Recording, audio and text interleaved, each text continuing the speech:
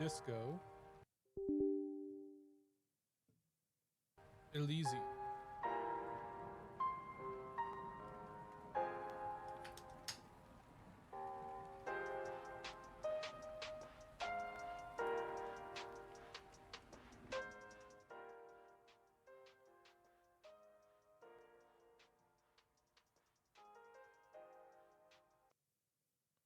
Let's switch this over. Sadly, a game like this is never going to get made again because the studio that made it exploded because of greed. So, menu size.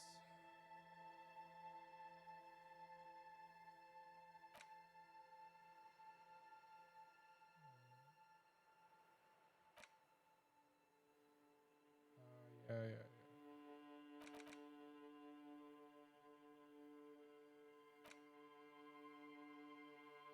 English QWERTY, yeah.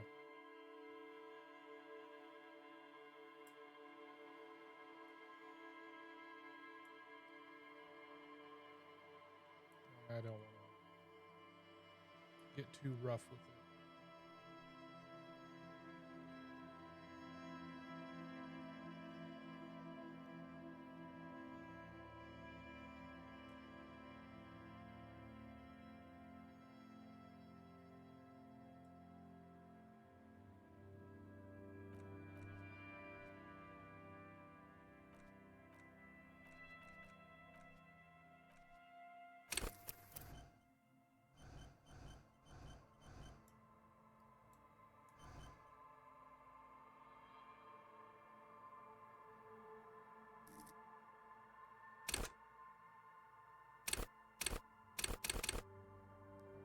So,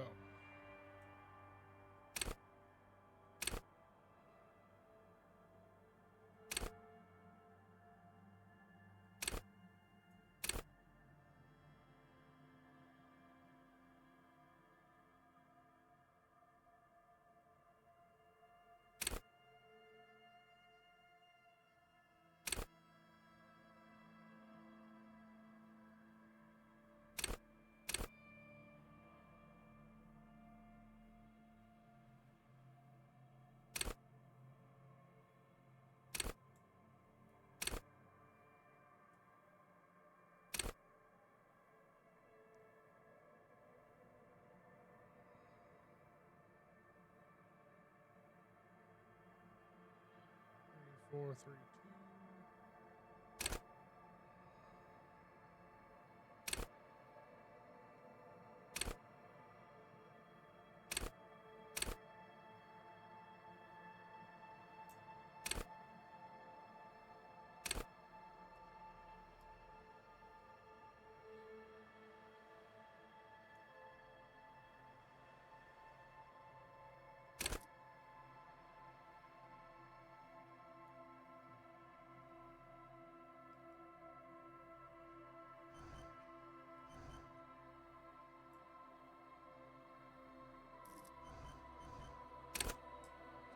Four, three, two.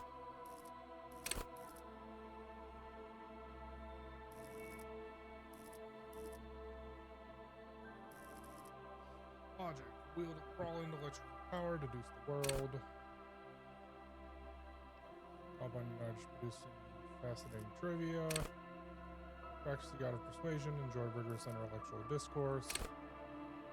Play the actor lie. Detect lies. Understand creativity. See art in the world. Reconstruct crime scenes. Make laws of physics work for all.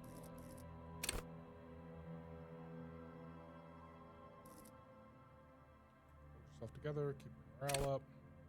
Hunches and gut feelings. Dreams and waking life. Empathy. Understand others. Work your mirror neurons. Intimidate the public. Assert yourself. Spread your core. Connect. Station 41. Understand pop culture. PR men and women. Play the puppet master. Take the blows. Don't let the world kill you. Shrug off the pain. They'll hurt you no more. Physical instrument. Flex powerful muscles. Enjoy healthy organs. Chemistry. Go to party planet, love and be loved by drones. Raise the hair on your neck, tuned into the city. Halfway. Let the body take control, threaten. Back coordination, perception. Take in everything. React. Sneak under the noses. Stun with unknown panache. Master machines. Pick locks and pockets. And composure. Straighten your back. Keep your poker base.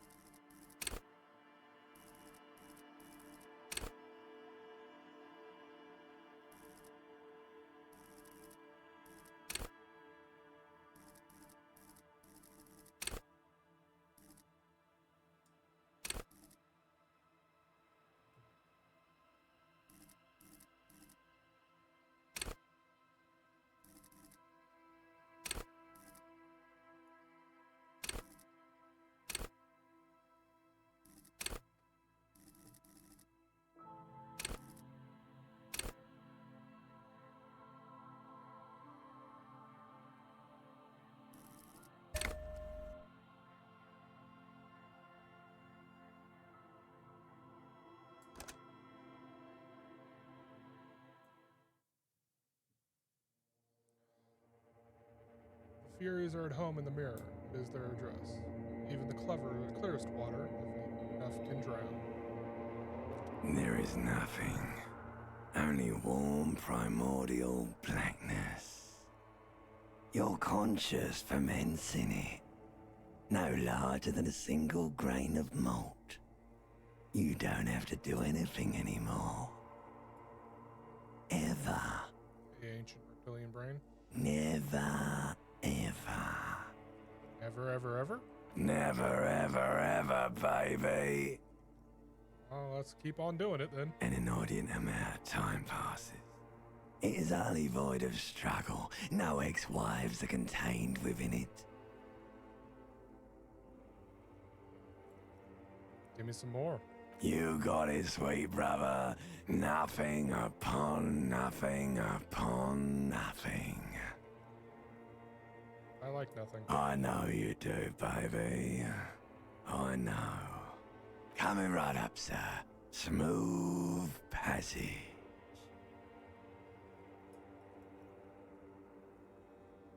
Well, Z, let's go. All right. Nothing town to fuck all borough.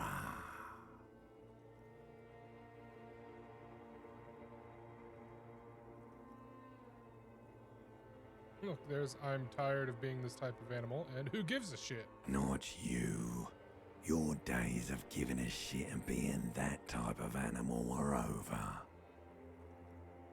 Wait, no, I need to belittle myself instead. Do you really? Well, I do, let me off. You wouldn't like it if I told you what was back there. Why'd you think you had to bludgeon yourself into oblivion? Or did you not sense yourself marinating? Poured so much on yourself, got a bit carried away, did we, Chef? Fear and apprehension. You should ask what's out there first. What's waiting for me? There's this giant ball there. And evil apes. And the evil apes are juking it out on the ball. You're one of them. It's basically all just evil apes juking it out on a giant ball. How small apes we talking? Infinitesimally small. Big's the ball. You can't even make out it's a ball when you're joking it out. It's that large. And this duking it out I keep hearing about, what's that? Vying for resources.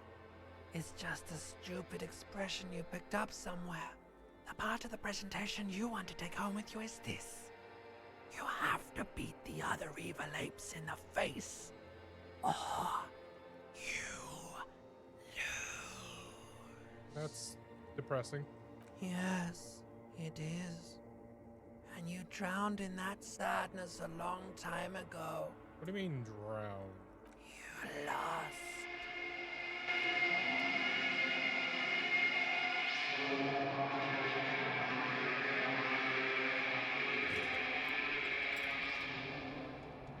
the most well put together man alive.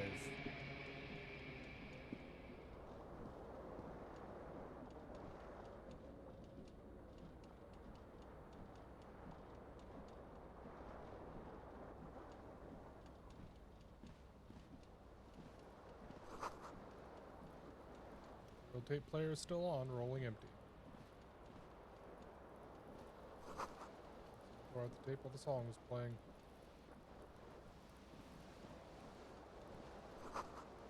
Magnum-sized bottle of Commodore Red is empty.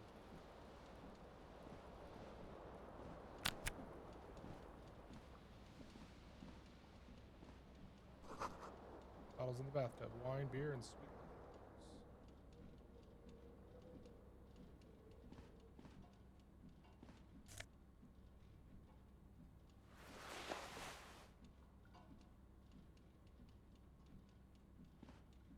A mirror hangs above a bent and broken sink.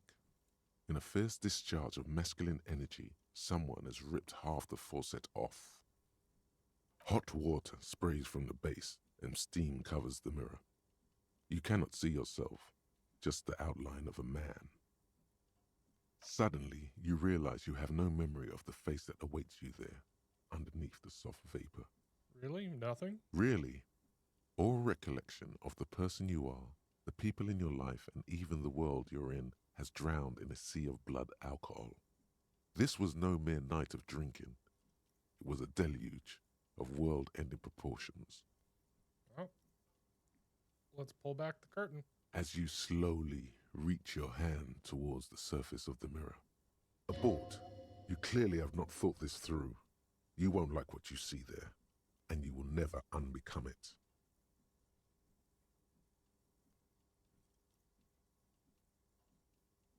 Maybe I should touch it first, make sure there's nothing wrong with my Yeah, face.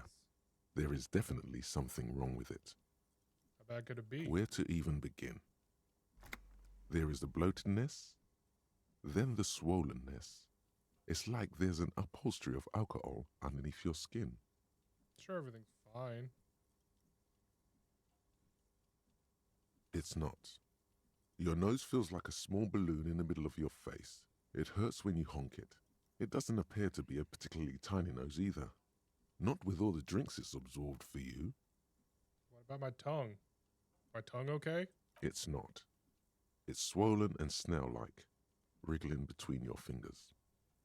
Well, can't stop here. Behold. You have no idea who this thing is, do you? Some kind of superstar? It appears you're also dead. There's clearly rigor mortis on your face. Or wait, is that an expression? Are you trying to make an expression with that face? Why? I think it might because I'm a superstar. Please stop. It's horrible. You're scaring yourself. Okay, try to stop. Oh my God. You can't stop. It's like it's not even voluntary anymore. You have worn that grin into your face and now it won't come off. What does it even mean? What is the emotion you're trying to convey?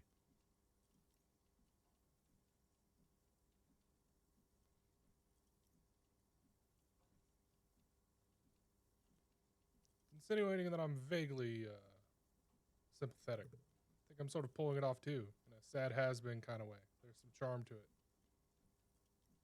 There might have been, 10 years ago. It's little more than a cadaverous spasm now. Like the rest of you, it comes from a bad place somewhere in the past. That's all you know for now.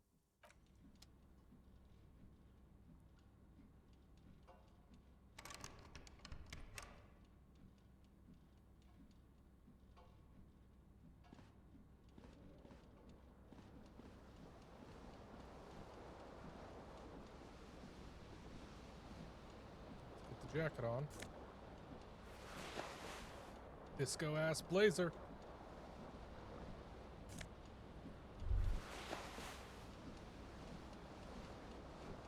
You hear a jingle. Keys are clinking in the pocket of your flare-cut pants. Fishing It out. says, whirling in rags, on the aluminium keyring. There is a single key on the ring. The number 1 is etched on it. It should open the door.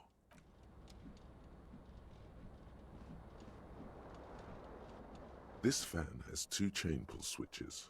One ends in a tiny fan, the other in a light bulb. A truly horrific necktie has somehow attached itself to one of the blades. Or has it been consigned there as punishment? You feel as though this creature is your friend and wants to reattach itself to your neck so that you may continue your adventures together in this strange world.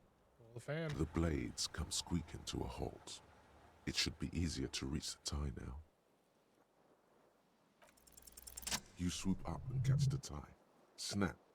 It's released from the blade.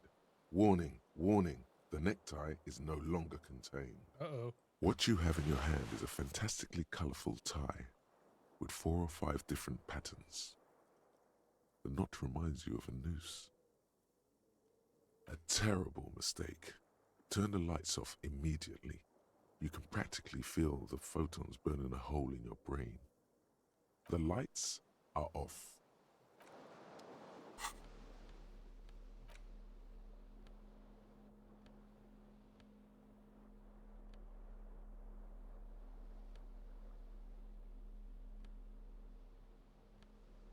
Okay.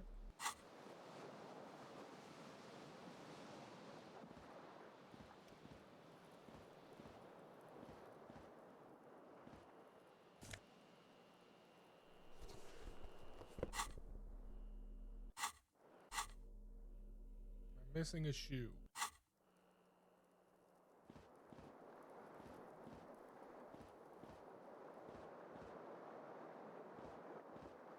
The window stands broken in its frame. Cold wind blows in. The shards face outward. Whatever broke this window came from the inside. Break it with my own hands? A fine web of scarring covers the back of your right hand, but none of it is recent. Did it then? More likely a projectile than a held object. There are no fragments on the floor from pulling a tool back in after impact. That's the It size of is the too impact. large for a bullet, yet too small for a piece of furniture.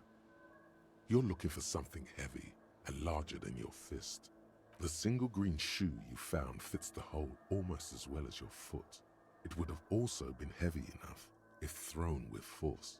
Congratulations. You smashed the window with your own shoe. Now you only have one. If you're lucky, you could still find the other one on the balcony outside. The door to it should be outside your room. I should go and get that shoe. A cool wind gushes in. Your toes curl up from the cold.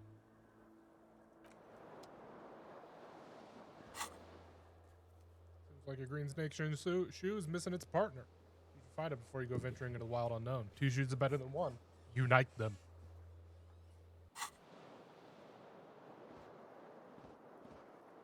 11 degrees centigrade. Rainfall.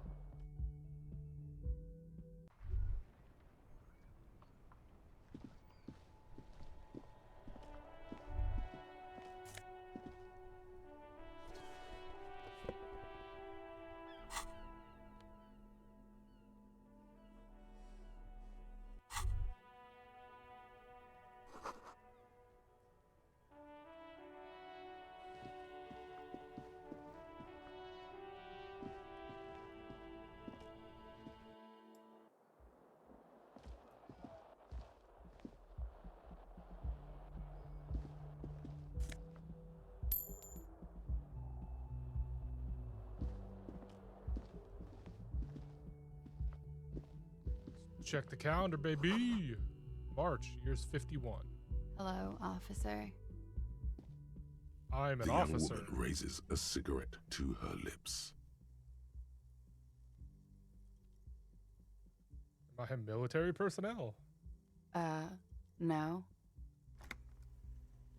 Seems perplexed by your question. There's only one solution to this. You're a businessman. Why did you call? Wait, I know. I'm a businessman, chief executive officer, right? The young woman shakes her head slowly. Uh-oh. Officer could be an artistic statement. You're already prone to those. Officer is my stage name, right? I can see myself as a middling disco artist called The Officer. No, you're a police officer, sir. You're shitting me. I'm not. Unless you've been shitting us all this time. All this time? You've been here for 3 days. On official police business, no less. And what business is that? Couldn't say. In truth, so far, mostly drinking. Try the expression on her. Let her know what you. No, let her know you want her physically. Try the expression. Come on, why are you still doing this? I'm at death's door, bloated, a goner, and still. Does the longing ever stop? Alcohol raises testosterone levels, especially in men. The levels remain elevated after inebriation ends and the pain begins. You seek comfort. It's only natural. She puts out her cigarette.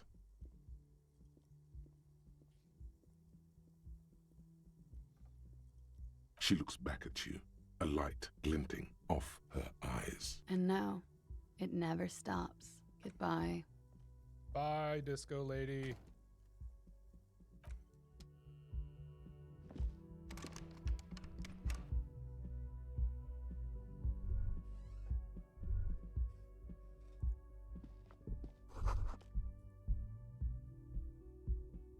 You should pick that fat, juicy cigarette butt from the tray, light it up, and smoke the living shit out of it.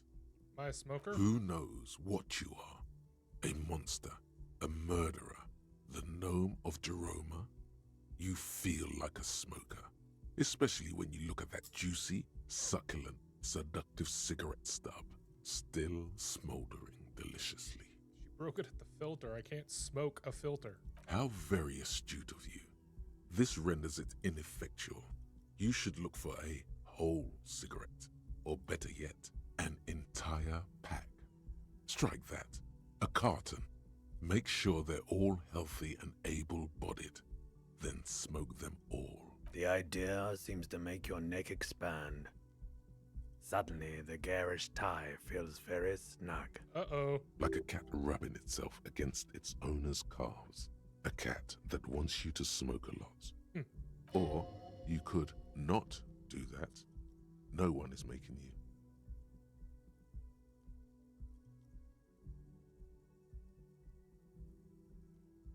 I should enthusiastically do that. Good. They'll make you stronger and better. You're too old to be cool now. But find cigarettes, smoke them, blam. Instantly a cool renegade man. A mystical red dragon with smoke rising from his nostrils. Plus, smoking them gives massive bonuses. Huh.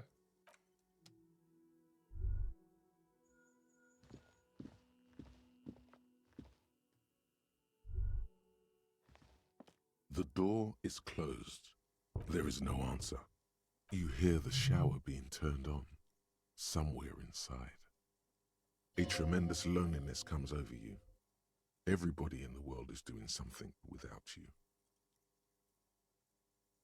I'm so alone. The door is indifferent to your loneliness. The world does not care.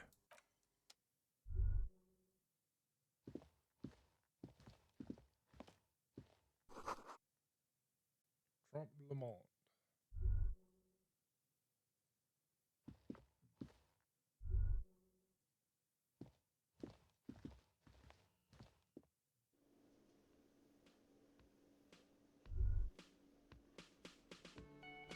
Uh-oh. It's the boy.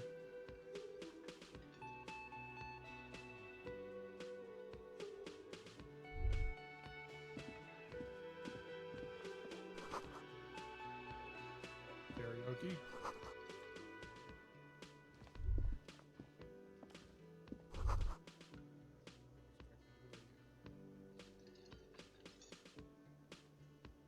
You should totally sing karaoke here, the first chance you get. Your emotions need to be expressed. People need to know your vast oceanic soul. My soul is immense. Utterly. And it needs to be heard. Through a PA system. By other people. This goes with my theory I'm developing. I'm a down-on-my-luck superstar person. Who is mistakenly identified as a cop for his prominent jawline? Yes, sounds likely. You should probably go on stage and pose for a moment when you're done with this thought. See if it works. What should I sing when it comes to it? You have not yet stumbled on the right lamentation, but it's out there. It'll come to you. You will wreak havoc with it. Don't worry.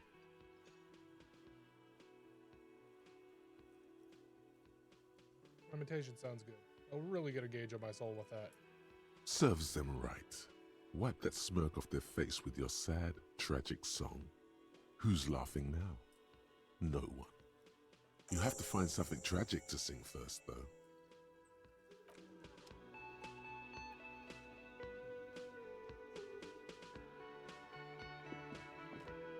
A man in his late 20s stands behind the Hello, counter, Grata. inspecting a stuffed seabird. As you approach, he gives you a sideways glance, then looks down again. That was disdain in his eyes. Even now he is purposely ignoring you. Looks like he's not a fan. Stuffed bird. A competent work of taxidermy. The white and brown seabird lies among piles of coasters and drying mugs. One of its wings broken. The man is trying to mend it. Looks like the bird was ripped off the shield that was used to mount it, most likely on a wall. Something about it makes you feel bitter. Can I help you with that? Look, your buddy is over there. He looks at the doors. Where a man in a bomber jacket is tapping his foot on the floor. Why don't you go and talk to him, okay? What do you mean by my buddy? He pretends not to hear you, concentrating on the bird instead. What's wrong? Don't you like the officer? Oh no, you're a hero. A real hero cop. Oh no. Could the massive property damage upstairs have anything to do with this? You're being sarcastic. Am I? Or did you ride in, take the body down, solve the murder, and not trash my hostel room? Oh my god, I did all those things? No, you see, actually, you didn't. You haven't done anything even remotely useful since you got here. What have I been doing? Have you seen me around? Have I been doing things? No, I haven't seen you around. I'm not always here. You the bartender? No, I'm not the bartender. I'm the cafeteria manager. Understood. Mm-hmm.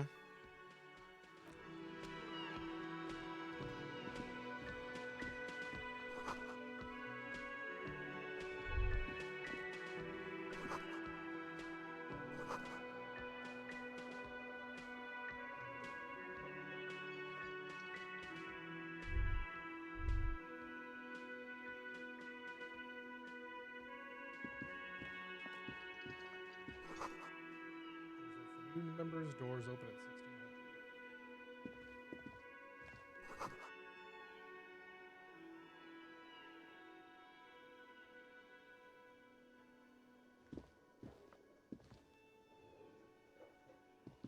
Hello, sweetie. Hi, lady. You shouldn't keep your colleague waiting. A bespectacled man in an orange Hi, bomber jacket Kim. is tapping his foot on the floor. Looks like he's waiting for someone. As you approach, he narrows his eyes and extends his hand in greeting.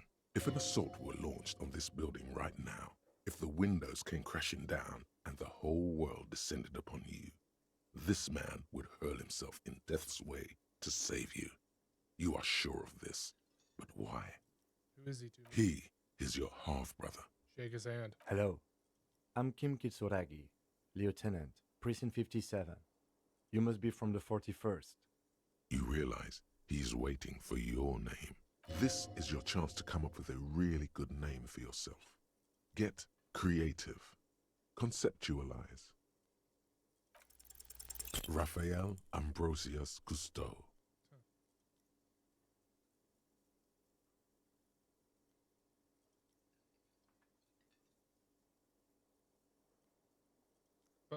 very cool, but it's so cool.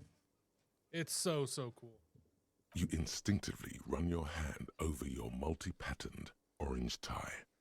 The sensation of wrinkled silk somehow makes the name sound even cooler. More classy! Raphael Ambrosius Cousteau is one classy name, and you're one classy cop.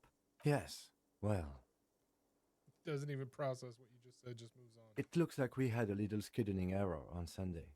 Saturday too, actually. Have you had time to talk to the manager here? You mean him? Yeah, I just talked to him. If you don't mind, we should talk to him again. Ask him for a rundown of the area. Now that I'm here as well. I understand the scene is out back, right? It also wouldn't hurt to assure him the police are finally here. In full force, I mean. Have you mapped out the initial interviews? I haven't. Okay, we'll have time for that after we take a look at the coroner's case. Have you removed the dead body from the tree? I don't like dead bodies. Sure. But did you take it down from the tree? No. So, the body is still in the tree. I'm sorry, Kim. This is the first time you detect a weariness in the lieutenant's voice. It is obvious he would have preferred for the body to no longer be in the tree. Where it has been hanging for 7 days straight. We should go there as soon as we are done talking to the owner. But I can't remember anything. I can see you drank last night and the night before, and that you are still drunk now. But I have seen officers go through worse. Much worse. If you need something for your headache, there is a general store nearby. But as I said, the dead body should be our #1 concern. I need to be so sure I'm the police. I was sent here to meet a detective from Precinct 41. You have the insignia of the Citizens Militia on your sleeve and on your back. I suppose you could be impersonating him. You could have gotten the insignia from the black market or forged it. But for now, I'm going to set those possibilities aside. I'm not from the Inspectorate General. You said insignia. These white rectangles, you mean? Yes, They're just white rectangles. they are not just white rectangles. They bear a halogen watermark with the letters RCM and a pattern resembling the street grid of Revachol West.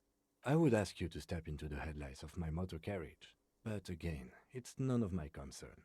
I just need you to do your job. Shouldn't I have a badge or something? You mean you don't have a badge? It was not on me when I woke up. Losing your identification card is a serious matter.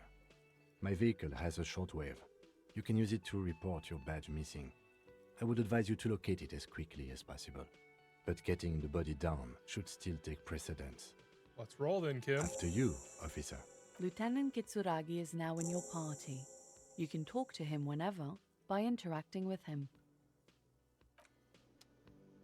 Yes? I think you should know that I can't remember anything. No response. He just arches his brow. I don't remember anything. There was heavy drinking involved. Have you tried concentrating on something other than your personal affairs? There is a sudden, harsh edge to his voice, like he's tired of hearing about your personal affairs.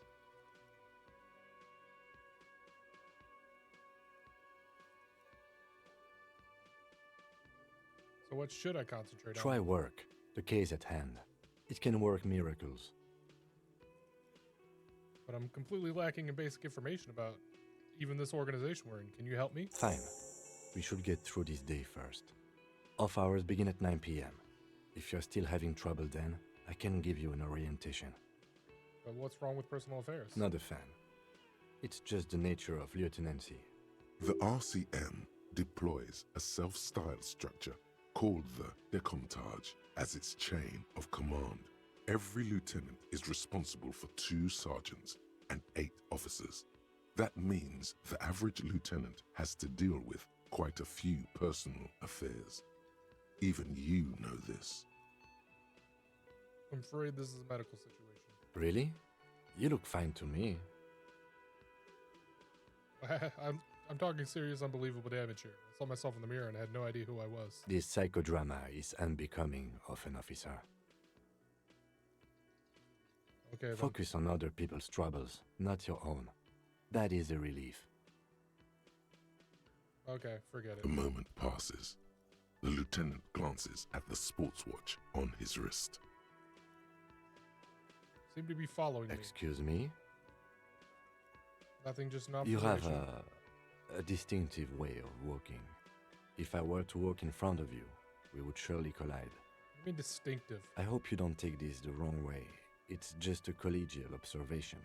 In the 57th, we call it the Jamrock Shuffle. Officers from Jamrock's 41st Precinct tend to move a bit erratically. How's that? They say it's a scene-clearing technique developed by one of your lieutenants for gathering evidence. It's erratic, yet thorough. Prioritizes containers. Why containers? I don't know. Containers contain, I guess. I'm making assumptions. We should move on.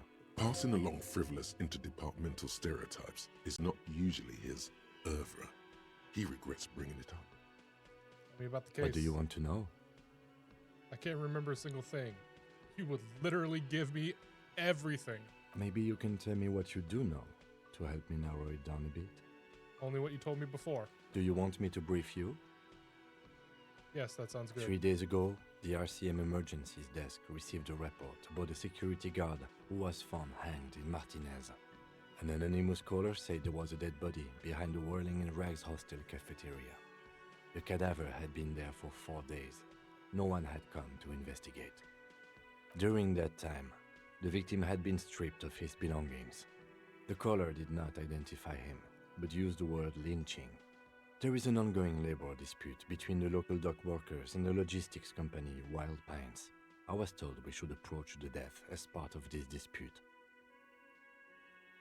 Does the briefing say who the victim was? A security guard or worker of some sort hired by Wild Pines.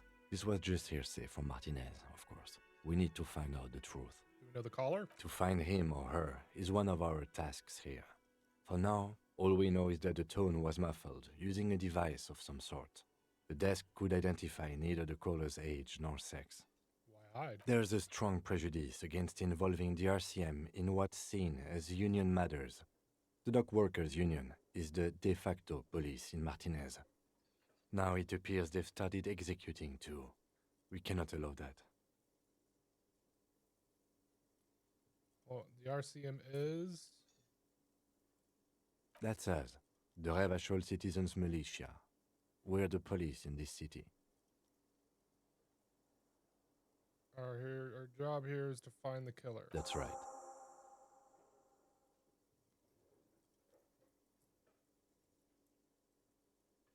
Did you say this is a mysterious case? No, it's not a particularly mysterious case. Why not? The deceased is a security guard for a corporation involved in a labor dispute. It doesn't take a DeLorean polymath to put the pieces together. I just don't see the case getting more mysterious than that.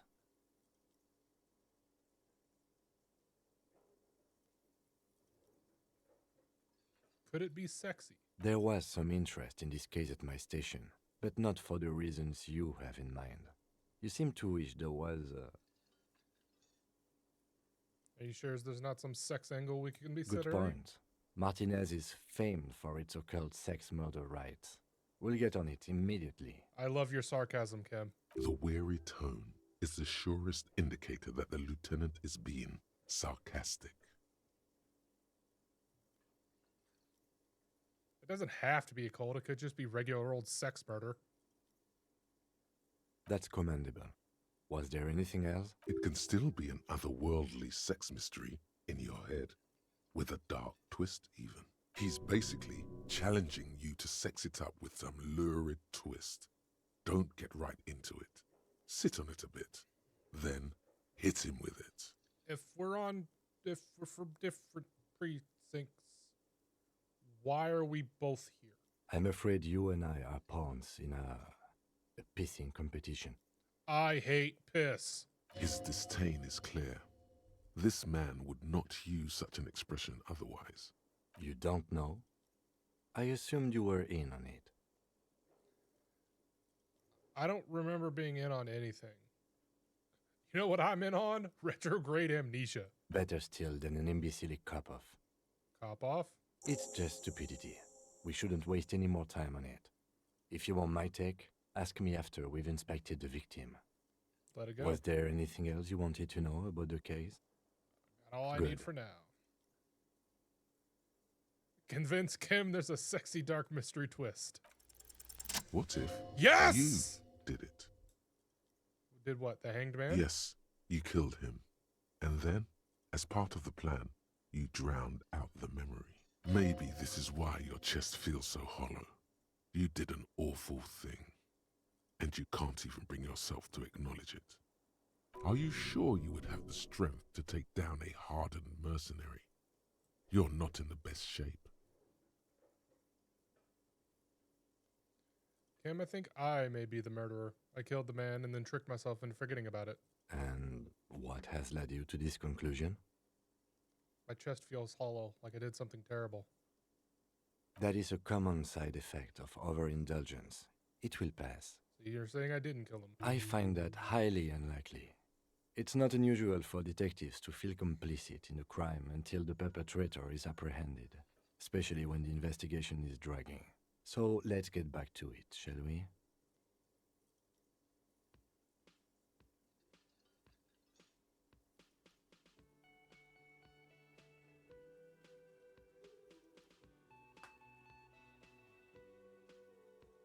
I want to talk about you. Me? Yes, you. I don't see how my life is pertinent to the investigation. We'll work better together if we have more rapport. That's a fair point. All right, for the good of the investigation, what do you want to know? You're wearing glasses. That's correct. You feel a slight urge to put the lieutenant down for this, but you can't quite muster enough testosterone.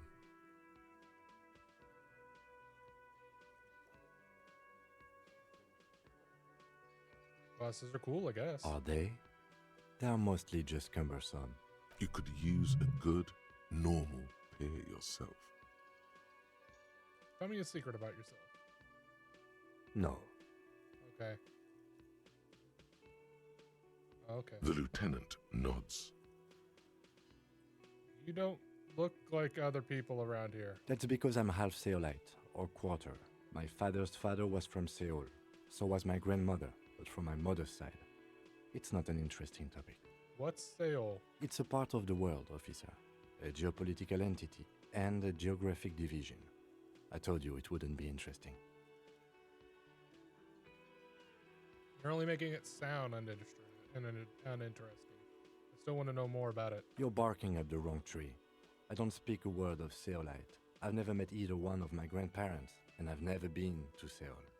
I'm a regular Revachol. Do you ever talk with yourself? What do you mean? You know, when you're thinking, do you ever have conversations with, like, your brain? I have no idea what you're talking about. The lieutenant's conceptualization skills must be rather rudimentary. The lieutenant is a police officer of the old school. His concerns are material and extrinsic. But this isn't an old school case.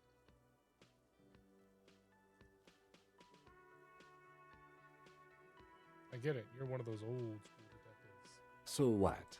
That makes you the new school? God spare us. For real detective work, nothing beats a good notebook by your side. The lieutenant produces his small blue notebook and idly thumbs through a few pages. That's where his conversations with himself take place. We all have our different mediums. His is written. You're super lucid, yet psychedelic. You don't need office supplies to connect to your nervous system. You're special. That's all for now. Good. Let's change the subject. Hello, sweetie. Wait, who's Sweetie? Who's Sweetie? Why, you are, officer. I'm no Sweetie. Look at me. You're a handsome man, officer, with your mustache and your chiseled jaw and that silly dimple on your chin.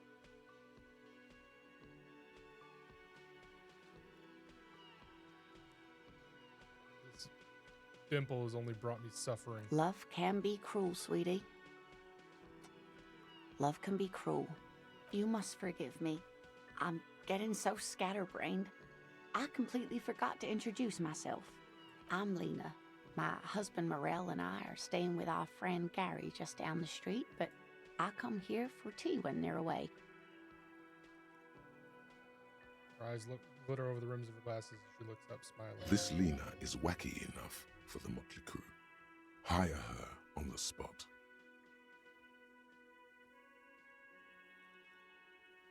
You seem to be in a chair. Yes, dear. I'm a paraplegic.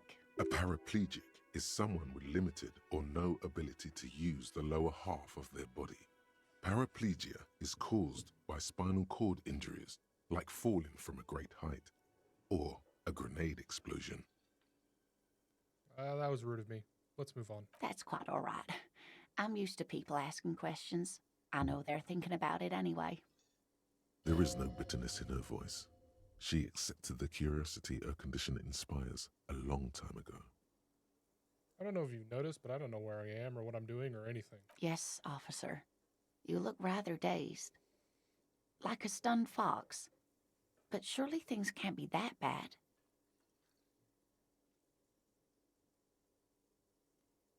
I drank so hard I forgot literally everything. Oh my. You know where we are, right? My keys say something. That's right. And where is the Whirling in Rags cafeteria itself located? The edge of civilization. We're in the city of Revachol, dear. What kind of place is Revachol? How would I even begin to tell you? Revachol is the most beautiful city in the world. We're fortunate to be here, you and I. I haven't seen very many other cities personally, but everyone says so. Revachol is a rare jewel. This city used to rule the world, though it has seen better days. There's a pause as she studies your expression. You must look quite lost. Speaking of history, you know what year it is, yes? Spring of 51. That's right, dear. How splendid. Here, take this pen. Knowledge should always be rewarded. Yay! Her relief is palpable. She was getting pretty worried about you there, but now she relaxes her shoulders. I can tell that this is taxing for you, so I'll just ask one more question. What regime are we living under? What mode of government?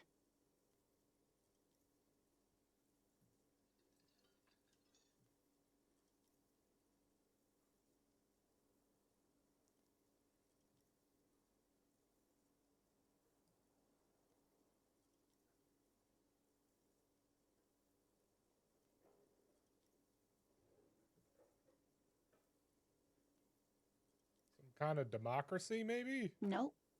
Sadly not. Revachol is what's called a zone of control, under an alliance of foreign powers called the Coalition. We have no government of our own, and what democracy we have is market-driven. I don't even know what to say. I'm so disappointed. It is quite disappointing, yes. A lot of people would like some form of representation. There's talk, but for now, the RCM is all we've got. There's no government. How come there are cops? Oh dear. And you were doing so well. There aren't any cops in Revachol, not in the traditional sense. The status of law enforcement has been a complicated matter since the revolution. But we should stop for today, sweetie. You look like you need a break. Besides, I'm not the best person to explain the big things to anyone. She's scared now. She's realized you really are brain damaged. What's this revolution? A defeat, I'm afraid. The people of this archipelago tried to build something new, something different. The rest of the world didn't like it, so they came and ended it. This was 42 years ago.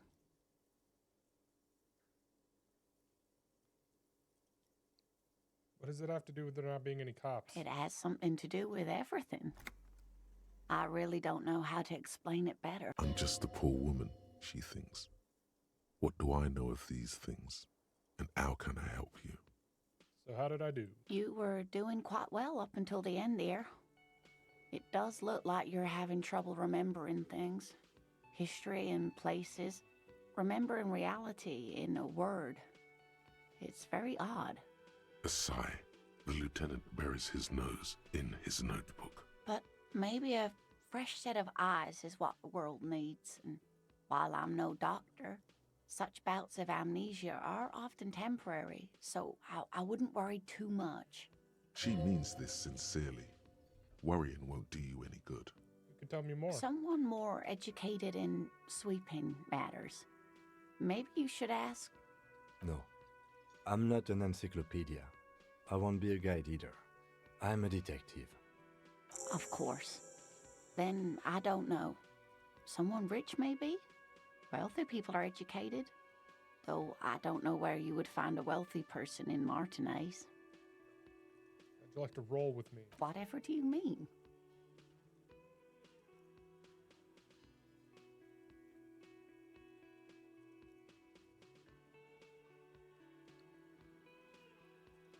I want you to be my wheelchair partner in fighting crime.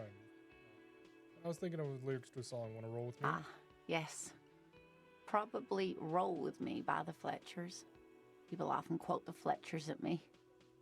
Morel says it's my theme song. Get going Of now. course, dear. Good luck with your case.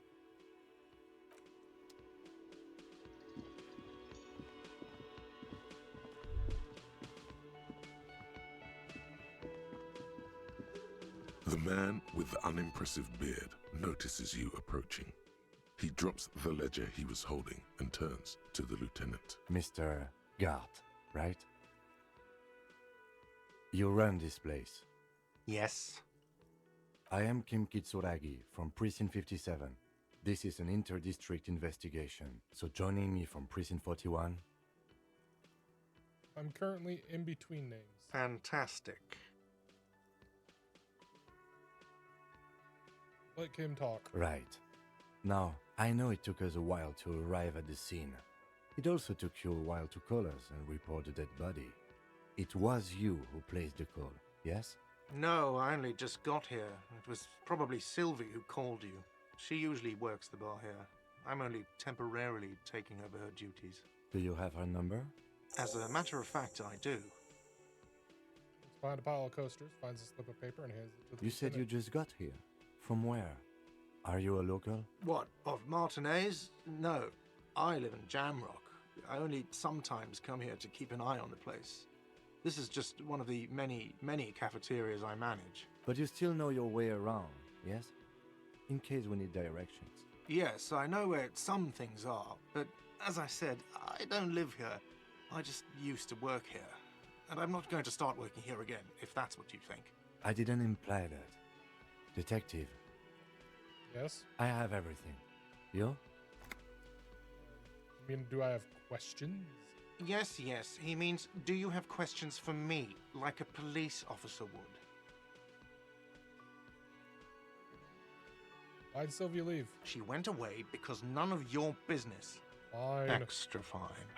Where's the body? Behind this building, there's a courtyard. They hoisted him up on a tree there. How do we get there then? That's easy. See that door there? First you exit through that. Then to your right, you should see a big hole in the fence. A really big one. You can get to the courtyard through there. No need for the keys. The hole is big enough for the Franco-Nigerian cavalry to fit through. Does he want you to feel guilty of making that hole?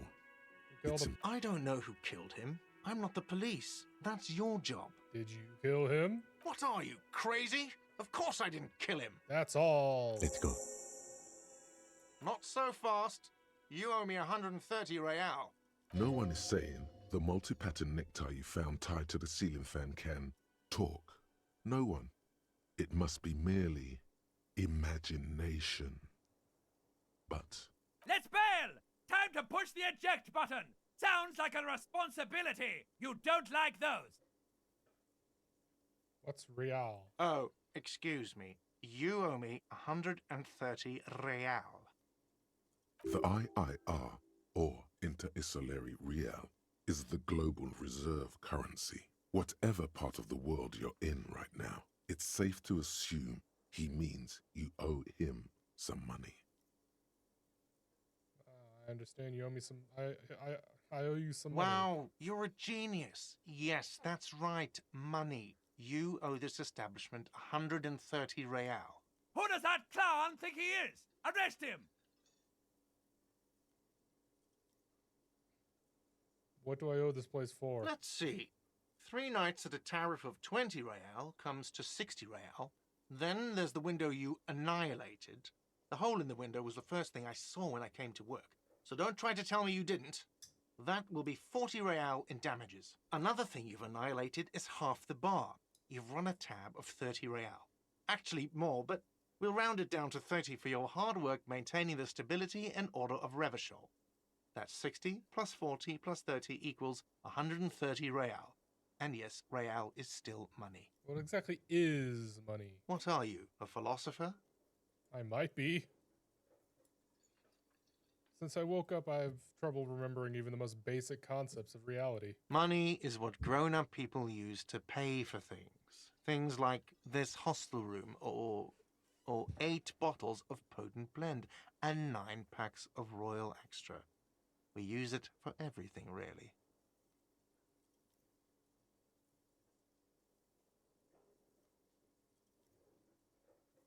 And where do I get it from? Are you serious? From your work? I don't know. You can take bribes, I guess. I'm sorry. I don't think cops can take bribes. Some do take recompense, but only to survive.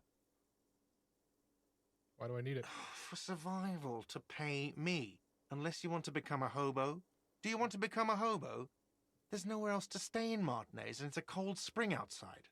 Money doesn't make you happy, but it lets you be unhappy for a while longer. If you run out of money, you die. It's like that for all of us. Me too. That's why I need you to pay me. I'm not an asshole. There's a shuffle of nylon as Lieutenant Kitsuragi looks for something in the pockets of his orange bomber. That's cop 4. I haven't offered to pay because I don't have any money either. No one is saying that! No one is saying that Ty can talk! That would be ludicrous! It's just that you should arrest him! It would be wiser! He wants to take your money!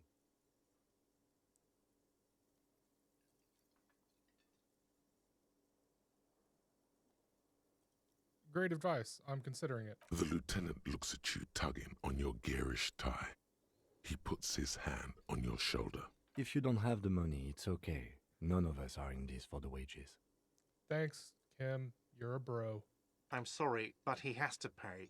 I can't let him stay here any longer if he doesn't. If he doesn't have the money by tonight, then... Officer, maybe you're better off working this from home for now. You live in Jamrock, right? It's not that far away. I don't remember where my home is. Officer, you really need to take this up with your station. I have a shortwave radio in my car. Call them, ask for assistance. We have to get this investigation started now. Good luck. By the way, where is home? The address is coming up blank, and this place sure isn't it. I really don't remember. But you've been at this hostel cafeteria for only 3 nights. Where were you before? You had to be somewhere. Far away? In time or space? Both. That doesn't sound like somewhere you can stay if you run out of money. Can I trace the way back somehow? The exact street? The exact number on a building?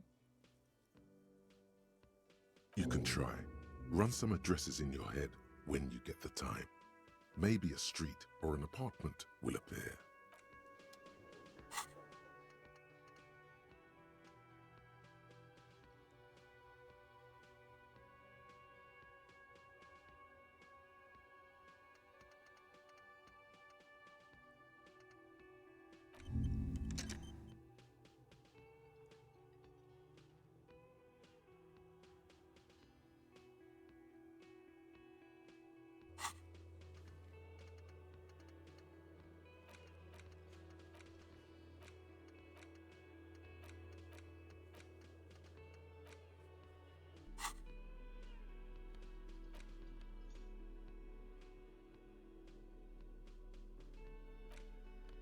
And with the green ape head on one end, the ape has closed its eyes, a kind expression adorning its face. It seems to be meditating.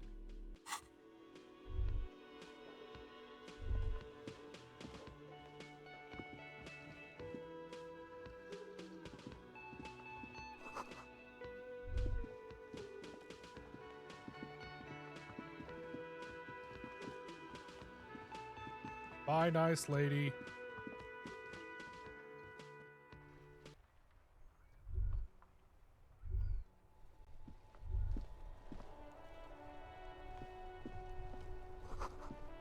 Snow melt. The RCM in Martinez. What can I help you with? Sound surprised. We don't see a lot of police around here, that's all. I've got some questions for you. Of course. What can I help you with? Any directions? Of course. Where to? Where am I? What do you mean? I'm disoriented. I don't know where I am. Yes, sir. District of Martinez. This intersection is called Roundabout North. Okay. He knows where we are. He just wants directions. Looking for a dead body. Oh, that's right there, in the yard. Okay. She's relieved someone has come for it. Finally. What's up in the north? There's the pier, the Cape Side apartment buildings, some more tenements. Not a lot, really. The harbor gates. Some kind of commotion, I think. I don't follow the local politics. A fleet store, too. Some shops and a bridge. The canal bridge leads to the coast, but it's broken, I think. Some kind of accident, probably. It's on the other side of the canal. Just coast. There's a little fishing village there, and a fish market. But that got closed down ages ago. What about the west? It's just water.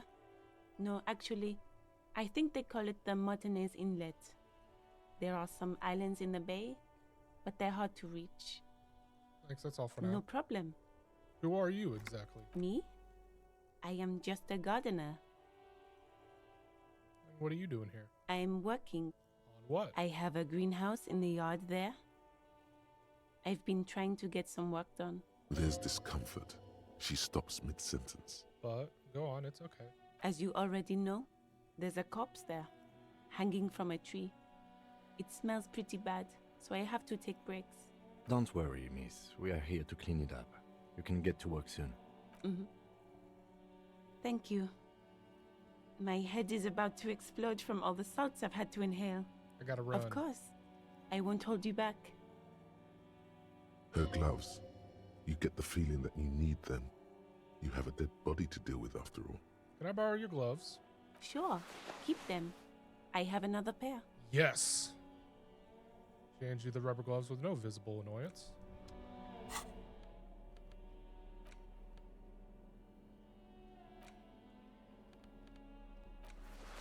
Yes.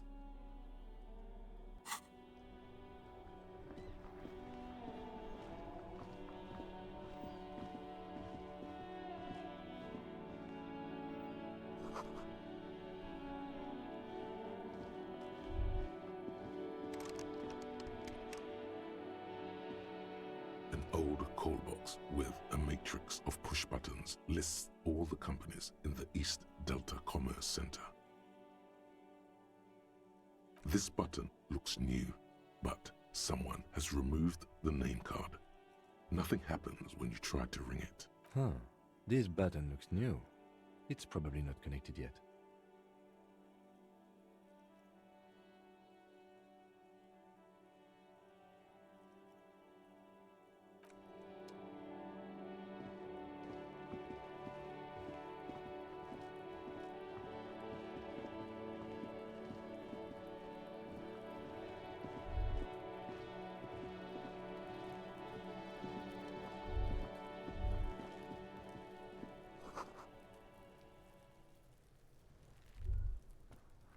There are several footprints in the mud, left by work boots. Anywhere from 6 to 12 pairs have walked here. Get an exact count. What do you think you are? A super detective? You're hungover. These are just dents in the mud. No pattern emerges for the time being. What kind of boots? Heavy workers' boots with reinforced toes and hobnails all over the yard. Isn't this something an industrial worker would wear? Lieutenant, workers' boot tracks. Noted.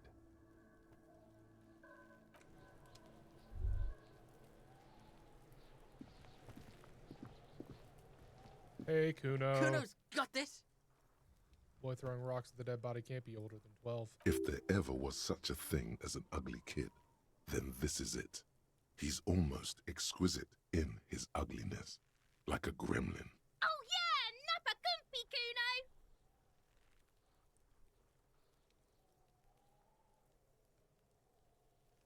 Hey kid, a word.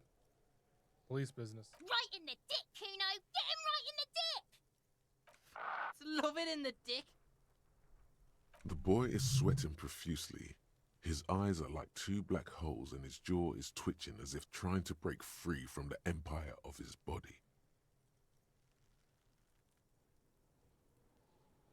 What does that mean? The kid is obviously high. Stop using slurs at my crime scene. That's not how we do it. Can't talk, pig. Shit's coming up strong. Throwing rocks. Shit coming up strong. That sounds good. Joyous. You should hang out with this kid and see what that juicy shit is all about. Yeah, Kuno! Ride the lightning, Kuno! Kuno's riding at sea. Sends another rock flying. The rake, Kuno! You should throw the rake at him, Kuno! The fuck? Does Kuno know what a rake is? Kuno's not a gardener.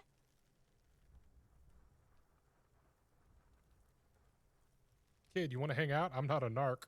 Fuck no. Kuno doesn't buy that shit. Fucking entrapment shit. Are you siblings? The fuck are you talking about? He's calling us Kuno! He says we're fucking each other! Cam, what should we do? We shouldn't do anything. I don't tempt such forces. What forces? You will see.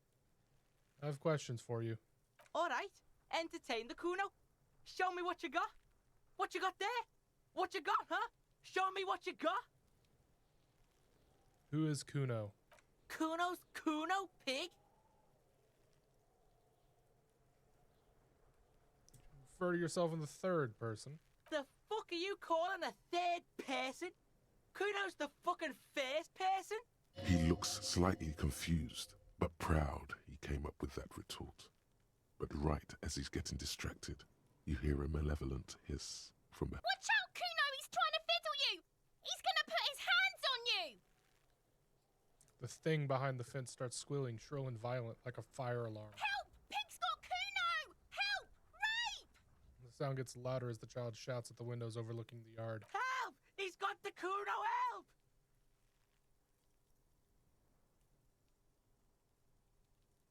Just answer the questions. Help! He's digging his dick out! Escalate, Kuno! His dick is out! You're afraid! Pigs in here, Kuno! Somebody, please! Are you high? Help! Misters, help! Yelling at the windows. He's having the time of his life. Total ecstasy. Fuck the pig. He's flashing Kuno! He's showing his genitals! If you don't help Kuno now, it'll be too late!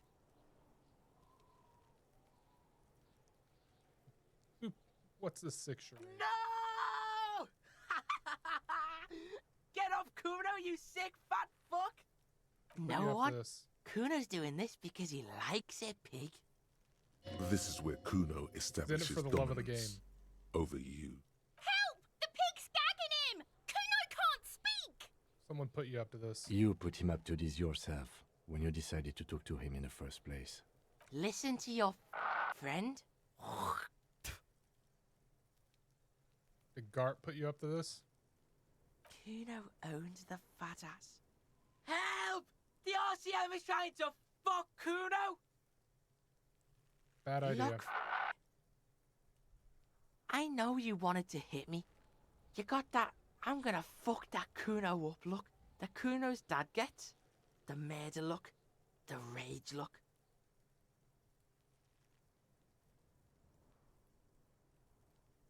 Can you read my mind, Kuno? I didn't act on it. Just fantasy. I know what you thought. I'm gonna fuck that Kuno up. I'm gonna shut that shit down. You know what? You should've, because now you're nothing. You're a joke to Kuno. Kuno laughs at you. King Kuno! Backing up was a bad idea. Now he thinks he's established dominance over you. Kuno turned you into his prison, bitch! You're gonna be in this shit with Kuno! No, you're not. We can just leave. Bitch, you're gonna be in this shit with Kuno forever! Peepo is a type of hat, by the way. Nice peepo. You don't talk to me about my fucking peeper. You don't know where I come from. You just Kuno's bottom bitch. I had some questions about the crime scene. Okay. Kuno is kind to his bitch.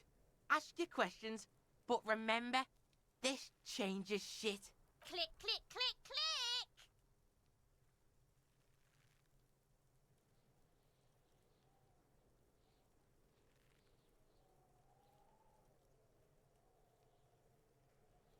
Know anything about the body? Shitload pig. What's your question? Don't tell the pig shit, Kuno. What do we want to know? If I were to want to waste my time, which I do not, I would ask them who he is, how he got there, and the usual. You know who he was? Kuno's fuck imp. Kuno uses the fuck imp for target practice. Do you know how he got up there? Probably climbed. Kuno was busy down the road when that shit went down. So you didn't see it happening. You heard Kuno. Kuno wasn't even in Martinez. Kuno wasn't in Revachol.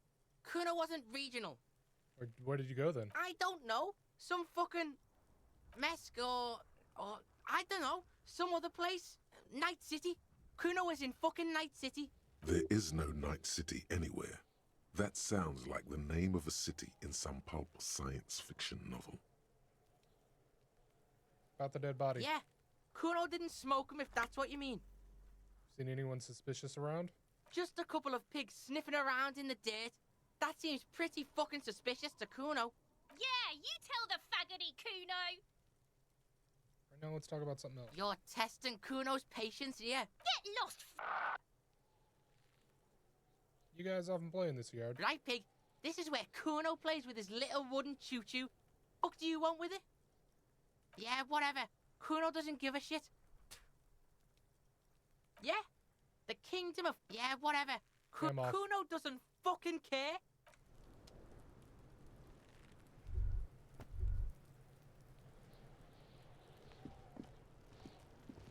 This trash container is locked. The sliding lid has a padlock that says, whirling in rags. There's something in there, not necessarily connected to the case, but still. Why am I looking at you, trash container? You're just a trash container. Well, it is a container. Maybe you're prioritizing it. Lieutenant, what do you think could be in there? Trash, food waste from the cafeteria. They lock these containers to keep the derelicts from flocking in. Could be evidence too. Yes, I feel like there's something in there. What do you mean, feel? Extrasensory perception. Just a hunch. Maybe they threw something in there. Mm-hmm. How do we get the lock open? We could try using a pry bar. There's one in my motor carriage, or we could ask for a key from the manager of the Whirling in Rags. He probably has one. Okay. Kuno, the pig's getting pretty close to me. Come to snuff my shit out, I think. Looks like it's time for me to go, Kuno. Pig's come to take me in. I just want to ask some questions, weirdo. I'm going away for a long, long time, Kuno. Going away for life. What's going on there? Fuck are you trying to pull, pig?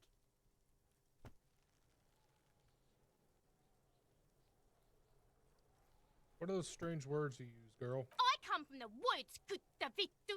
You don't want to go there with me. You don't want to see what I've seen. Don't be traumatizing here. Get the fuck out of here.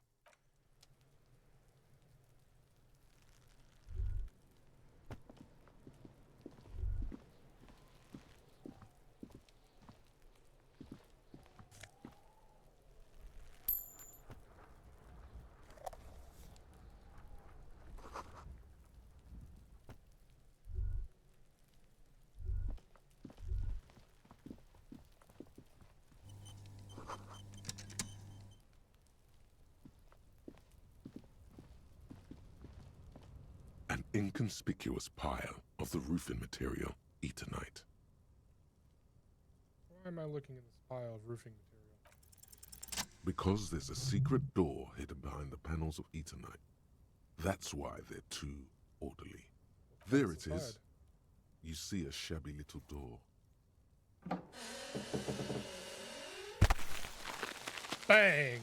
Super cop. What is this then? A tool shed? Let's investigate.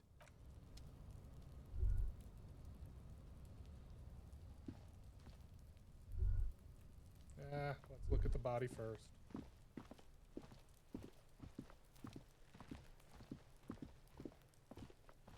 The corpse looks at you with bulging white eyes. The face around them does not look human. It's swollen and ready to burst. His lips are fish-like and his tongue like a ball gag in his mouth. You seem to be holding your breath. A cargo belt twists his neck at an unnatural angle. The body below appears stiff. It's letting out an ungodly rot.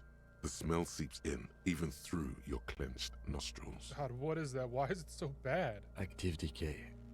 It's okay to throw up, officer. No one is judging. He's about to blow! Cop's gonna blow, Kuno!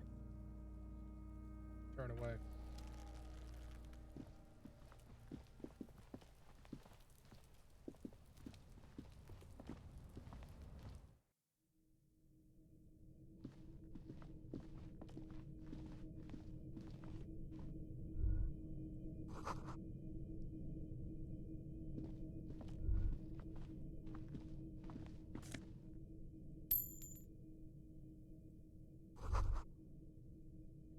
Be still, my beating heart.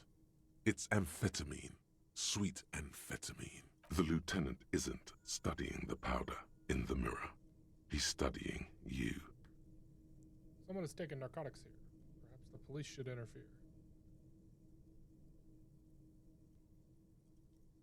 Perhaps not. This is below our pay grade, detective. However, see that ladder there? It's probably another way into the industrial harbor, no? A secret path the local kids use. The way I get fucked up. Your pig's head looks mummified.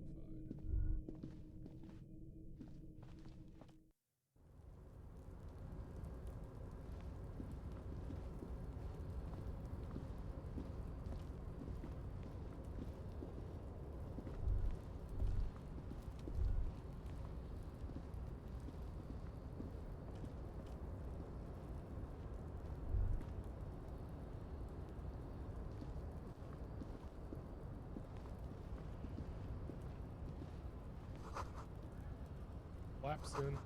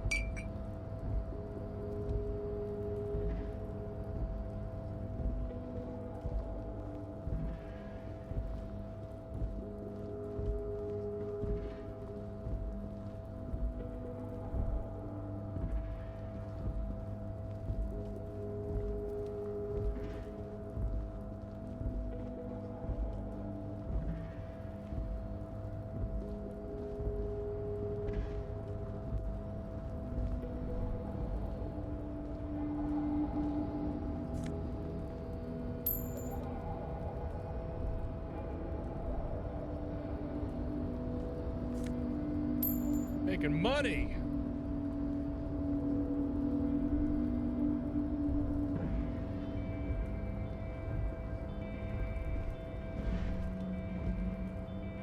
Looks like someone left his tarpaulin cloak hanging on the railing here. Someone left behind his cloak. Yes, it's probably yours. It bears the RCM insignia, and you have a habit of being careless with your equipment. You could probably make the jump. You look like you've done some track and field in your day.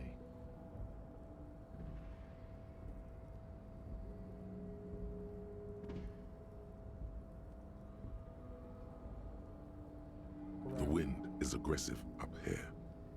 The lieutenant looks at the enormous crane towering in the distance over the container yard. The look in his eyes is a mix of the engineer-like interest and the wonder of a 6-year-old seeing a horse for the first time. That's a huge crane. Yes, that's one way of putting it.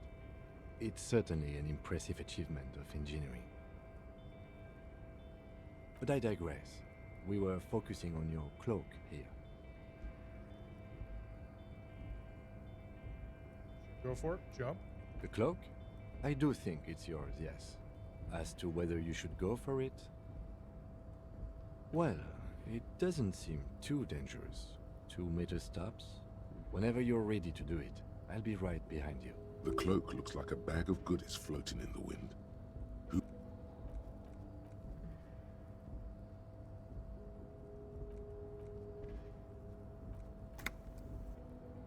What exactly are we doing up here? What are we doing?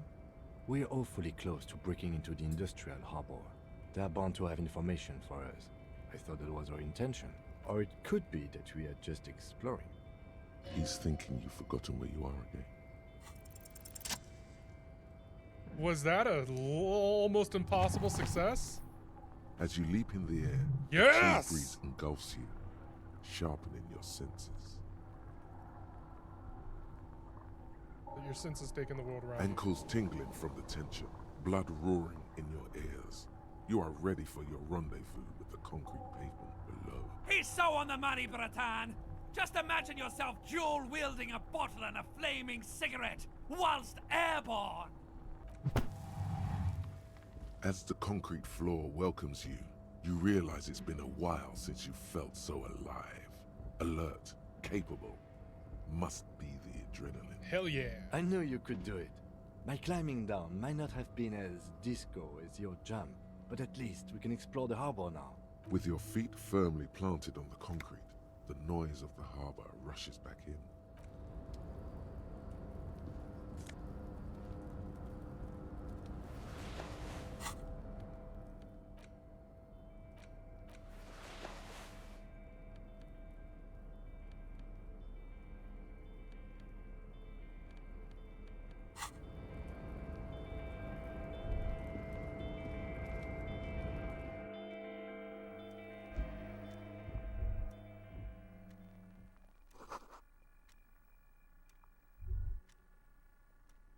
An imposing combination of a punch clock and a payphone is looking down at you from the wall.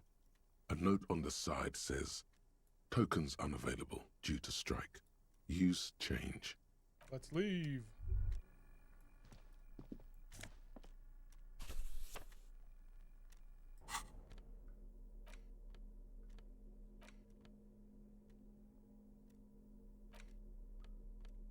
The front of this quarterly journal features a large satirical portrait of the late King Friesel. From the sides of his head, a pair of white antlers spread to the corners of the cover. Why antlers? Because white antlers are one of the symbols of communism. They represent a society in accord with the natural world and, at the same time, above it. Why Friesel? Because Friesel was incompetent, foolish, and cruel. In short, the embodiment of everything the communards wished to overthrow. It's satire, you see. To your disappointment, there aren't any full-color pictures to direct your attention. Just column after column of closely set text, interrupted occasionally by little doodles in black and white. After rifling the pages with your thumb several times, you return to the table of contents. The magazine is divided into several sections: international development, Kunst und Kultur, and local concerns. Just inside the cover, there's also an editor's note. Comrade, as you know, this journal takes its name from Mazov's immortal expression, "Du cristal à la fumée." This was his way of describing the way the rigid, crystalline structures of capitalist ideology turn to smoke under communism. But, like the structures of capitalist ideology, we too are at risk of going à la fumée, unlike many publications which are content to spoon-feed their readers reassuring drivel. La Fumée is committed to telling the radical truth, even when that truth may drive away potential subscribers. So please, if you value our radical Mazovian perspective on contemporary politics, culture, and international affairs, please consider subscribing today. Yours in struggle, the editors. Kim, I think this is a communist magazine.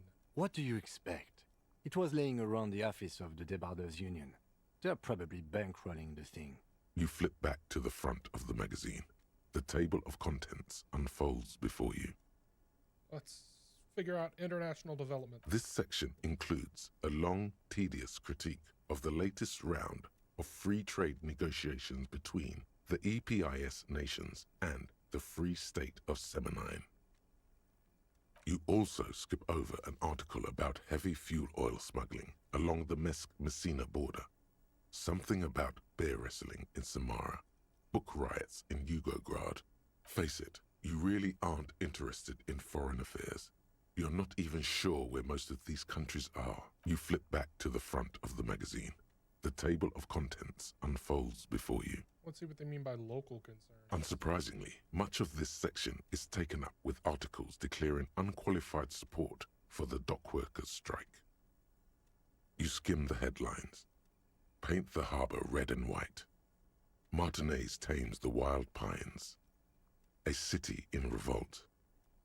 First we take Martinez, then we take La Delta. Finally, there's a brief article by the writer, G. Martin, accusing the owner of the Cape Side apartments of illegally attempting to evict certain communist tenants simply for not having paid their rent.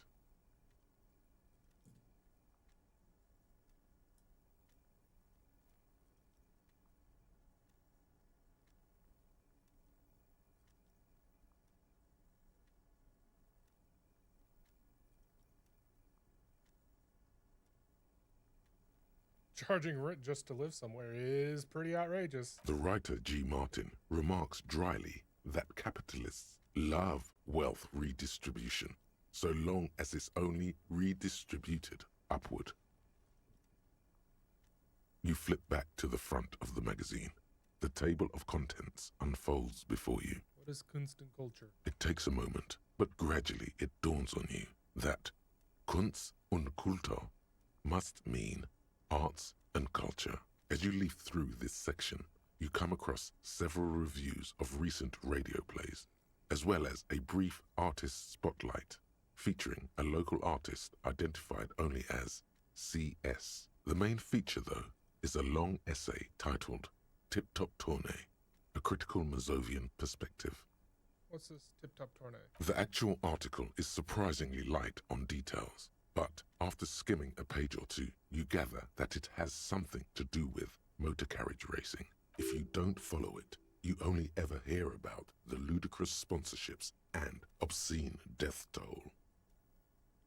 See what the communists have to say about Tip Top. You think you're settling in for a relaxing recap of the most recent season, maybe sprinkled with some nice anecdotes about a few of the more colorful drivers. Instead, you find yourself skimming a 10,000-word feature about all the politically problematic aspects of Tip Top Tournée. Well, what's wrong with Tip Top? Where to even start? For one, there's the crass commercialism of its sponsorships, and then there's the practically criminal emphasis on deadly motor crashes. What's wrong with motor crash? They keep things And interesting. that precisely is what's problematic about it. Were it not for the promise of random, spectacular violence, audiences would quickly lose interest. At the end of the day, it's the destruction of these 750,000 real races that you're really watching for. I'm pretty sure I like it for the racing. Sure, you think that, but subconsciously, it's the visions of brand names being engulfed in flames that you crave. I guess I've never thought about it that much. That's because you haven't been reading critically. But don't worry. The whole point of these sorts of articles is to let someone else read critically for you. Kim, this article says that no one really watches Tip Top Tournée for the races. Ah, come on. Can this article read your mind? No, I guess not. Well, there you have it. No reason to get hung up on the pretentious ramblings of a few young men. If I had to wager, I'd say they've never even seen the inside of a motor, much less a motor race. I take whatever they write with a large grain of salt. You flip back to the front of the magazine. Put it away.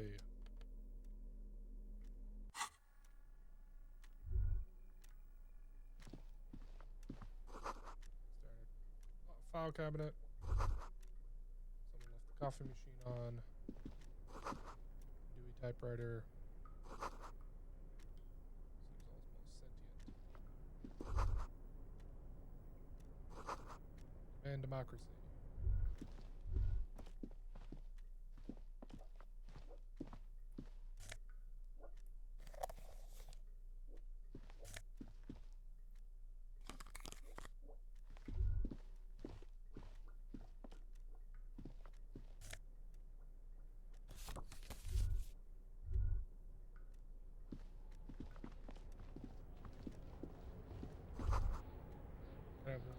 Without a pass card.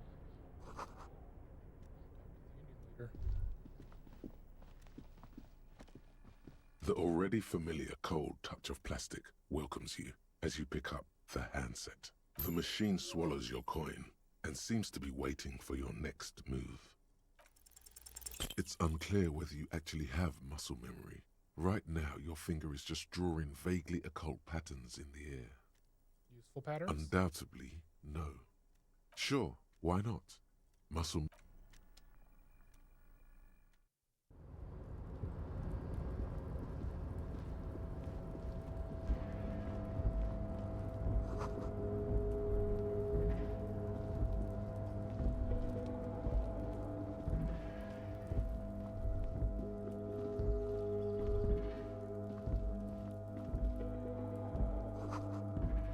Packs of cigarette butts. Potent pills. All those empty wine bottles and cigarette butts on the ground. Someone partied really, really hard here. Did I do this? Well, yes, I think we can say with relative confidence that it was you. It's really sad. Must have been miserable. Yes, this scene isn't exactly ripping with joy. Let's just move on. This is the night watchman's booth. The name on the door reads, René Arnaud. I'm gonna take a look inside real quick. If you must. But please hurry, we are pretty easy to spot up here. Nothing incriminating catches your eye. The cabinets are clean and their sparse contents meticulously organized. There's a framed photograph on the table. Take the picture. It's a black and white photo of a young couple out in a street fair. The man is young, dark-skinned, and dressed in a Royal Carabinieri uniform. The girl is smiling playfully at the camera. Why did you take that?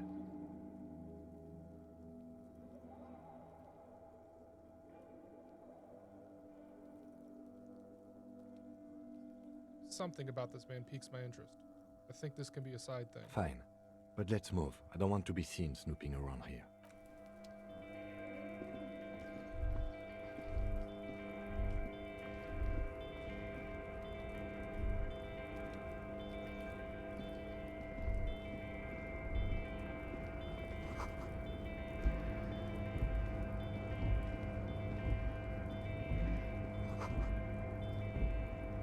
Forest understood.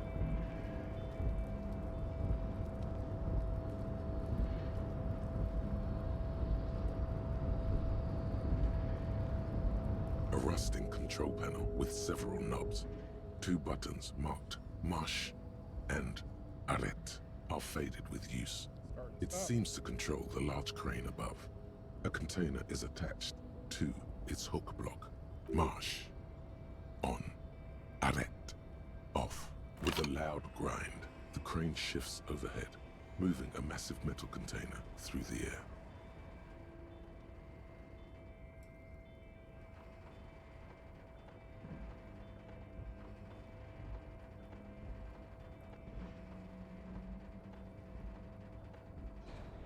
Hell yeah!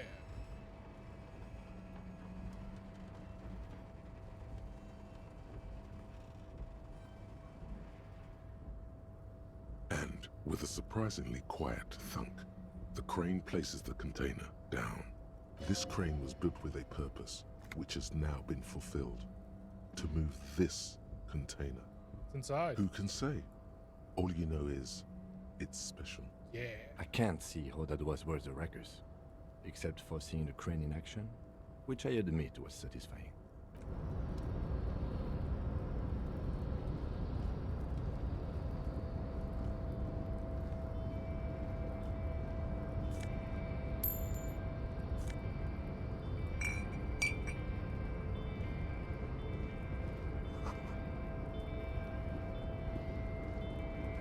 Before you stands a cargo container, just one of many in the yard.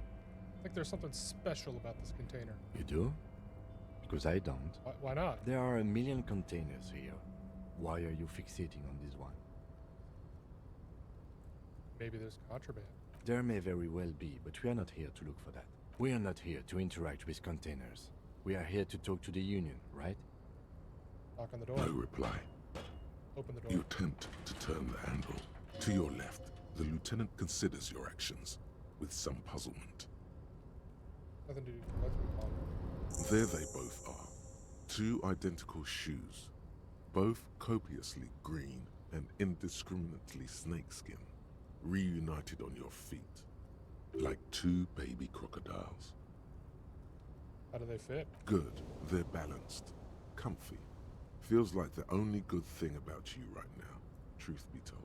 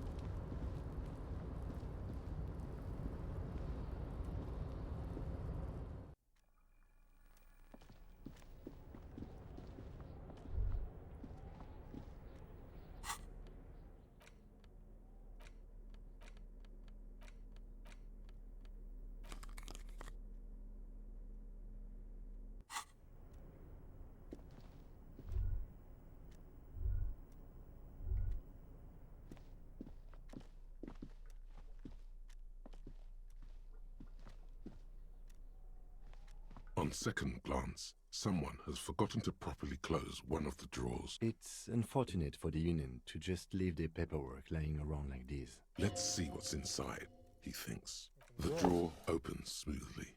Inside is a well-organized selection of brown folders. Hundreds of documents containing logistical data.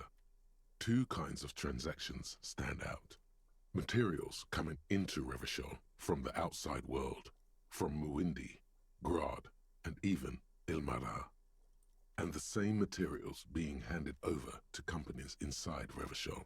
Kuron, Coal City, La Delta, and Jamrock are listed among the many districts where the imports are being sold. It's hard to make sense of this thicket of company names, dates, quantities, and percentages. You try to focus, but the lines are getting blurry. Whatever's hidden here is hidden well. Concentration isn't enough. Only a trained accountant with a background in logistics would be able to really make sense of it. However, there is a little handwritten note stuck on the side of the drawer. Look at the note. It appears to be a to-do list written in large, uneven capital letters. Remember, Leo, Everard's shoes, special whirling borscht, water Everard's plants, sweep office floor, more banners. All items on the list have been crossed out and the note itself is crumpled. Look, Kim, a to-do note with a list of errands for Everard. Everard Clare, probably. The head of the Debarders Union. One of his aides must have left it. Nothing incriminating here. What is so special about this borscht? Code for drugs? Booze? Blood? Take another look at the note. Remember, Leo, Everard's shoes, special whirling borscht, water Everard's plants, sweep office floor. All items on the list have been crossed out and the note itself is crumpled. The drawer slides shut smoothly.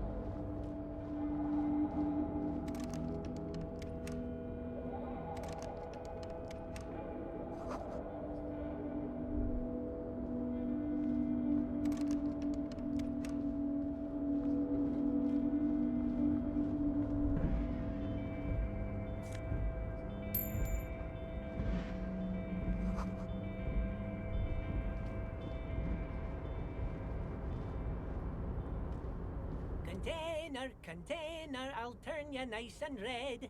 Container, container, put the logos on. The lyrics to this container song are being made up as he goes along. The accent is so thick, it's impossible not to notice he's Ubi, from the vanishing peninsula of Ubisund on Muindi. Container, container, used to be Wild Pines. Container, container, now belongs to Everard. Tiny man is so engaged in his work he doesn't notice you. Hi. Everard, Everard, Everard, he looks after everyone. Huh? Well, hey there. How can I help you, mister? The look in his deep blue eyes is as sincere as you've ever seen. Kind of makes you feel like an arsehole for no apparent reason. I see you are not a union man, mister. Did you get lost? You're not one of them scabs, are you? No, of course not. I mean, I don't personally mind. Folks is just folks, you know, and folks gotta eat. Just some of the other guys don't look too kindly on the scabbing kind, if you know what I mean, mister.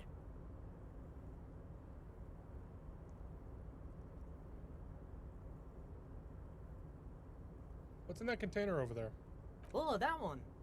That should be empty as far as I know. Lots of containers here have nothing in them. They're just waiting to be loaded up. Told you.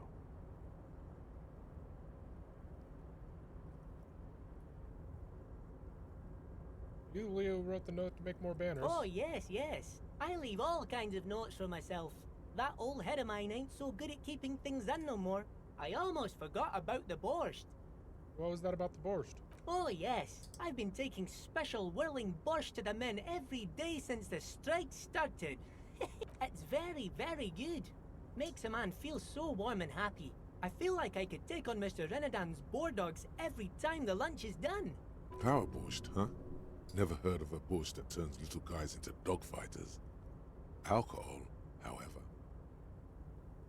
Is it for striking? Yes, yes. I'm taking it to them. The borscht keeps them happy and in fighting spirits. Makes you all warm inside. They brew it in the whirling in rags.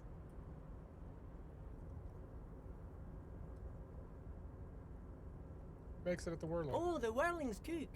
He makes it. Them is always talking with Mr. Manana in that weird language and laughing together. He doesn't speak what we speak. He's from Grad. Looks like the borscht is spiked. I'm gonna look into it. Oh, sure, mister. Sure. You do that. Yes, sir. Ubi, right? Oh, yes. Born and raised in Irish, mister. Mum had to leave my dad after he got a bit violent. Took us here to the new world. I was about 10 then. Too old to lose my accent then. People say us Ubis are up to all sorts of trouble with sheep and other animals and whatnot. I just want you to know there was never any of that where I come from. No, sir. Those are just nasty rumors. Thank you for clarifying that, sir. Where is everyone? The harbor's empty. Oh, most of the guys are down at the gates, keeping the scabs from coming in. We're on a strike. The whole union is. You don't have to work when you're on strike. Ha! We haven't worked for 2 months now. So no one is working? Not everyone is down there, of course. Mr. Everard is in his office, where he always is. And Jean-Luc is guarding the gate. But Titus and his boys got into some drunken trouble and Everard sent them on a nice vacation. For a week or so. What kind of trouble did this Titus and his friends get into? Oh, I'm not really supposed to talk about that. That's union business. Him and his boys stirred up something in town. Probably drank too much and got into a fight or something. I heard Mr. Everett telling them to take some time off. What did they actually do? I guess the boys got a bit too rowdy and had to let out some steam. I don't really know the details. That's just how boys are, you know. I haven't been in a fight since I was in middle school. Easy, Leo. Let's keep this on the hearties. What kind of fight did they get into?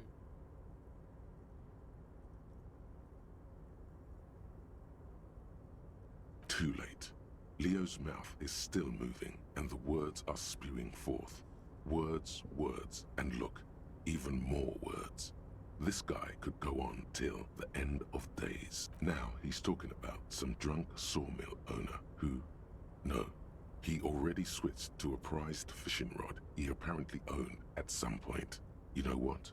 Just cut in there with your questions. What are you doing with the containers? Oh, I'm just making some covers for them containers here. Yes, I am. Yes, I am. so it's easier for the crane operators to spot them. What's going on here? Everything is so pretty and red. You and Leo look like brothers as you glance around with similar childlike wonder. It's so prettier than that little drab green. Sure is, mister. Sure is. Really livens up the place. Yes, it does. Yes, it does. I had to break this bonding moment, but the red containers mean they are replacing the company livery with the union livery, which means this strike isn't gonna stop anytime soon. Looking for the leader of the dockworkers union. Oh, you want Mr. Everett then? He's an awfully nice fellow, he is. Him and his brother are both nice fellows. They've lived their entire lives in this here neighborhood. Guys like Mr. Everett and Mr. Edgar, his brother, are real good guys. Made Martinez what it is today. Mr. Everett and Mr. Edgar and I went to the same school we did when we were boys.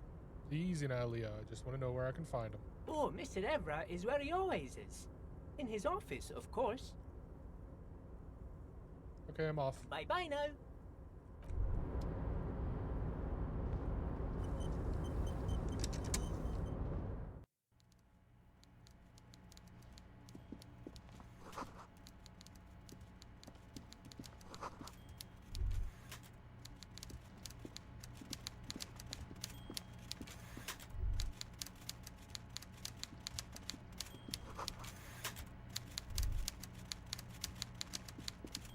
Before you is a walrus of a man seated behind a large desk. He looks up from his work, not the least bit surprised to see you. With great effort, he straightens himself up in his chair, yet says nothing. He simply stares at you. You in charge of the dock workers? Welcome, Mr. Dubois, Mr. Kitsuragi. It's good of you two to stop by. Please, have a seat. Gestures to a tiny chair opposite his giant desk. I'm Everard Clare, head of the Debarders Union here in Martinez. I'd offer you my hand, but unfortunately my health prevents me from getting up. You understand? He looks extremely comfortable. The tiny folding chair, on the other hand, looks like a torture device. You go ahead, detective. Whatever he has in store for you, it can't be good, he thinks. I'll do my best. Forget about that. What's with this Dubois stuff? You're getting some seriously bad vibes from that name. Why you call me Mr. Dubois? Please, Mr. Dubois, let us converse in a civilized manner, as equals. Take a seat. I insist. It's nothing. Yes, that's probably right. It's nothing. Forget about it. Filter it out. He's trying to throw you off your game with this Dubois nonsense. Don't give him the pleasure.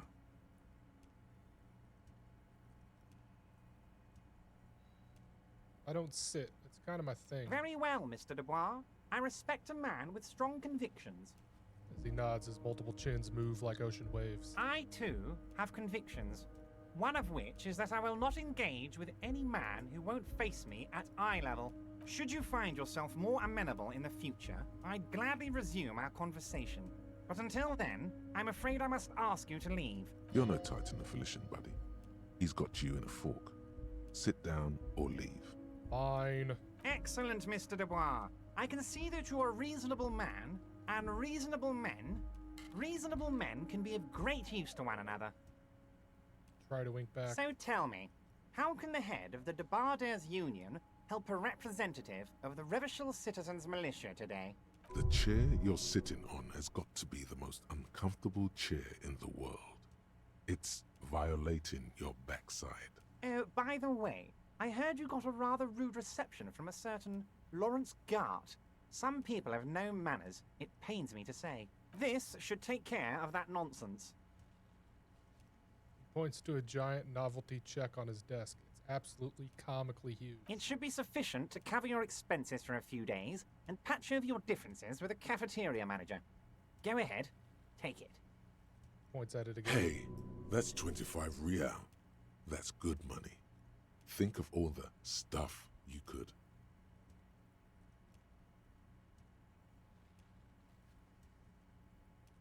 Don't say anything. Is there anything you'd like to say to me?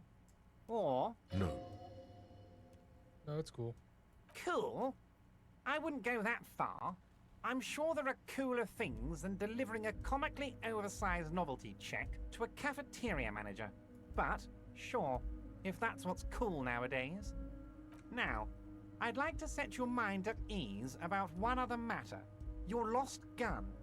Let me assure you, Union people are on it as we speak. I've got my best hounds looking for that lost gun. His slug-like lips move, but all you hear is an echo. Lost gun, lost gun, lost gun. The world is swallowed by a black hole of fear. Only 2 words escape its gravitational pull. Lost and gun. Oh God, why didn't you think of this before? Cops have guns. Where's yours? It's gone. Your gun is gone. There's nothing in your pockets. You don't need a gun. We can still have fun without the gun. The fun doesn't need to stop. Have some right now. Are you all right, Harry? You seem anxious. Don't be. Everything's going to be all right. It's not like you left it loaded. You didn't lose a loaded gun. Local children aren't out there playing with it right now, pointing it into their own mouths. No. It's in a safe place.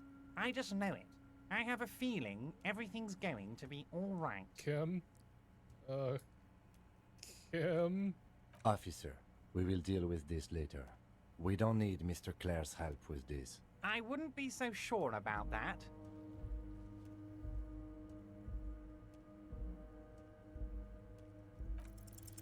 God, you're sweating. Your knee is jerking. You're about to cry, aren't you? You're about to cry because you lost your gun and those children are gonna shoot themselves with it. So what, men can cry too? You want to cry? God, you're weak. Whatever you do, don't cry. He'll think you're disgusting. Mr. Dubois, you don't look so good. What is this, Mr. Dubois? He keeps repeating. What is he trying to pull here? You need to cool the fuck down. Chill. Mr. Dubois! Mr. Dubois! Harry!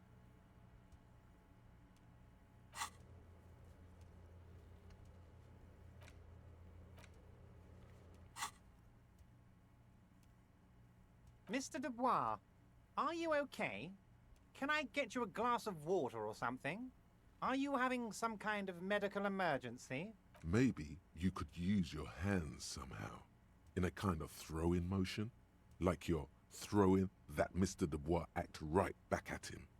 He's Mr. Dubois.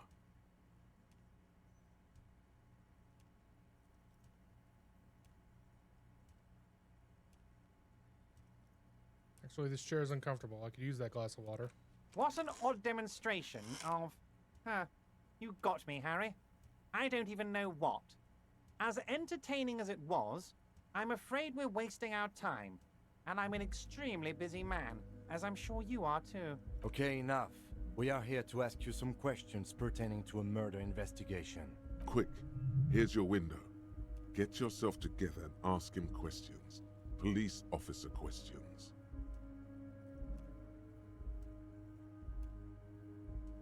Talk about the hanging. Oh, of course. That's your main thing here. That's why you're in Martinez. I know everything that goes on around here, and I would love to discuss it with you. I mean, it's no secret that the lynching is connected to the strike. So much to talk about. Honestly, it's been weighing on me so heavily. I understand you need to interview me, but there's a thing that's been keeping me up at night. I want to talk about the hanging. I mean, if we could just calmly talk, exchange information, we could blow this thing wide open. Yes, that sounds good. Let's do that.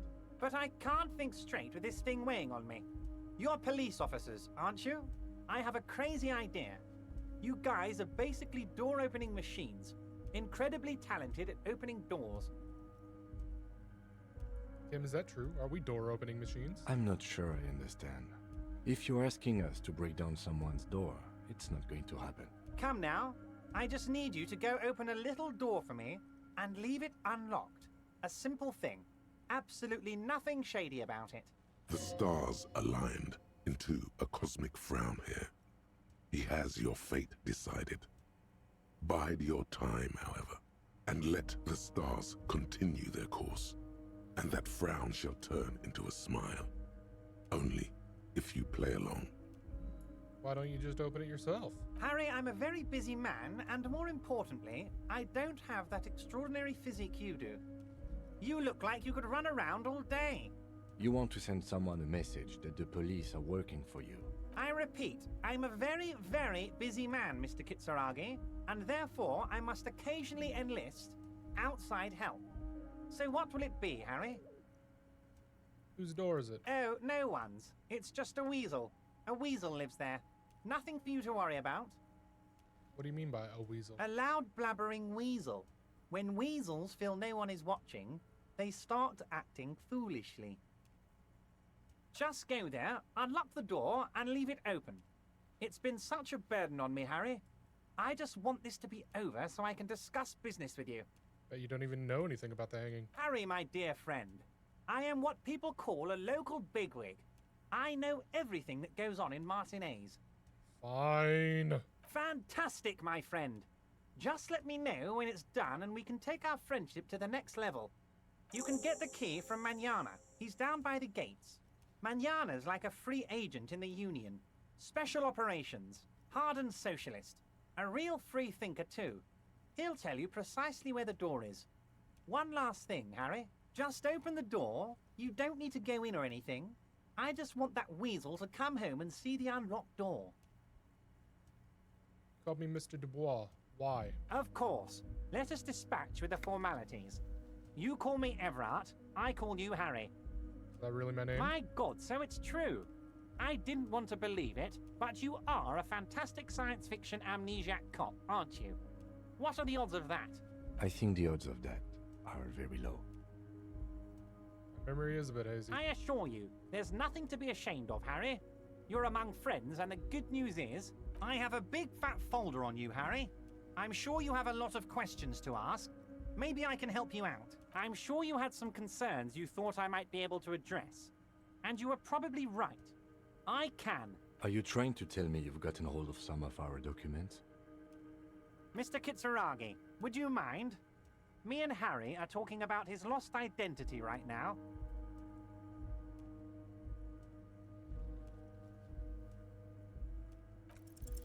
As you look at the folder, Everard covers it with his hand and pets it. He's hiding it from you because it's not a real RCM folder. It's just another one of those brown folders you saw in the file cabinet. That's not an RCM folder. Okay, Harry, you got me. This is from the Census Bureau, not the RCM. Those Census Bureau people are absolutely corrupt. You should do something about them. He got the name from the Census Bureau, and everything else from your actions here in Martinez. Yes, Mr. Kitsuragi from the Census Bureau. Like I said, now I'm actually a very busy man. So is there anything else I can do for you, Harry? That means he doesn't really know anything about you. A pity. The mystery of you will have to remain a mystery for the time being. So the Census Bureau says my name is Harry Dubois. Yes, that's what I said. Try to keep up, okay? Let's move on.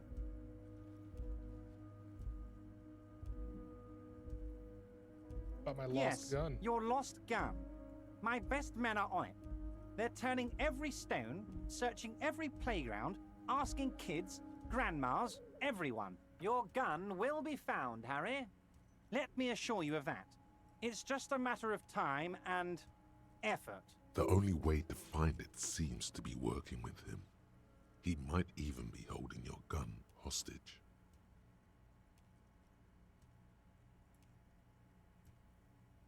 Does it mean if I do things for you, I'll get my gun back? Damn it, Harry. That's exactly what it means. I'm only kidding, of course. Of course. I understand. We help you, you help us. What about that shady brew? I don't know what that means, Harry. Shady brew? There are so many moving parts in my operation, I can't keep track of them all. You know what? Don't even tell me. Whatever it is, do it. Surprise me. Just one thing. If you can, make it even shadier. He sincerely has no idea what you were talking about. And he doesn't care either. It's in that container outside your office. My dear Harry, there are literally millions of containers in this harbor. I couldn't possibly remember what's in all of them. There's something special about it. It was attached to the Cavalson crane. Harry, you smooth-talking son of a bitch. Time is a precious resource, and I don't have enough of it to count containers with you. Smooth talking. Maybe that's the way to go about opening the container. You should at least try convincing it. I'm gonna leave now, but we might talk again later. Wait. You need this to get in and out through the gate. Wondering how I was supposed to get out. Great. Wouldn't want to get stuck in here. You're one of us now. A real red and white union man. Take care, Harry.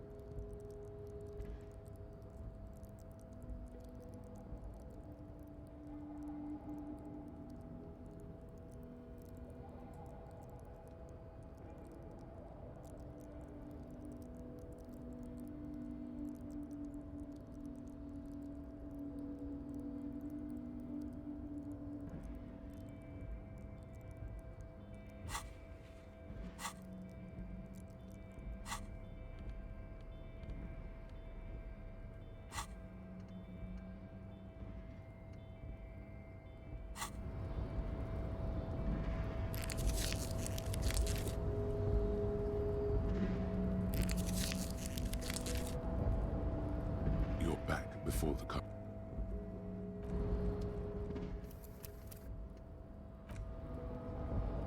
You're back before the cargo container. Its drawer has not lessened since you were left. Why are you even trying to open a door with rhetoric? Because getting physical wasn't an option. Because what wasn't an option? Using my body over my wits. Now is not the time to get philosophical, detective. You can...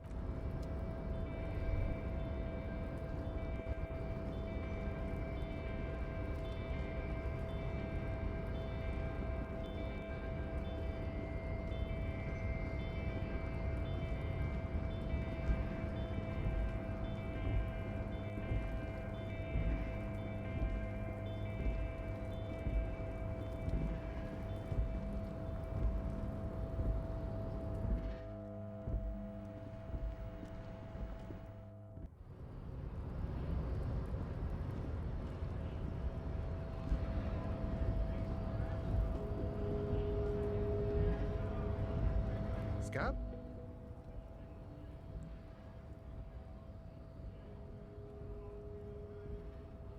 I'm not a scab, I'm a cop. I was just messing with you. No one's ever seen a cop scab. Imagine, you cops going on a strike, but then another cop comes in and says, let us cop for less money. Speaking of, what brings the RCM here? To the Wild North? Come to see the strife? Everard says you have a key to a door. A key, huh? What door is this key supposed to open? It belonged to a weasel. Oh, say no more. I got you. I got that key right here. And let me tell you, it's mighty good of you to help us out during the strike. Working class solidarity, as they say.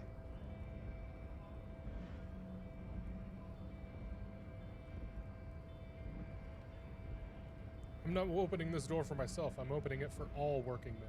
I knew this man was a commie. And it's a good thing you're doing too. Thanks. What you're looking for is a basement door behind the greenhouse. That's behind the whirling in rags. That's all I know. Our organization is what you call compartmentalized. Means we keep out of each other's business. Okay, but where did you get the key from? The janitor gave it to me. Nice fella. We talked about life and things that really, truly matter. None of this mess we're in. This jiving and juggling. What's it for? To feed our children, I guess. Anything else I should know about this task? This weasel person? When he'll be home? I'm more of a philosophical dock worker. I like to talk about the big picture stuff. Who I am, who you are, what we are fighting for. Who he is, and what they're fighting for? This is interesting. Why are you striking? We're negotiating our share. Or share? Aye.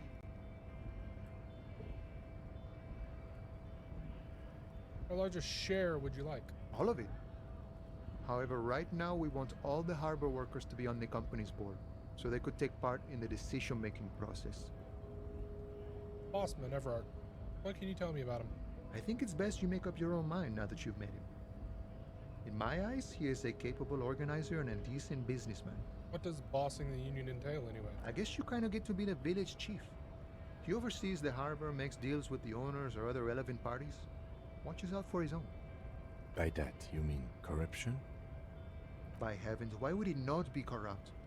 We live in a harsh and disordered world, see? And in this world, the old man is corrupt for our benefit, and we know it. Appreciate it even. He is, personally, not too lavish. See, that does seem pretty lavish. He is reasonably lavish, sure. That's his prerogative. It's not like you want a saintly demeanor on a corrupt motherfucker. That would be a manipulative illusion. Besides, there are no non-corrupt systems in the world anyway. And moralism is the most corrupt of them all. Not you would like to say. But then there's that weasel door. Got the picture. Let me are you a communist? No. I don't think I'm a communist. Seeing something of value and saying I want it all to myself is a much older and simpler notion. No science to it at all. Even a weak child can think it. The only things holding someone back are I can't and I shouldn't. Right on, brother. Just the way the world works, boyadero. Seem to have spent a lot of time thinking about political situation. Sure. I've had the necessary free time. Fortunately, there's always time. The look in his brown eyes conjures up an understanding. For him, it all comes together now. The way he speaks about scabs, his general attitude. He's a follower of a 500-year-old Franco-Nigerian Boyadero code, itself an appropriation of Vespertine cool, that of a noble peasant or a traveling herdsman. True to yourself, independent in your actions, loyal to your friends. It's not disco. The man sits on the railing, his hands reaching far and wide, yet it feels as if he could, effortlessly, go even wider, if need be, an endless torrent of time. Any idea who killed the hangman? The mercenary, eh? Who could have killed him? That's indeed the question. Why even do such a thing? The harbor is a primary suspicion. In your opinion, are the dock workers involved in the killing? What a thought! Why would noble workers resort to such a thing? Unless they were pushed, of course. How? Your dead guy was an enemy combatant. What does that mean? He was an agent of the opposition, attempting to undermine our honorable efforts. Kill him? I ain't the murdering type, but that's just me. Large organizations like our union have all sorts of men, with all sorts of skills. Understood. This has been of limited use. Still, thank you. No problem. I wish the best to you in your search. Sure, I'm glad it's not my search. Hey. Psst. Psst. Hey. Me? You. Yes, you. Word on the street is you're ready to start building communism again. Yes, you're ready to start building communism again. You've built it before. They've built it before. Hasn't really worked out yet. But neither has love. Should we just stop building love, too? Can't argue with that. So, what about all that communism you've promised to build? Word on the street is you've woken up from 1,000 years of slumber, promising to erect a version of communism many times greater than any attempted before. Is that true? How comes there's word on the street? You keep saying things like, down with the bourgeoisie, eat the rich, sodomize the landowners, impale all people who have more than 25 real in their pockets. Literally murder all human beings, regardless of their political beliefs. All right, that kind of stuff. Yeah, that sounds like me. Funky style. Very funky. So tell me, do you have any questions before we fire up the big communism builder? Or do we get right down to it? Wait, first, what's this communism even about? Failure. It's about failure. Failure? Yes. Abject failure. Total, irreversible defeat on all fronts. Absolutely vanquished, beaten, curb-stomped and pissed on. Until you came along. You will reverse the fortune of the workers of the world. Oh my. You alone, against every living thing, against every human alive. 800 trillion real in the hands of an impossibly well-organized ruling class. Towering city blocks of bankmen who have the ears of prime ministers. Million-headed armies of nations and the love of your own mother. You against the atom, the charm and the spin, where the whole world failed. Matter failed to bend to human will. Human will failed to get out of bed and tie its laces. You alone, single-handedly, will rebuild the dreams of the working class. You are the last communist. Now get to work, comrade. Let's go! Oh yeah. Get the firing squads and the animal wagons ready. You didn't say anything about those. Too late to back out now. You can't make an omelette without breaking a few million eggs.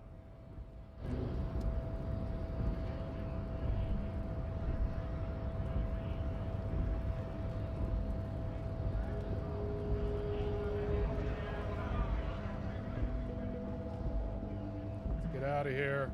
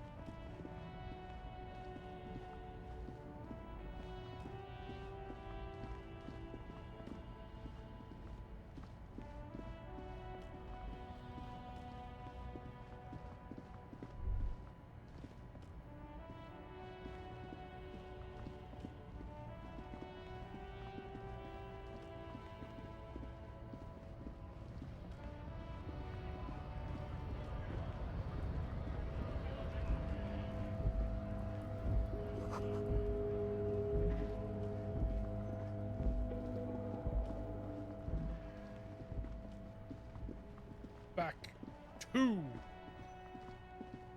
the body.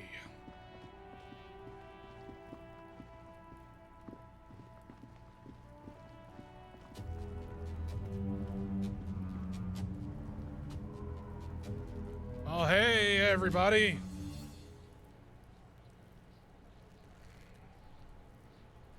How was, Strikers?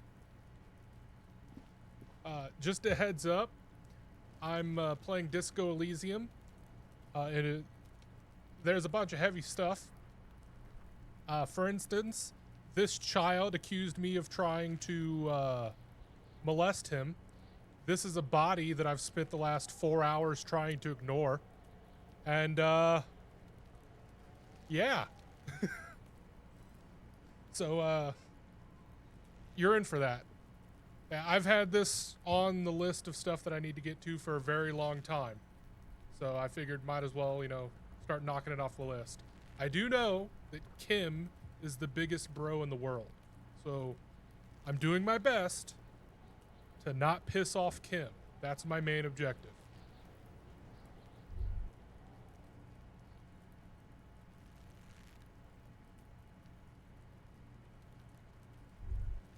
Yeah, well, to start off, I've started to internalize some Mazovian socioeconomics. I might become a super communist. I don't know yet.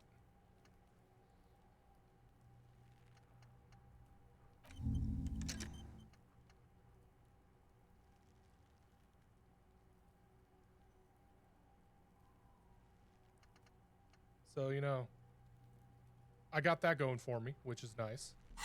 I picked up a trench coat. I found out I lost my gun, and it almost killed me. But then I took some drugs. So now I'm not almost dead from, you know, morale death. So let's figure out how to get this body down. There he still is, looking right through you with his white eyes. The body below is entirely dedicated to that corpse smell. Emitting it is all it does now.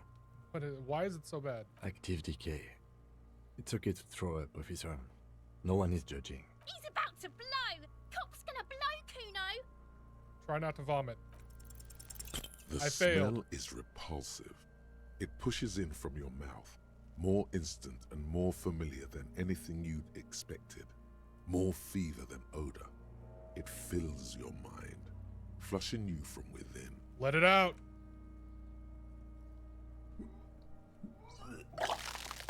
It's healthy.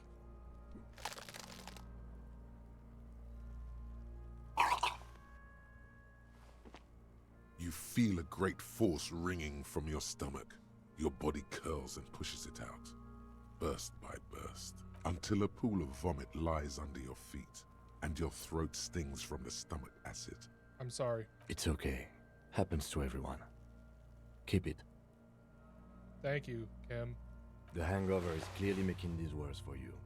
You could use some ammonia to clear your head. Think ammonia would help? If you can handle the headache. Some officers use it to deal with cadaverine odor. Where do we get ammonia from? That young woman, the gardener, mentioned she used salts for the smell. If she doesn't have any, there might be some in the fridge store nearby. Acquiring ammonia will provide a modifier to the white check. Modifiers make checks easier and allow you to retry them. Let's go.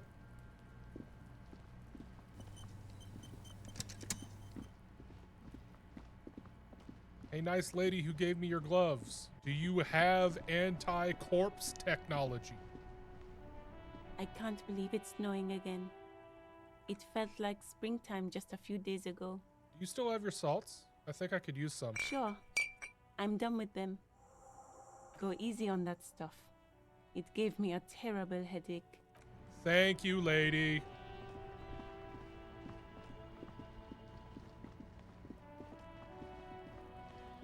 Okay. Let's try this again. Save game.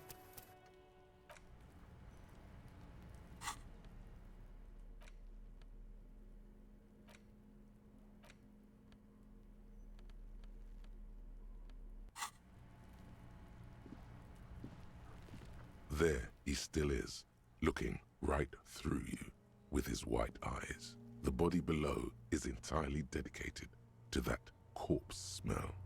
Emitting it is all it does now. The ammonia only makes it worse. The combination forces tears out of your ducts. You manage to keep it in once. The second time, not so much. When the vomiting is done, your cheeks are wet with tears. No!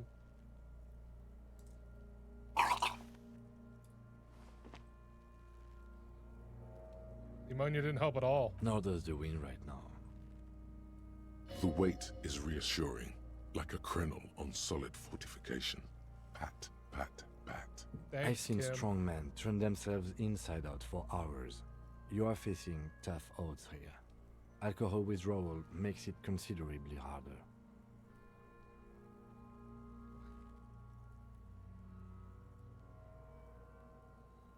Why can't I keep it in? I've been a cop my whole life. I've seen captains puke their guts out.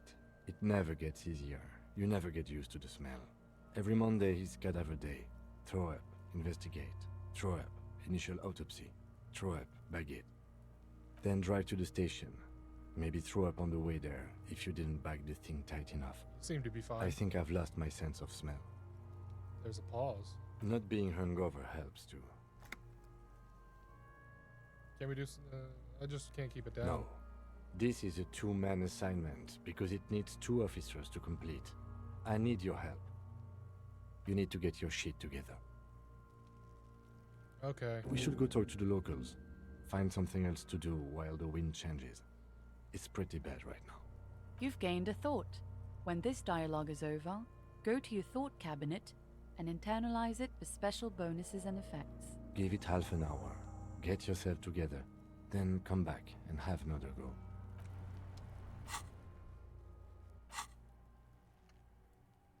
Volumetric shit compressor.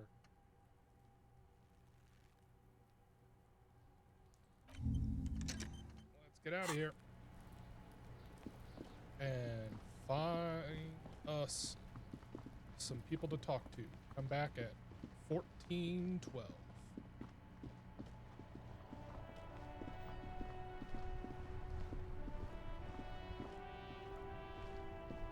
Before you stands a motor carriage. The bodywork is covered in blue and white livery, bearing the number 57. This must be the infernal machine, that toy from oblivion. In the cabin, you are welcomed by a set of steering levers, a radio microphone on a hook, a pull-out toolbox under the seat, and the soft glow of the fuel preheater gauge.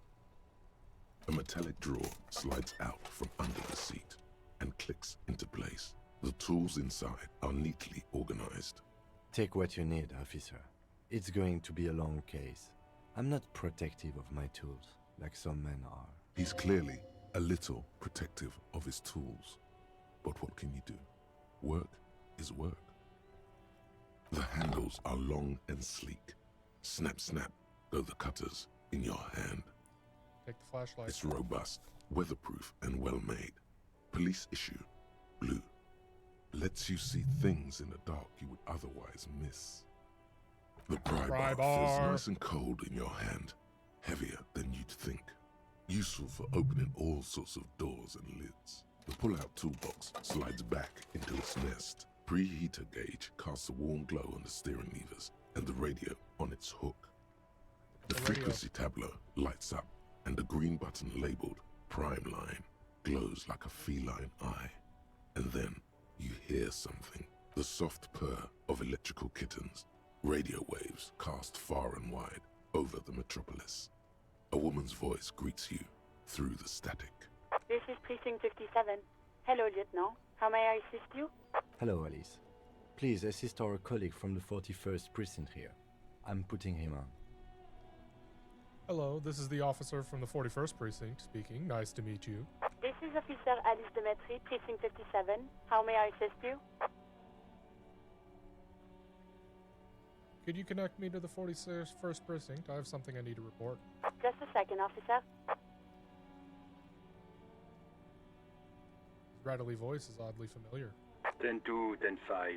This is 41st. Come in. Over. A scrawny old man sits in a dusty cubicle, smoking, with a large white rectangle sewn on his vest. In front of him is a box-shaped apparatus with an array of wires and antennas. The radio switchboard. The man uses relay code. You got this. You're a cop, and cops know relay code. 10-4, Station 41. I've got an urgent business. Over. 10-4, message received. 10-5, relay message. What's your status? Over. Reporting in. Over. 10-18, state your message, sir.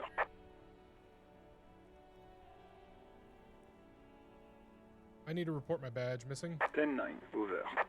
Badge, I can't find it anywhere, basically. It's gone. 10-4, message received. This is a very serious situation. I need to 10-22 the captain. Over. Is it him? What does he want? Says he lost his badge and needs to report it. He what? He lost his badge? Who lost his badge? Dick fucking Mullen. Who do you think? It's Officer Dick Mullen from the bestseller Dick Mullen and the Lost Identity. Dick Mullen is not your name. It's the name of a fictional detective who would not lose his badge. Hey, I'm not fictional. Defend yourself. Immediately. They're laughing at you. Haha, officer's lost his badge. Haha, like I'm the first cop to ever misplace his badge. He says this has probably happened to other policemen before him and laughs sarcastically. Oh, goddamn it. Is he fucking kidding? The whole station's gonna be dicked for this. Satellite Officer Vikmar is wondering if you might be joking and adds that this tarnishes the reputation of the entire station. Over. Mullen dicked us. Can't we just move on? I want to get it reported and be done with. 10-4, I hear you, officer. I'm just going to make a note here that you are in pursuit of your misplaced badge. Over. Fuck me. Mac, come here. You've got to hear this. Dick Mullen lost his badge. What's going on? Super Cop here lost his badge. He lost his what now? His badge. He lost his goddamn fucking badge. Enough with this. I have other things to 10-9, discuss. come again. I didn't get that. Over. Animated conversation is back. In the back is making it difficult for him to hear you. New heights even for Captain Sober. Ask him. Ask him if he's lost his gun too. Oh no. Sergeant Orson wants to know if you lost your gun too. Over. Oh, fuck.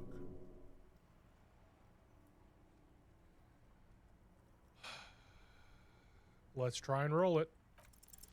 Even before you can get the words out, everything gets scrambled in your brain. No, I didn't lose my gun. Fuck it, I didn't lose my gun. He says he didn't lose his gun. Or his fun, whatever that means. Ask him to describe it. His gun. Not his fun. Just the gun will do. Satellite Officer McLean requests a description of your weapon. Over. Oh, request a description, huh? We'll give him one. Describe the plasma gun.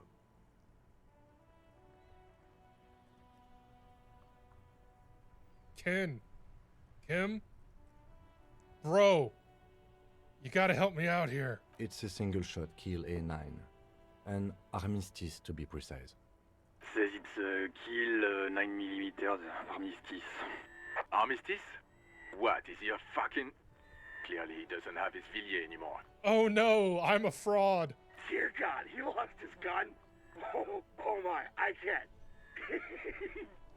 This isn't really a laughing matter. Kim, you have betrayed me. Mac can face a giant of Coco Nur by himself. But Disco here made him piss his pants. Oh, I can't. Fuck. He lost his... Ask him if he still got his wiener. I'm not going to. Ask him. Sergeant Orson here is wondering if you are still in possession of your genitalia. Over. Yes, I lost my wiener too. Just lay off, okay? He acknowledges your joke and asks you to lay off. Lay off? Lay off? Tell him we'll lay off when he retrieves the goddamn police property that he has been entrusted with. Satellite Officer I heard him and I'm on it. 10-4, affirmative. Officer is in pursuit of his firearm. Oh God, Officer, do you need further assistance? I'm in Over. dire need of financial assistance. Please give me money. 10-4, I hear you. I don't have the authority to grant your request, but... What does he want now? He's asking for money. Is he fucking kidding? I don't think he is. Don't give that asshole anything. He's just gonna drink it all. Right, that's a negative on the additional funds, sir. Over. It's paramount to the investigation that you grant me more money. He says it's important to the case. He isn't getting a red cent. You can tell him that. Request denied, sir. Over. Please, I'm begging you here. I don't even have a place to sleep. He says he's in trouble. Doesn't have a place to sleep. Well, I guess he'd better crack the case before sundown then. Vigmar said... Enough, officer. This begging is below your dignity. Okay, I heard you no funds. Anything else, sir? Over. I got some personal details. Okay, 10-4, sir. I hear you. Relay your question. Over. Wait. Before you say anything stupid, think it through. There to think about. You're going to be looking at a straitjacket if you tell everyone you lost your memory. Be smart about this. Ask if he's there alone. Okay. 10-4, sir. I'm not hearing your question. Hold on, are you alone in the room? I need some confidential information about myself. That's a negative, sir. I got a 10-12. Visitors present here. Over.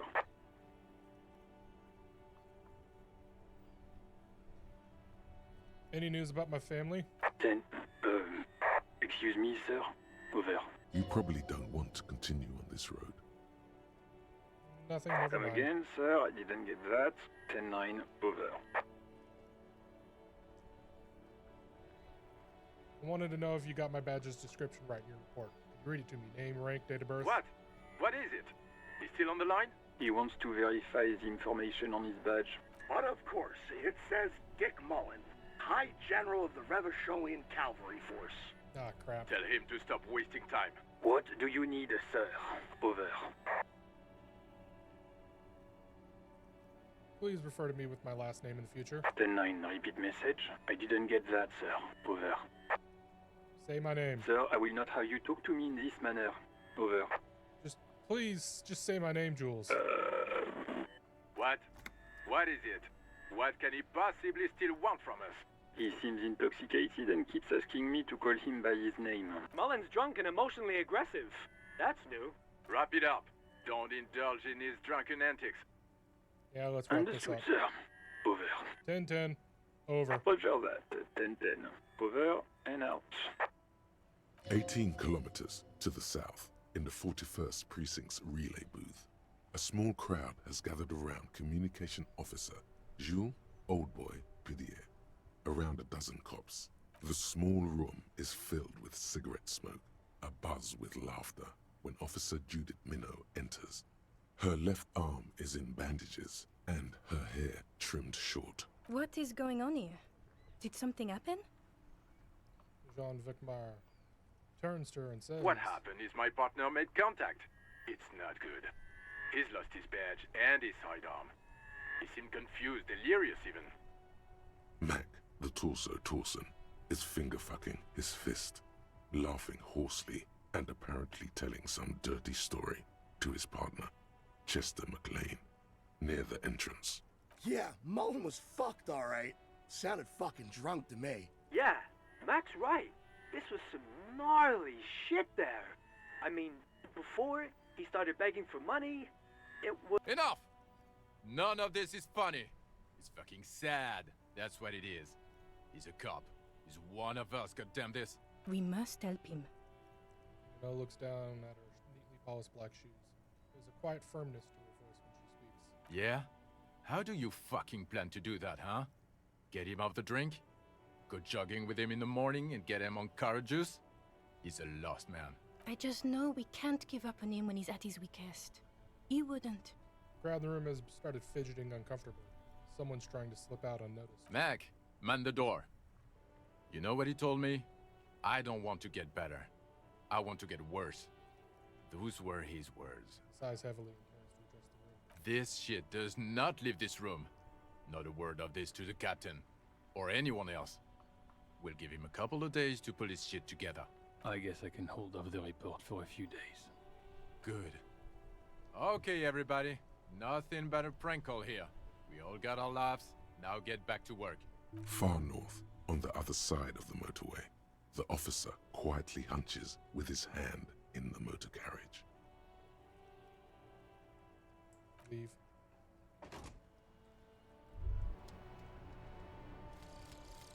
Volumetric ship compressor. Bizarre scientific news from Revachol West today, where a police officer's shit has been observed at a pressure of around 495 gigadecimals. These metallic hydrogen levels of shit togetherness were thought to exist only at the center of collapsing stars, not law officials. It remains to be seen how long the shit singularity lasts. Oh no. I've achieved shit togetherness. Hell yeah. I've internalized crap.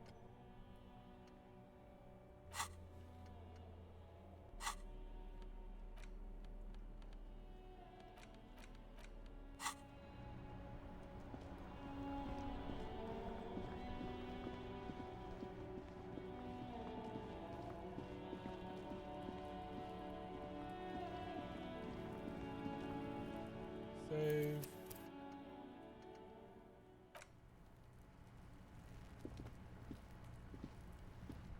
There he still is, looking right through you with his white eyes. The body below is entirely dedicated to that corpse smell. Ha ha ha. Load. Confirm.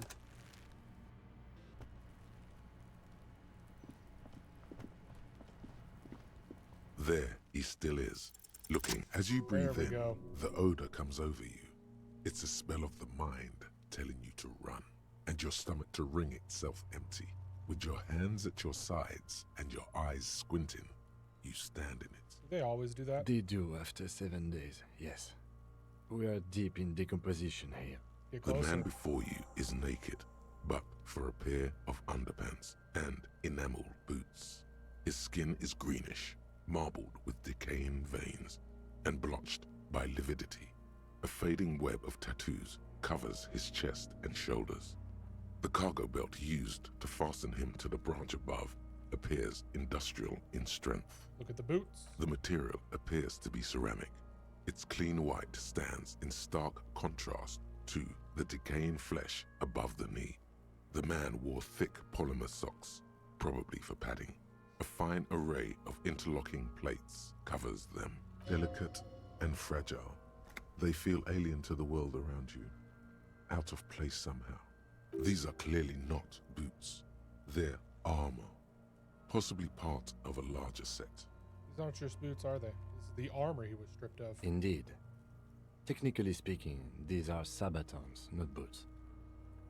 What kind of armor is this? Ceramic plate. Zirconium dioxide, most likely. This is where the make would be. Where? Under the heel.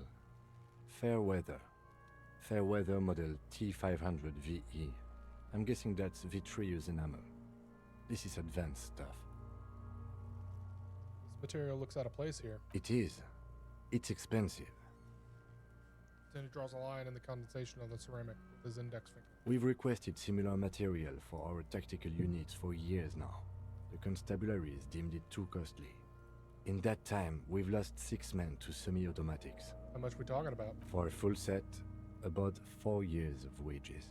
For the northwest region of Revachol, an officer's average yearly income is 5,500 real. Damn. Unadjusted for rank. Ka-ching, baby. By catching, do you mean let's not log them as evidence? Let's steal them? No, that's not what I meant. Of course. Where's the rest of it? Scavenged? Piece by piece. He's been out here for 7 days. It would be odd if they didn't. We should keep a lookout for these pieces. The armor could yield information. Maybe he'll know something. Maybe he was just wearing the boots and it wasn't any else. He must have worn something precious underneath his clothes. They've removed all his clothes to get to it. They did not just strip him for the putrid rags. What if they told him to strip before they hung him? Did it mean him? They usually hang them completely naked for that. La puta madre, the Mazda, the besmirties and the like. This one still has his underpants. Fucking talking about underpants. How could this man afford such expensive hardware? That's for us to find out. My initial report on the area suggests he was a security guard for the harbor company. But that's just hearsay. These look pretty advanced for a security guard. I agree. This equipment is way beyond what a guard can afford. A small bell-like sound fills the air, like tapping on the side of a porcelain cup. Sounds fragile. It's anything but. This material is a kinetic redistributor. It spreads kinetic energy horizontally, from plate to plate, dissipating it entirely. See? Faint, organic lines cover the plates where they separate into smaller ones. These plates then divide into smaller plates until there are hundreds of them altogether, like whirls of floorboards. The design looks organic, influenced by highly resistant wood materials, like lignum vitae and ebony perhaps. What does this remind me of? If trees were made of porcelain, this is what their cross-sections would look like. Fancy. The smooth, glossy surface fractures into ever more intricate interconnections, peaking on the right sabaton, where you notice the whirls are in the shape of a letter and number combination, E50, 100, 1000. Looks like a serial number on the right sabaton. Good. Can you read it to me? E50, 100, 1000. We have a make and a number. That's something. We can use the radio in my kinema when we're done. Either station can chase it for us. This feels dangerous. Are you sure? Grab the boot under your arm. The stench fills your nostrils. As you push downward, an ominous creaking sound comes from above. Stop! Looks at you with a boot under your arm. Pig's gonna pull his head off. Brutal! Let go of the boot. What's wrong with you, asshole? Why's he letting go, Kuno? I don't know, baby. I don't know why he's such a... Officer, if I may ask, what were you trying to achieve by putting on the deceased foot? Back off and look The at the cadaver corpse. slowly twists on the Look at the hangman's belt. knot is pulled tight by the weight of the corpse below. Yellow, hard-edged polyester cuts into his neck. Above, a sliding buckle ties the belt to the branch. This is a steel-reinforced cargo lashing belt, big brother of the regular cargo belt. It's used for tying cargo under 6-rotor airships. Don't ask me how I know. This is a lashing belt used for airlifting cargo. Airlifting? I thought it was used on lorries for strapping cargo to them. Apparently this is the reinforced kind for air transport. My brain tells me so. The local harbor uses 6 rotors to shuffle containers around. I get the sense they use whatever was on hand, without paying much attention to not incriminating themselves. They sure wanted him to stay up there. The rope is reinforced with steel wiring. I was afraid it would be. Thin steel wiring, parallel strands. This makes getting him down more problematic than I had assumed. We're assuming the dock workers from the harbor did it, right? I'm still approaching this as a lynching, yes. Motivated by the ongoing strike. You? No. You feel like it was something else. But what? I feel like it was something else. Yes, it often is. This belt worries me. How'd they even get him up A there? noose is one of those things that's easier to use one way around. What's the buckle tying the belt to the branch above? I think they lassoed the branch, then pulled on the belt. Buckle closes. It's what I would do. Seems easier than climbing up there. The cadaver hangs from the cargo belt. Check out the Lit tattoos. an intricate web of blue lines stretches across the torso, from the right shoulder to the solar plexus. Each time they intersect, a small white star is formed in their crossing. Hundreds of fading asterisks riddle his skin. Their concentration is highest around his heart. His corpse is marked by stars. Will mine be marked by? Alcohol and heartbreak. It's the map of the night sky. A map of the stars. I do see some similarity to astronomical charts. Great Century Messinian, maybe. But this seems more particular. Customized somehow. As if someone left out most of the night sky, filtering it through personal choice. The principle of this filter remains unknown to you. The thought dissipates, and you feel as though you were only half right. I'm missing something here. So am I.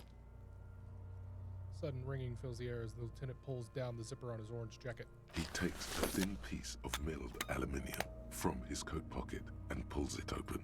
Sounds like a sword being unsheathed. A small lens appears. Some sort of camera. What you got there, Kim? A Trigger Sunshine. Mini. Triggered is the world's leading manufacturer of intercommunication devices, primarily projectors. The camera before you looks familiar somehow. Shit, Kuno! What the fuck is that? An instant color camera. He produces 2 metal-capped ampoules and clicks them into place on the side of the apparatus. A thin slot shines there. I have only 2 ampoules, so nobody move. I don't want to waste one. A sound, a shrill flash, followed by the breaking of a small ampoule of glass. You see streams of color pour onto the thick, glossy piece of paper, rolling out. In case we need it. Then it says it shakes the paper, letting it dry in the cold wind. On it, a colored-perfect copy of the dead man's tattooed chest. What do we need this photo for? It contains insight to the victim's person. By his build, I'd say this was a man of physical violence. The story he wanted his body to tell was important to him. It is his letter. To us. Someone should decipher it. We'll need to show it around. Can I have it? I should look at it later without the corpse smell. Sure. Just don't lose it. Do the piece of rolled up photo paper. It's no longer than a pack of cigarettes. The glossy-eyed corpse looks by, his mouth mute and his skin as colorful as the chemical rainbow on the photo paper. teeming with opportunistic organisms. You've acquired an interactable item. Investigate this item further by going to the Interact tab in your inventory.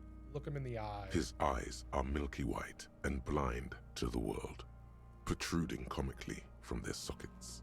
There is no one home, just subaquatic terrors there. Dark brown hair grows on his head. His face is ready to explode from the organic processes inside. The death's head grin has passed. What remains is an unrecognizable mess. Tell me, who are you, dead man? I'm gone.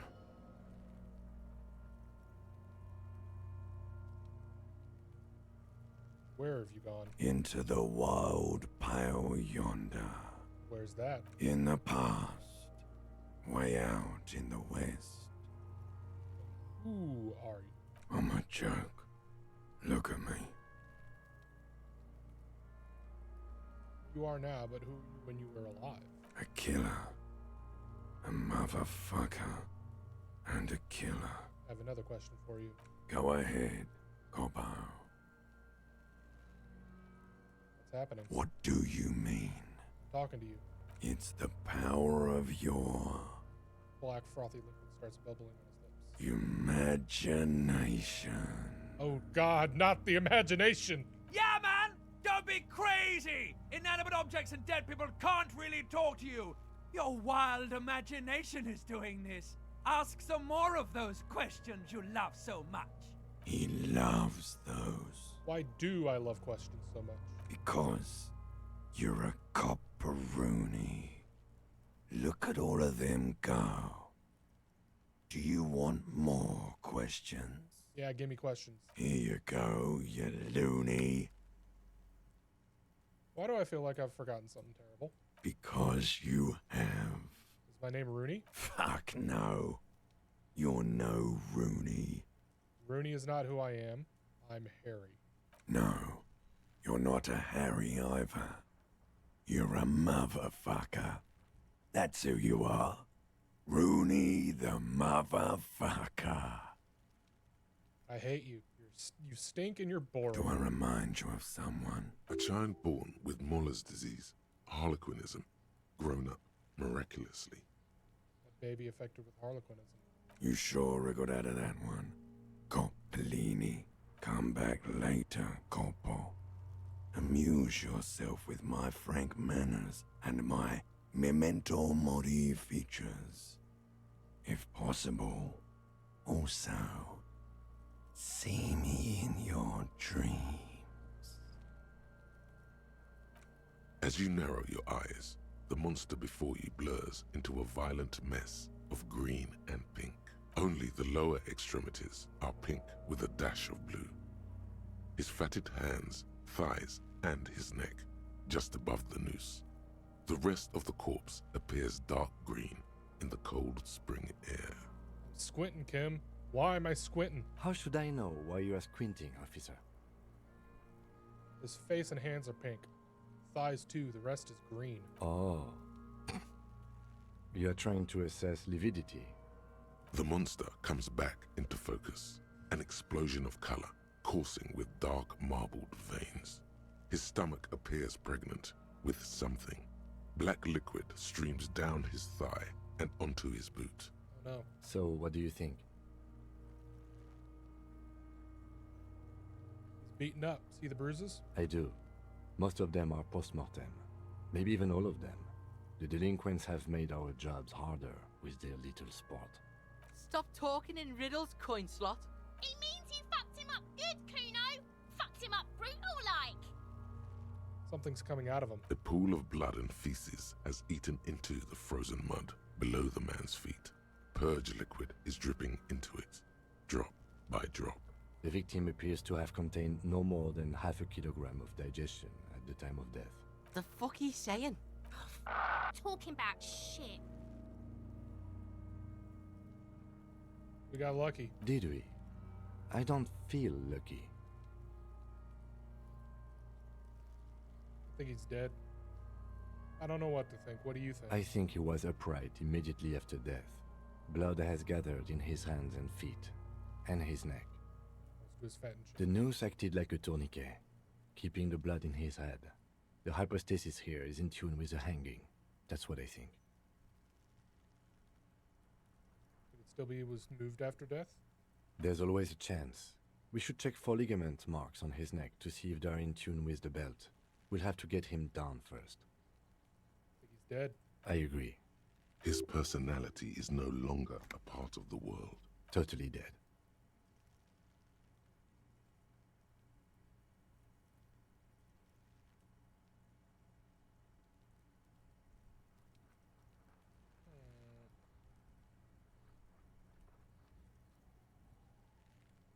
Totally. Absolutely. But there is no breath to catch. Only the cadaver filling the air and your nostrils. He slowly rotates. I have something I before need to know, corpse man. Of course.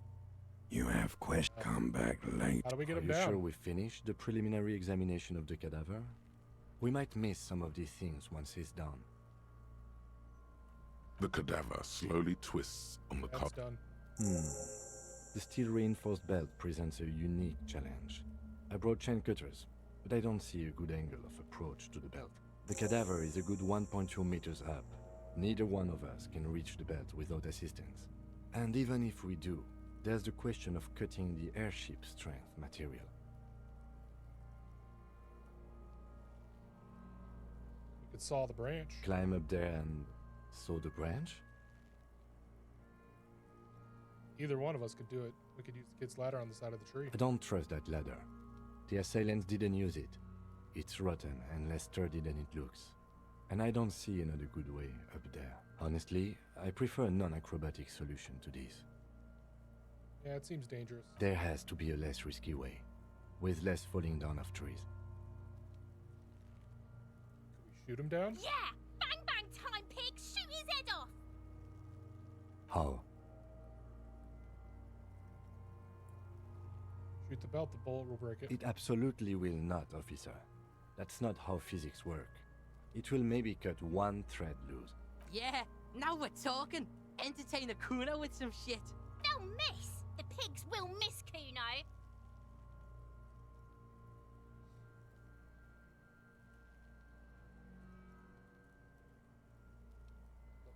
Let Kim choose. Silence. With his elbow sharp, the lieutenant unzips his jacket and produces a lightweight firearm. He drops a paper cartridge in the barrel, separates the scouring stick, and gives the cartridge 5 tucks. That's a Kiel A9090 Armistice, mass-produced muzzleloader, ascetic, frugal, one of the most common firearms in the world.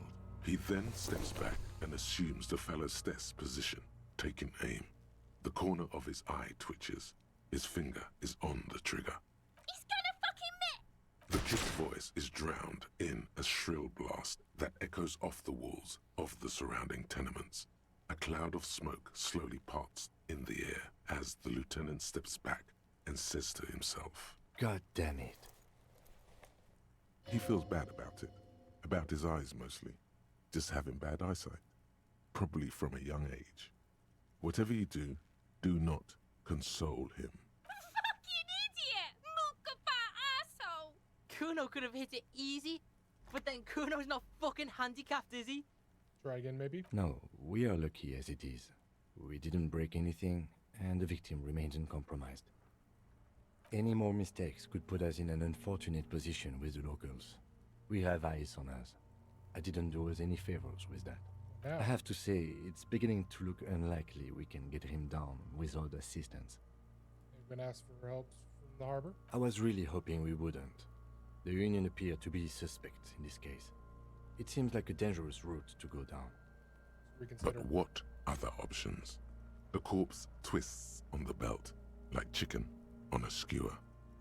Can someone else do it? Someone else? You mean like the police? I mean someone who's below detective. Someone like a paid garbage man? Or a cleaning crew? I have bad news for you.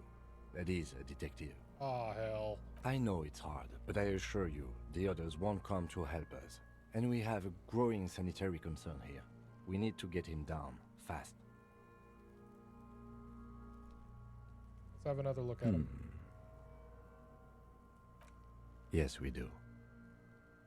Let's go get help. Okay. They do have the tools and the men. And since it looks like they put him there... They can get him down, too. Okay. Let's do it in the lousy, dangerous way.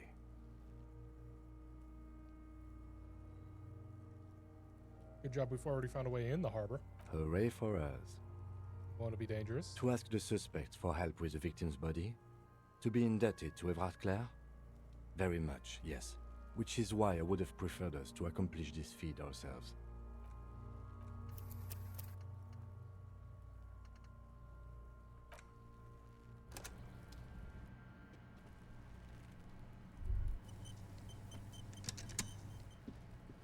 There he still is, looking right.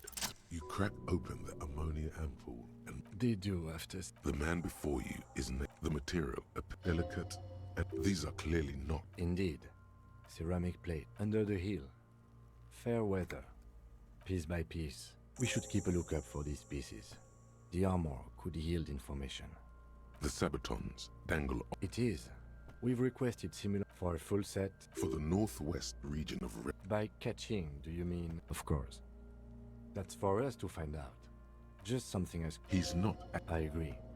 This equipment is way beyond... A small... It's anything but... Faint, like whirls of floorboards. If trees were the smooth... The whirls are in the shape of a letter and number combination. Good. Can you We have a make and a number. That's something. The cadaver, the hangman's knot. This is a... Airlifting. I thought it was used on lorries for strapping. The local harbor uses 6 rotors to shuffle containers. I'm still approaching. No.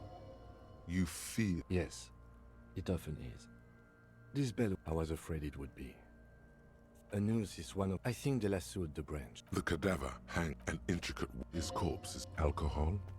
A map of the star... As if someone left... So am I. He takes a thin piece of... Shit, Kuno! An instant call. I have only 2 ampoules, so nobody move. I don't want to waste one. A sound, a shrill flash, followed by the breaking of a small... In case we need it. It contains insight to the victim's person. By his build, Sure. The glossy-eyed... You've acquired an interact... His eyes, dark brown hair grows on his head. I'm gone. In the park. I'm a joke. Look at me. A killer. Go ahead. What do you mean? It's the... You man. Yeah, man! He loves those. Because you're a cop. Here you go, you loony. Fuck no. You're no. Because you have. Do I remind... A child born with Muller's disease, harlequinism, grown up. No, not quite. Be fair now. You sure I got out of that one. Come back later, Corporal. As you narrow, only the lower How should I know why you are squinting off his... Oh.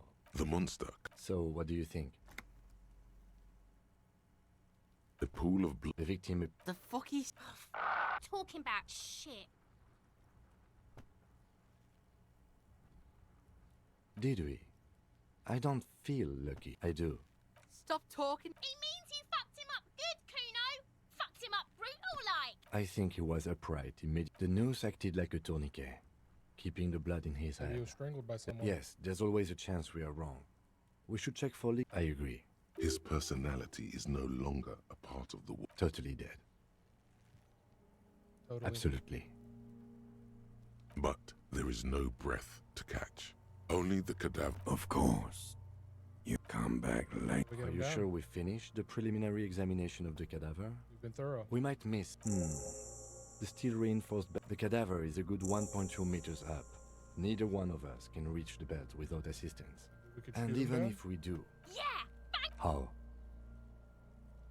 Shoot the belt. The bolt will break. It absolutely will. Yeah. They'll miss! The pigs will miss, Kuno. Wait, let me try. The lieutenant's brow is furrowed. He appears too deep in concentration to even notice what you said.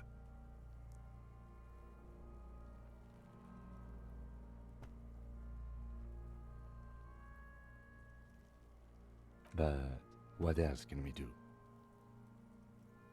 Yeah, you should shoot him down. No other way. He breathes out heavily. Oh, yeah! Yeah, do this shit! Fuck it up! Take the shot, Lieutenant. What's the worst that could happen? I'll blow his head off. Take it! Yeah, take the shot. Kuno wants some of that shit. Silence. With and produces a lightweight firearm. He drops a paper cartridge in the barrel, separates the scouring stick, and gives the cartridge 5 tucks. That's a keel A9. He then steps back and assumes the fellow's desk position, taking aim. The corner of his eye twitches. His finger is on the trigger. Easy does it, partner. He's gonna fucking miss! The kid's voice is drowned in a shrill blast that echoes. God damn it. He feels bad about it. Kuno could have hit it easy, but then Kuno's not fucking handicapped, is he? I have to say, it's beginning now. to look unlikely we can get him down without assistance. Maybe we should ask for help I from the was harbor. really hoping we wouldn't. Okay, they do have the tools and the men. And since it looks like they Yeah, put they can him... get him down too. Okay, let's do it in the lousy, dangerous way. Good job, we already found a way Hooray in. for us. Let's get to it then.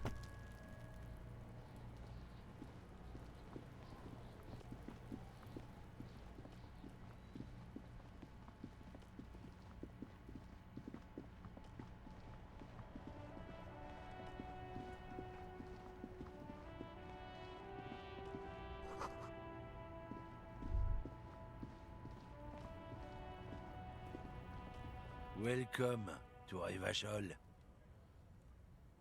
Hey, I know Revachol. That's where we are. Don't you welcome to Revachol me. My grandfather came here from a 3,000-year-old racist isolationist culture, while your ancestors came to this island a mere 300 years ago. Every school of thought and government has failed in the city, but I love it nonetheless. It belongs to me as much as it belongs to you. Tell him, Kim. It's men like you who keep Revachol divided, making it that much harder for everyone to climb out of this post-war limbo.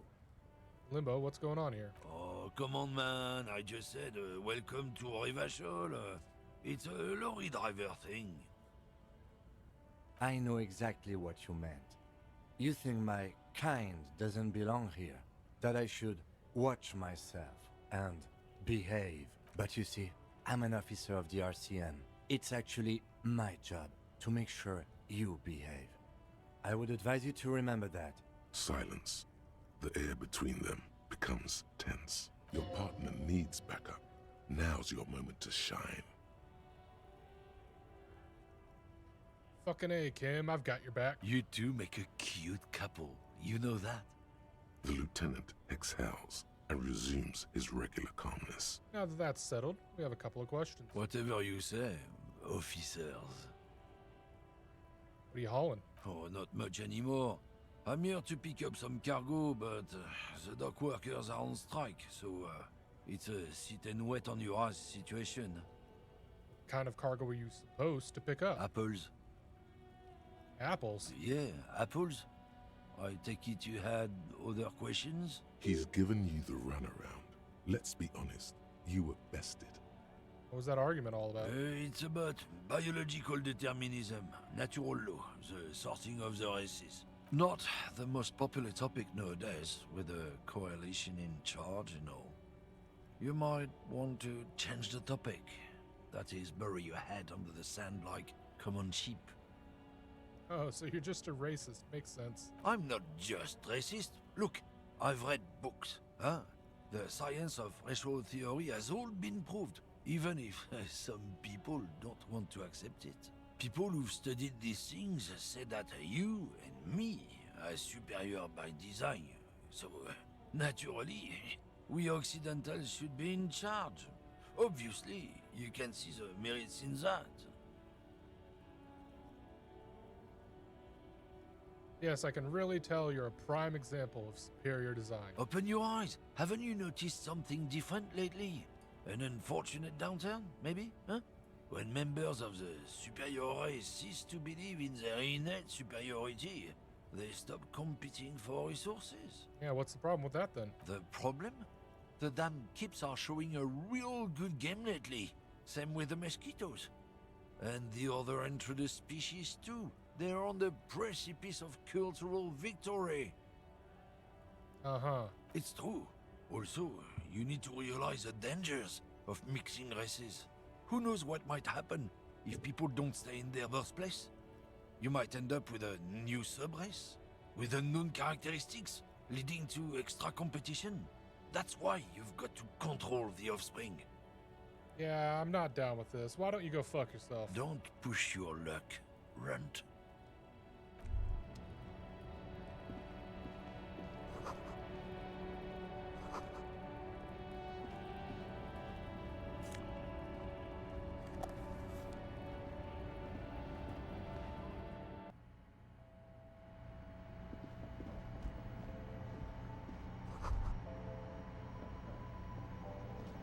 The tear machine stands in the corner. A sign says, 1 bottle equals 10 cents. What is this? Oh, that's the tear machine. Yes, but what is it? It's a machine for tear. You know, you find tear outside, like bottles or whatever, and put it in the machine, then it gives you money. How do I pick up tear for the tear machine? You need a bag, I guess. We used to have some, but we gave them all out, so feel free to use it if you find a bag, though. I'm sure there are some out there, somewhere. I need a bag. Welcome to Frit. Feel free to look around or something. Everything is out on the shelves. What's that magazine she's reading? What magazine is that? You mean this? Oh, a photo of 2 girls kissing. This is Pop Stars. It's got, like, famous people in it. It's not for sale. Looks like it also has something called Police de la Mode, featured on page 34. This speaks to you.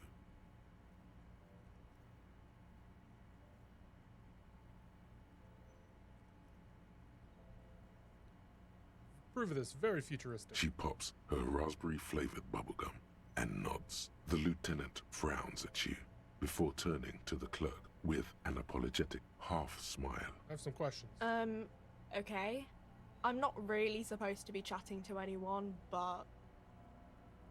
Need to exchange this novelty check for cash. Wow. I didn't know you worked for the union, sir. Anything else I can do for you? Blow the whole thing on speed and gin right now. Speed and gin. Great combo. Ask some local dealers, maybe. Can you tell me anything about the dead body? I don't really know anything. I mean, I know it's there, but I haven't seen it, so... How long has it been there? I don't know, really long. Thanks for your help. Tell me anything about reality. Reality? You mean, what reality? Economic reality, or...? She is like a student unexpectedly called upon by a teacher. Can she answer the classroom question? I mean, physical reality. I don't know. What about it? Coalition, what's that? Someone told me there is one. Our government? Or do you mean something else?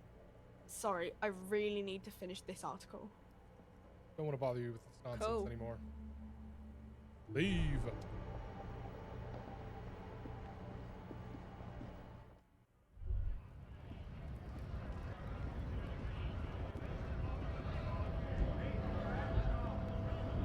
Bastards! We have a right to work! Hold up and stay frosty, everyone. Cops are here. Broad-shouldered alpha male turns to you. He's a full head taller than everybody else here. You here to fuck with us? Beat the honest worker down. No. Good.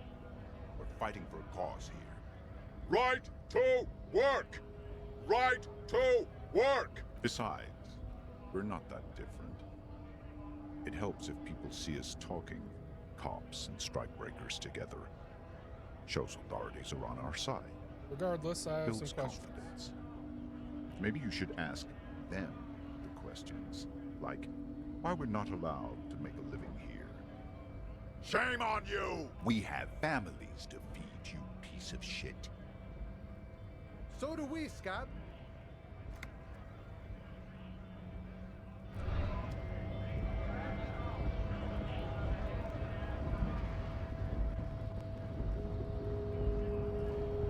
So, how'd you like our harbor? Nice enough. It's but a rest area on the path leading across open plains. Right. You talk to the boss, eye to eye. Explore up here.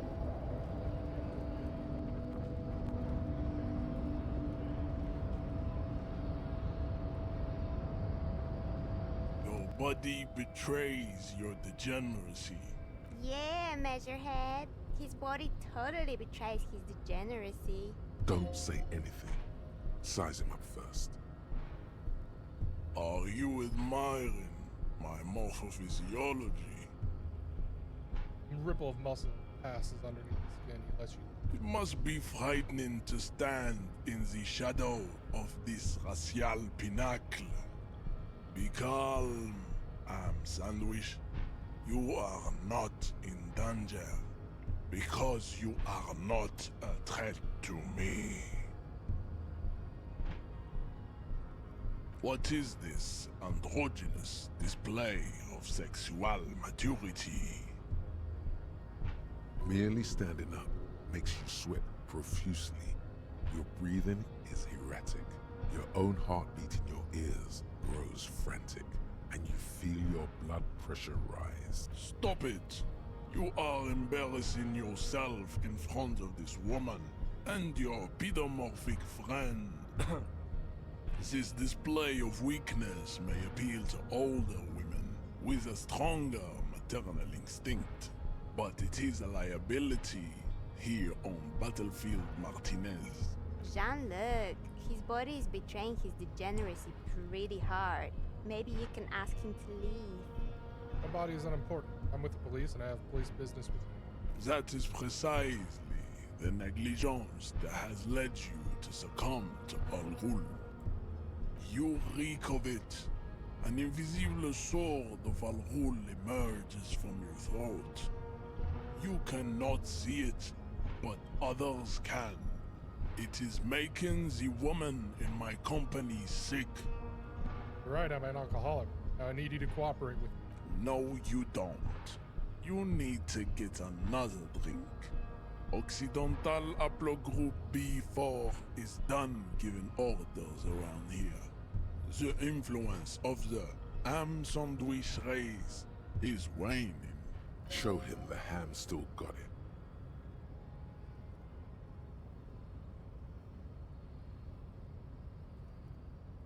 Actually, I think the ham sandwich race still has it in them. Willingly calling yourself a ham sandwich, how far the Occidental Haplogroup has fallen. You were once a noble and powerful race. You gave the world eugenics, electricity, and powerful weapons of war like missiles and aerostatic aircraft. You made great gains in metallurgy, race theory, and statecraft. You dominated lesser cultures, like the deformed Hemians and the inexplicably potato-obsessed Quakers.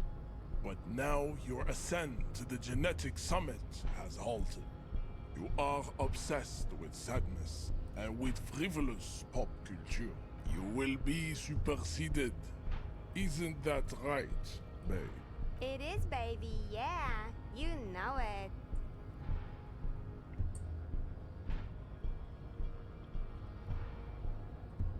You're right about all this. Now I just need you to cooperate with me. Situation is serious. Your people probably killed a man. Enough with this begging. You should leave the stage of history with dignity by inviting the other races to a great world war. Bring your troops to the Seminine Islands and to Boogie Street, and we will pulverize you. When you are gone, we will build a museum for you. The walls will be lined with bottles of Al Ghul, your beloved beverage. Inside, we will store the odes to homosexuality you call art, and your microcephalic skulls.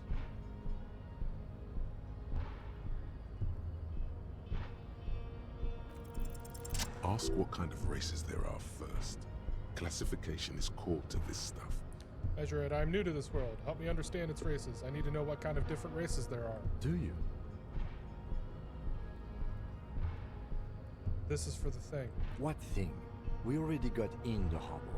You just want to hear about races, don't you? You are obviously a liberal, Sailite. A polyculturalist. I can see it from your love of microtechnology and your sartorial choices. Do not deny your friend the truth you have denied yourself. There are 3 categories of race. Type A, the heroic races. Type B, the servile races. And the vile CF race cauldron of pederasty.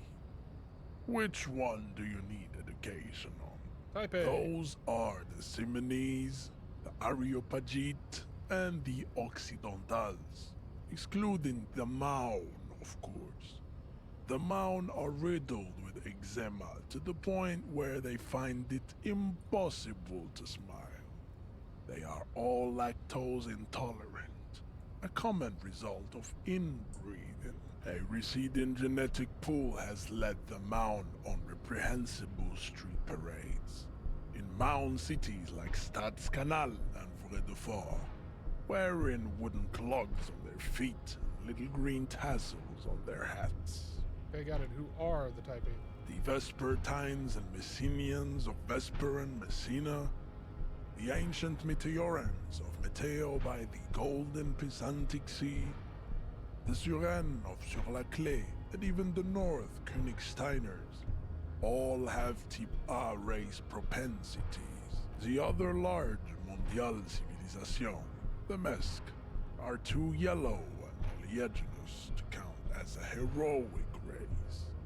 True, they are violent and expansionist, but they have a glandular problem. Overproduction of sebum. Sebum is leaking into their brains, making them listen to El Mariachi music and eat toxic minced meat-based food, which in turn only produces more sebum. Who are the Simonese and the Areopagites? As proven by the Maun and the Mesk, Occidental Type A is in retrograde. The Simonese and the Areopagites are on the ascent. The indigenous people of this, the Insulindian archipelago. The Simonese inhabit the southern islands. I am Simonese, from the stock of Ulumbuir on Ile de Fantôme. The Areopagites are the master race of the Ile Maran deserts. The Simonese are descendants of the Areopagites.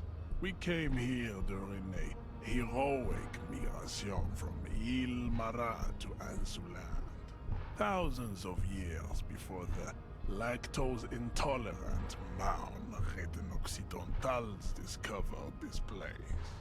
What's the difference? The Areopagites are sleek, long-headed. The Simonese are powerful, mesomorphic. The former is an immutable progenitor, unchanged since the Super Isola of Pericarnassus. Ancient brains rest in their slender skulls. The latter is perfected and adapting. Together they form the Simeno-Areopagite or Simeopagite super race.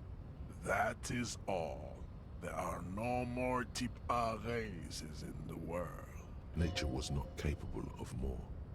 Type B are the unheroic races, amorphous non-competitors of the great race. The Koikos and the Vacholier, they are mud-colored people. To an untrained eye, the Koiko appear white and pinkish, like a ham sandwich. But look into their eyes and you will see. They are of an indistinct muddy color, and so is their skin. Unhealthy, sweaty, and ashen. Pinkness is a racial quality that has to be earned through centuries of advanced ballistic warfare and cultural domination that the Grad people have undergone for drinking alcohol and smoking the degenerate tobacco herb and for eating potato. The Koiko, the countless micronationalities of Grad, are all inexplicably obsessed with Potat. The only thing they like more is divided into microscopic ethnostates, like political amoeba. Revacholier, you mentioned? The Revacholians, halfway between Type A and the Racial Cauldron. Two makes to know right from wrong. You tried your degenerate little revolution, which was the single greatest failure committed by humans in our 82,000-year history on this planet. Is it 82,000 years that we've been recording history?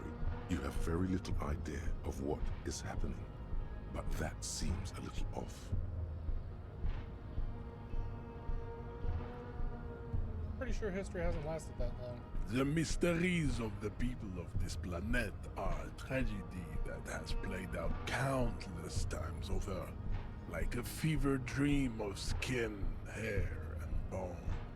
Wake up, naive Chespias. Heard about this revolution. Mistakes were made, but it was the right stuff. Wrong about it. The revolution came to Revachol from Grad, in Zaraz-ridden potato carts.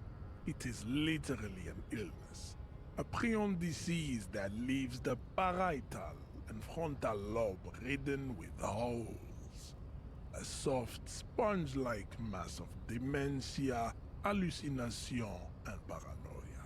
The revolution is fatal familial insomnia. A hereditary prion condition passed from the Koiko to the Occidentals. But not sexually. Probably through trade routes and potate acid, the prime component of the potato plant. Enough of Tibet mediocrity. The race cauldron of pederasty, please. Tips CF are a museum of failed chimeric experiments and tragic maladaptations. They are tortured creatures waiting to be put to sleep. Your morbid interest in them worries me. Experiments? Lesser races like the mosquito, a grotesque mixture of a masked woman and a Semenese man. Only possible if the mother is masked and the father Semenese. The other way around, they fail to produce offspring. The mosquito is born sterile, like a donkey. All they have left is to ride customized motor carriages with hydraulic suspension, listening to aggressive El Mariachi music to vent their impotent despair. Any more? Then there is the Simino Koiki Chimera. Are you sure you wish to know of the Simino Koiki Chimera? It is not an aesthetic site. Yeah. The Koiko, as you know, are very servile, especially when they meet the rich man. Racial scientists have toyed with the idea of crossing the Semenese with the Koiko to produce a super worker of Semenese strength and Grad servility. This will never happen. The Semenese and the Koiko may have similar interbreeding problems as the mosquito. We will never know precisely. No Semenese man could maintain an erection in the suffocating potato stench of a Koiko woman, or Koika. But enough. It is cruel to entertain ourselves with the deformities of Type F. Were there any able-bodied races you needed education on? Now that we've been through all the types, do I understand advanced race theory? You understand nothing. To solve the great race enigma, you have to first ask yourself, what is the race enigma? You have not even worded the mystery, let alone solved it. How do I word the mystery? You need to internalize what you have heard here today, then return to me. This clarity does not come instantly. I cannot possibly imagine what else we have to discuss, Tibet Revacholian. Your love for disco music and venereal disease? Isn't the Union boss white? Don't be vulgar. White or not has got little to do with this. The race enigma runs much deeper than that. There must be some friction there. He's keeping it well hidden, however. Yeah, but you still serve him. How does that factor into your life? Mr. Clare is a man of vision and means. He has the will to confront International Capital, which is something your race naivistic communists never did. Also, to serve is noble. It takes discipline. Your petulant individualism has only contributed to your race failure. It is lax and moronic. Communism's pretty cool. Idiotic communism is the single greatest contributor to your race descent. Everywhere around you, the fruits of its failure to challenge the world order. Individualism, rock and roll music, sexually transmitted diseases, above all, rampant multinational finance still reigning large. Tell me, where have you gotten your love of pathetic communism from? Degenerate youth culture? Rock and roll music? I've gotten it from disco, actually. Offshoots of the Seminoles people invented disco while having sex under the influence of cocaine. It is a shame upon my race. But what is done is done. I am not surprised you enjoy it so much. This has happened to many of the side products of the inevitable cultural victory of the Seminoles race. Who were the Seminoles? The South Island race, haplogroup A4A. We are the rightful masters of the Insulindian archipelago. We descend from the Areopagites of ancient Pericarnassus and arrived here 4,000 years ago. Millennia before you. We are the future. That is all you need to know. So you're born and raised on the islands before you moved to Revachol. I am a descendant. The narrow streets of Ulimbuir are with me in my genetic dreams. I see young Seminoles women walk into the grey mass on Ile de Fantôme, waiting on immaculate conception from the pale. So you didn't come from the island? No. I have heard about it on the radio. So you're not really Seminoles, you're just from Revachol. I'm from Couronne. And no, it is not just in Revachol. The city is central to the Seminoles strategy. Spreading through its trade networks, our culture will dominate the world. You have heard enough about our phylogenetic secrets for today. You have extinction to come to terms with. Think upon it. What do you think about this, Kim? I think this racist is better than the last. But the next racist will be the really good one. I love you so much, Kim. That will be the...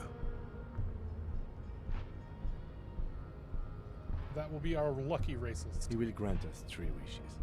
Your pedomorphic friend has quick wits. A protruding occiput and an indented zygomatic bone. The lieutenant does not flinch. You should keep him close. The congenital defect of farsightedness does not render him a complete invalid. He still has the use of his mind.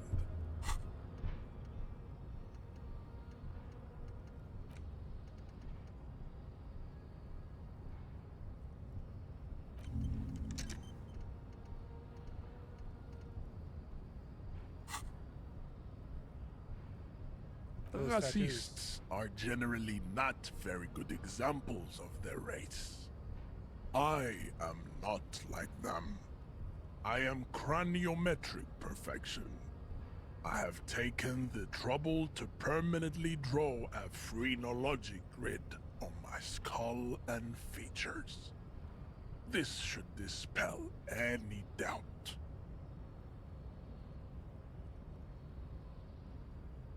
You're right. That's perfection. My race does not stand a chance. Correct.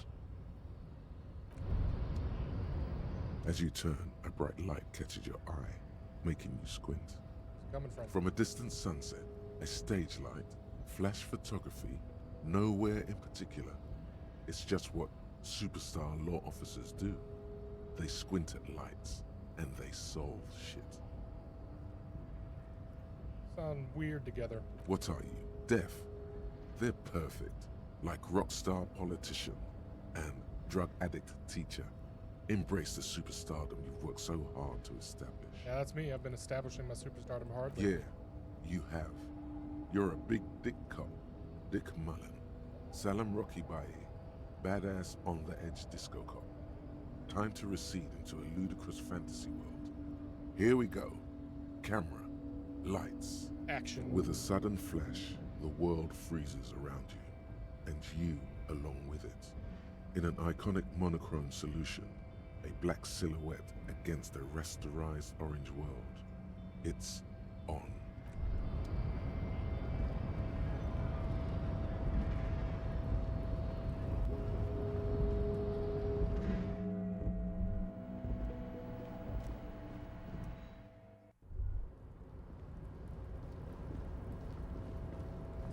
Check out that box.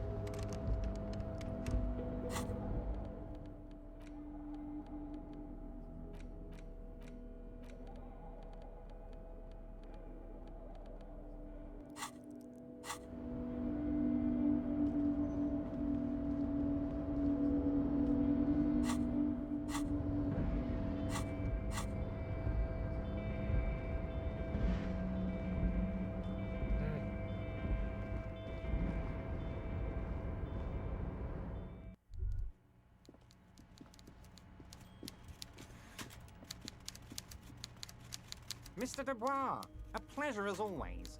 You don't have to sit. See you soon.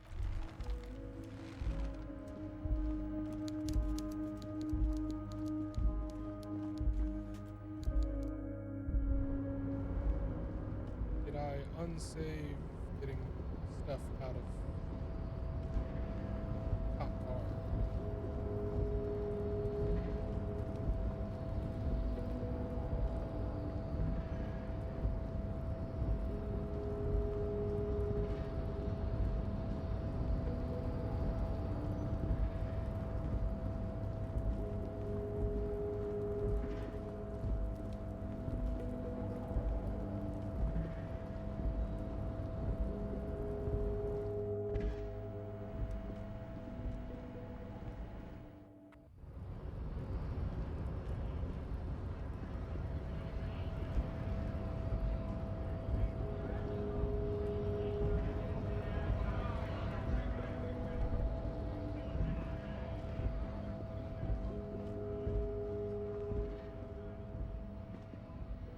A lorry stuck in the traffic jam. The windows are clear. They've been recently washed. The back end of the cabin has a small perch to sleep. Large ashtrays. There are several racist nationalist paraphernalia. Not unusual in this part of town. This is our guy. This Lori Belarn's our Likely, tough yes. guy? This guy's proud of who he is. Drapes it all over his machine.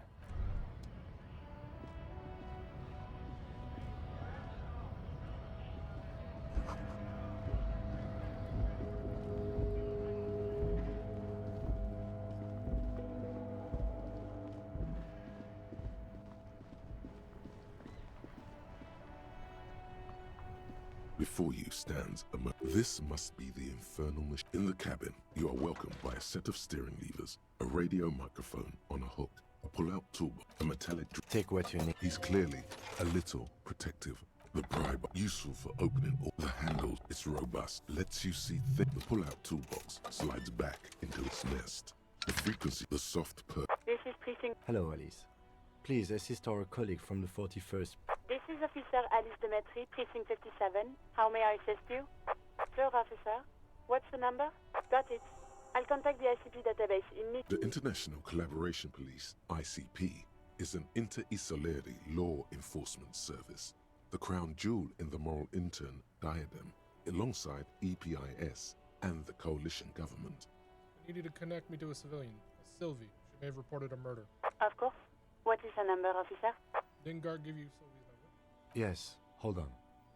Her number is 005 1944 298. Received. Hold on, officer. Lieutenant Kitsuragi slowly begins to tap a little rhythm with his right foot. Quite a lot of time has passed.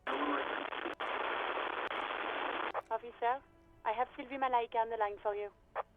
Yes, hello?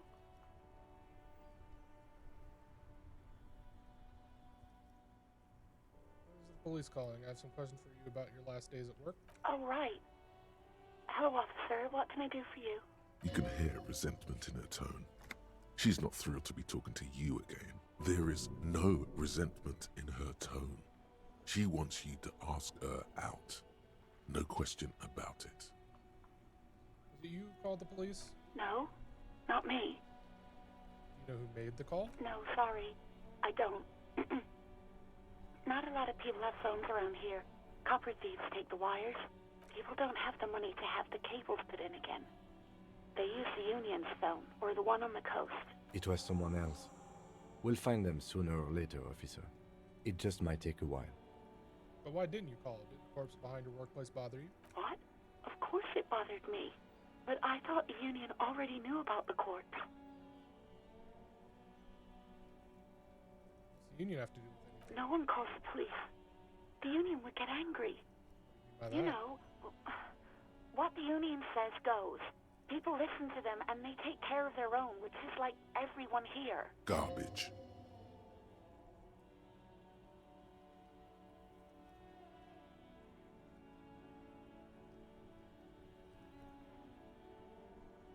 Why exactly didn't you let a corpse hang in the backyard for weeks and some I didn't want to get in trouble with the others. Push her further. Show her the error of her ways. No, don't push her. It sounds as if she's about to cry. What others? The other people who live around here. Local people. I didn't want trouble. Her voice is resigned and weak. Okay, I understand. You don't live here. You don't understand. Squealing is frowned upon here. Everything is dealt with, well, by the Union, internally. Please, I just didn't want any trouble. Don't worry about it, You I do? understand. What else can I do for you? Yeah, go on. Quit, why? You mean, why did I leave the bar? Honestly, I'm not really comfortable discussing it with you, sir. Why aren't you comfortable? Let's just say I left because I needed to get away from someone. From whom? You know whom. You think you hear a sliver of accusation in her words. Don't be paranoid. She's obviously talking about someone else, not you. I won't push you on this. You're ever coming back to work? Maybe, I don't know. I just know I have to take some time off right now. You seen my gun? Please, no. Not this again. Everyone saw your cool gun, detective. Showed you my gun? When did it You were happen? trying to impress some people with it. Everyone was eating, and What did I do? you were waving it around in everyone's face, begging them to describe it. You said it calms you, and then you started making suicide jokes. It got pretty graphic. Yeah, that sounds like me. Some poor sod was trying to eat his pudding while you were screaming, spit flying, imitating the mercy shot right next to him. Spat some in his food. I don't think he touched it after. But what happened? No idea. All I know is next you were waving around money instead, saying things like, big bucks cannot lie, and guns can't buy money, but money can always buy guns. It almost looked like you pawned it. But believe me, I did not ask. I think I got everything I need, thanks. I do hope so. Please, don't call me again. Bye. She doesn't have a problem with you. It must be someone else she's angry about. But I'm Some a guy. other guy. Sure it like isn't about me? Gart. Trust me, you wouldn't want to be the guy here. You know how it is. Yak, yak, nag, nag. No, you're the guy. You're Lieutenant Love, matchmaker extraordinaire. Help the poor girl out, lest she turns into a spinster. I'm happy to help, but maybe I could do so without all this internalized misogyny? What misogyny? I'm just telling things the way they are. Can't a man be honest in his own head anymore? You have to act, Lieutenant Love. You have to calm that hysteric down. Tell it you've got everything under control. Then go and have a little boys' talk with Gart himself. Think you can do that, Lieutenant Love? Refuse the love quest.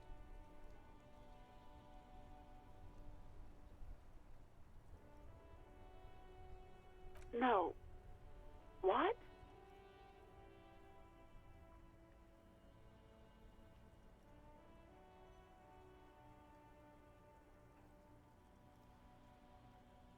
Big Papa is happening. Oh God. Please, just stay out of my life. Give the lieutenant a knowing wink. What? What is it? You'll see, Lieutenant. You will see. Call was terminated by the other party. Anything else, officer? It's on. The love quest is on. Too late, everyone. It's on. Take it to Gart now. Just a second, officer. 10-2. A scrawny old man sits in a dusty cubicle. The man you... 10-4 message. 10-18. State your... 10-9. 10-4 message received. This is... Is it him? What does he... Says he lost his badge. He what? He lost his badge? Who lost his badge? Dick, it's officer. Dick Mullen is not your name. It's the name of a fictional detective who would not lose his badge.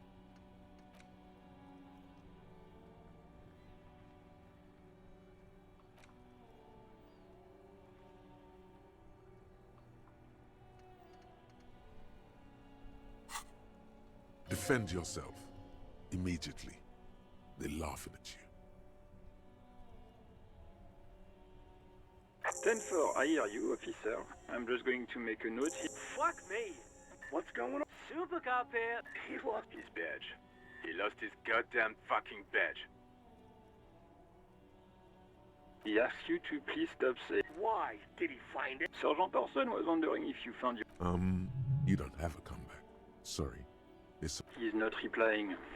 Looks like he's still looking. 10-9, come again. New heights, Ask him. Sergeant Person... Oh, fuck.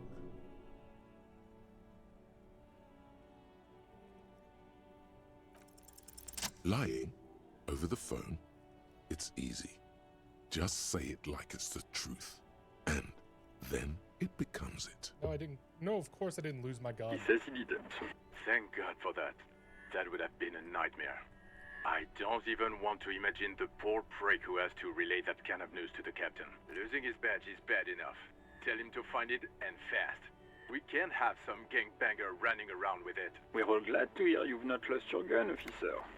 You need further assistance? Over.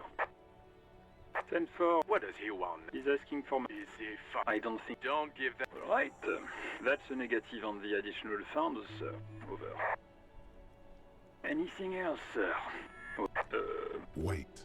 Before you say anything stupid, think it. You're going to be looking at a straitjacket. 10-4, sir. I'm not hearing your question. That's a negative, sir. I got a 10-12. Visitor. What? What is... He wants to verify... What, of course. Tell him to stop. What do you need, sir? 10-4. Your address? Hold up, Jules. He seems like it, sir. No. Fuck him. Sorry, sir. Anything more I can do for you? Over. Understood, sir. Over. Roger that. 18 kilometers to the small... What is... What happened? Mac. Yeah. Enough! None of this is funny. It's fucking sad. That's what it is. We must help him. Yeah? I just know we... Mac, this... I guess. Good. Far north, on the other side of the motorway.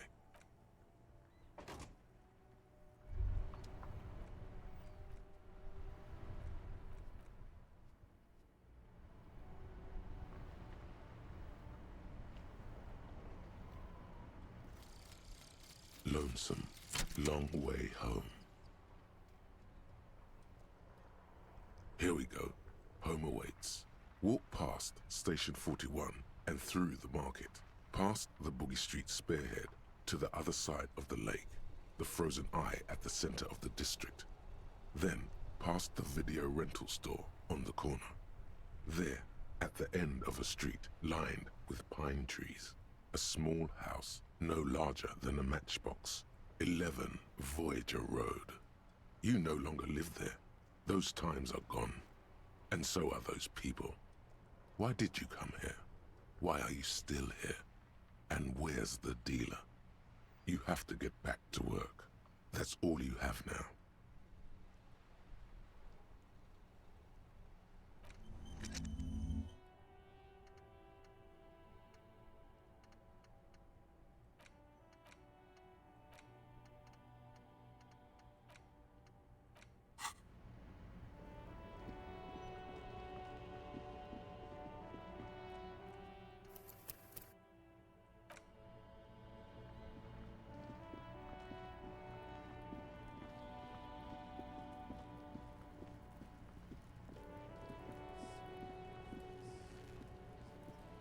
The man before you is naked, but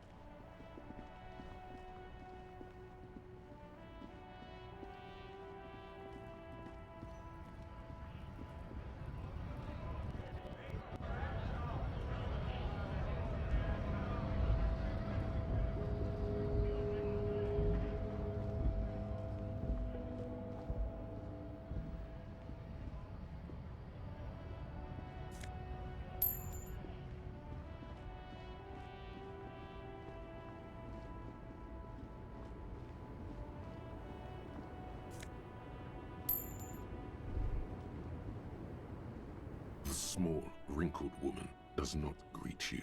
She nods along to something on her radio. A photograph is clutched in her hands, and there is a warm smile on her face. It's the warmth of a winter night's fire. Maybe she could give you comfort and shelter, some cigarettes and food money. Maybe she's your nothing. Her smile just keeps widening. Her hair is gray like lead. Wait. She's just a distracted old woman. Better to leave her alone. Okay.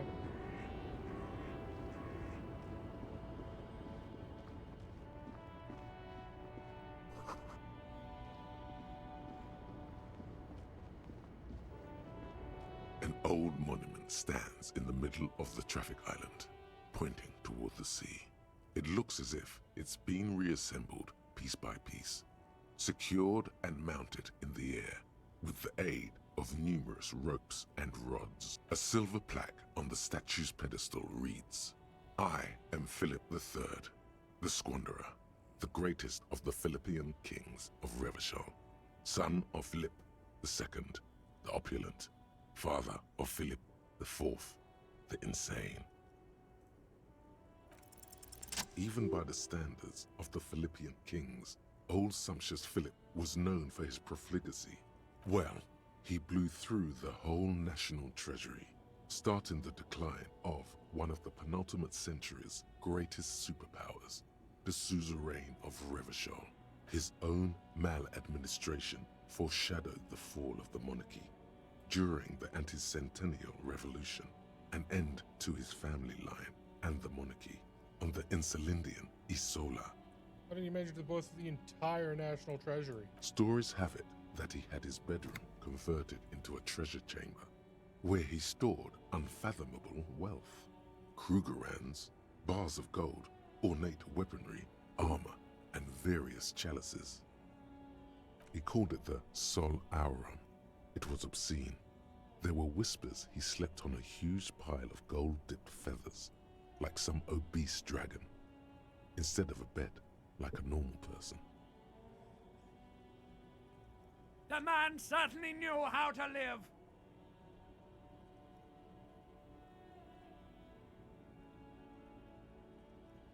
Wait, really? There's no way that's true. But wait, you haven't even heard about his fabled cocaine addiction. The what now? You see, old Philippe wasn't just good at squandering the national treasury on gold and ceremonial weaponry. He was also a prodigious snorter of nose candy. Not just any nose candy, though. We're talking Royal Philippian Blow, allegedly twice as potent as the stuff you find nowadays. And purple. Philippian cocaine was purple.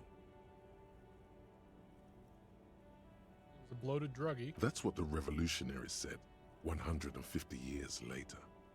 Right before they emptied out the royal mausoleum and dumped His Majesty's mortal remains in the Insulindian Bay. Where is he buried now? Beneath the cold waters of the Insulindian Bay, thrown there by the revolutionaries after they cleaned out the royal mausoleum. A group of marble pleurons still surround the king's vandalized tomb. A deathly cold wind sweeps up candy wrappers and old newspapers.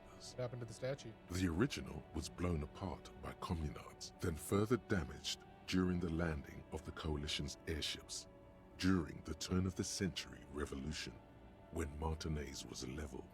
Restore the monument. Some years ago, a group of liberal, artistically inclined individuals, designers mostly, thought it would be ironic to restore the statue of the most wasteful ruler of Revachol in the poorest part of the city. The statue is supposed to capture the moment it was blown apart, like an instant frozen in time, a rare butterfly trapped in amber, floating on a sea of shit.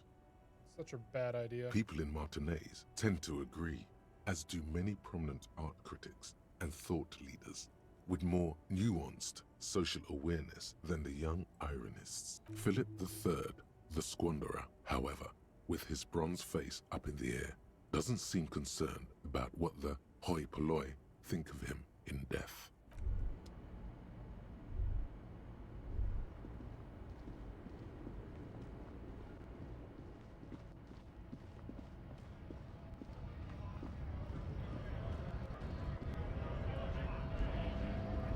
Right to work! Right to work! We were promised work. We'd be in there, working, if the bastards hadn't shut the gates. The physically impressive man tower has... Let's go talk to Everard.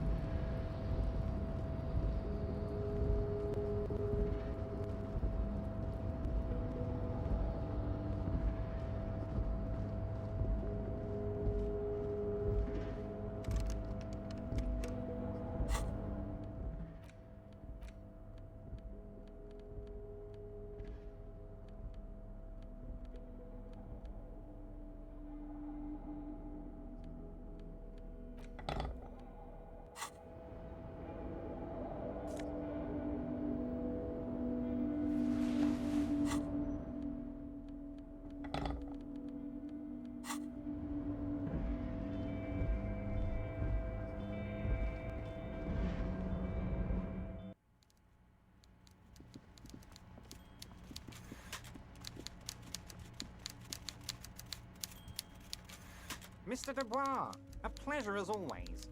You don't have to sit down this time, since you've already sat on that chair. You want me to get that body down from a tree? You might have noticed there's one hanging on a tree behind the hostel cafeteria. Oh my. Don't take this question personally, but why would I get involved in this matter? Mr. Clare, the man was hanged with a cargo belt, a steel-reinforced cargo belt.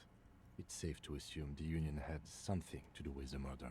Besides, getting the body down would benefit all of us. It's a stain on the neighborhood. You're a community leader. Help your community out. I can certainly see how having him up there might start affecting some real estate values. But of course, all joking aside, I am going to help you. Jean-Luc, my boy, I'm sending 2 police officers down. They have a dead body in a tree problem they need help with. Namely, they need it to be taken down. And, Jean, please take it easy with the race science. He's had enough of that. You can find Jean-Luc down at the gates, but you already knew that.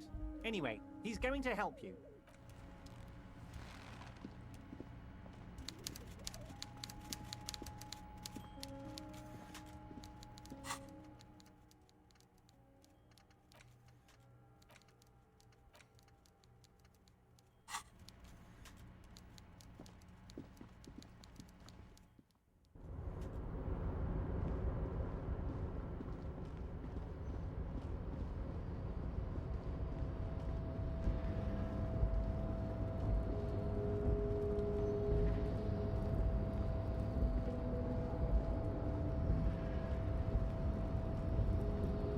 Book it to the racist.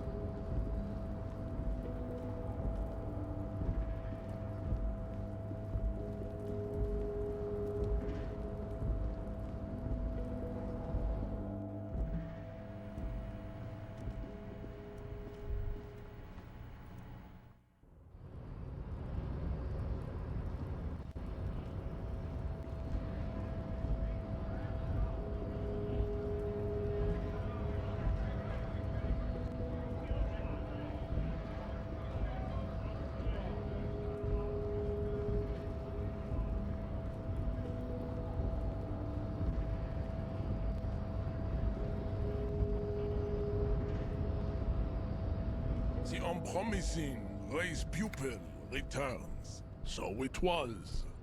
You surmounted the harbor wall in a display of athletic prowess to reach my superior. Then had him give me an order. I salute your cunning, and I will remove the body from the tree with my bare hands. You're so noble, Measurehead. But while I am gone, someone must stand guard on the bridge. That someone needs to be you. Both of you. That would mean you're openly showing the people that you're taking the Union's side. What if we don't want to do that, Lieutenant? This is the uncomfortable result of not taking it down ourselves. I can live with a compromise. Listen to your little friend. He is wise in his childlike way. His mysterious race may yet prove fierce competition to my heroic haplogroup. Babe, see that they stay here the whole time.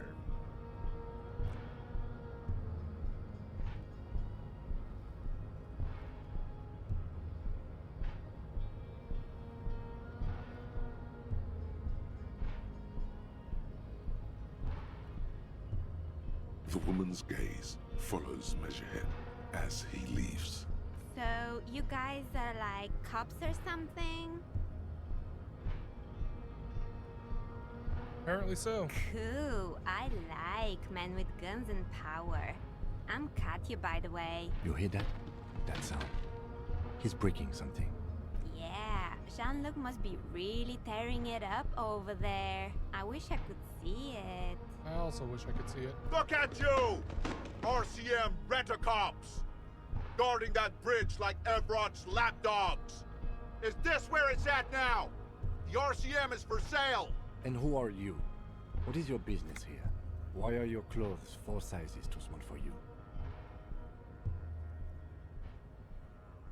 I'll work with whoever I want. A shrill laughter interrupts you, echoing across Martinez. It's Kuno. Then, the man turns to look behind him at the behemoth appearing around the corner, approaching him, walking past him.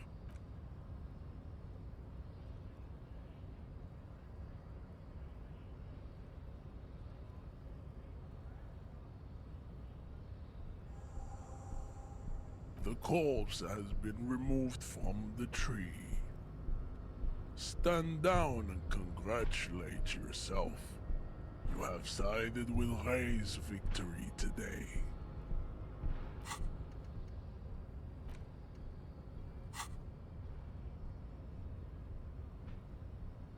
Thank you for cooperation, Measurehead. Farewell, ham sandwich. You are a Union man from now on. Mazovian Socioeconomics. 0.000% of communism has been built. Evil child-murdering billionaires still rule the world with a shit-eating grin. All he has managed to do is make himself sad. He is starting to suspect Krasmazov fucked him over personally with his socio-economic theory.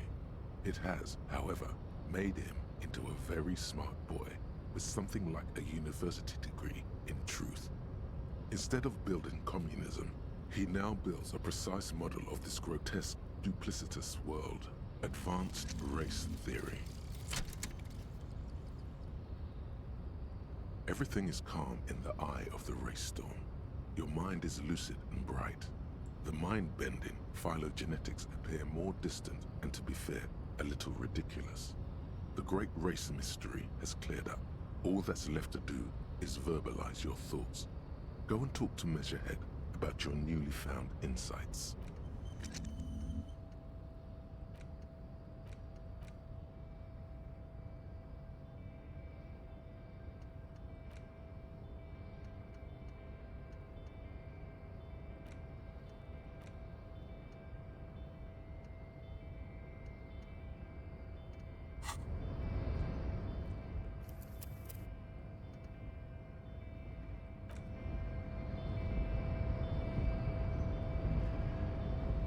The unpromising race pupil returns. I think I know what the race enigma is. And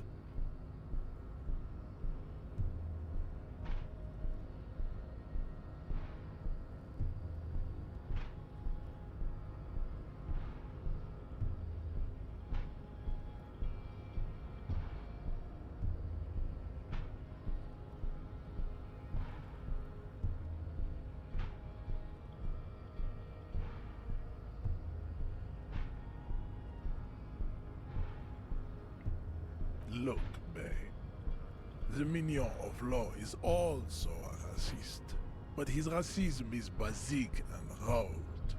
He thinks he has solved the great race enigma by describing a rude mechanism of scientific competition. So unadvanced. The basic race education he received in high school has led him to think his phylum are the sole authors of race theory.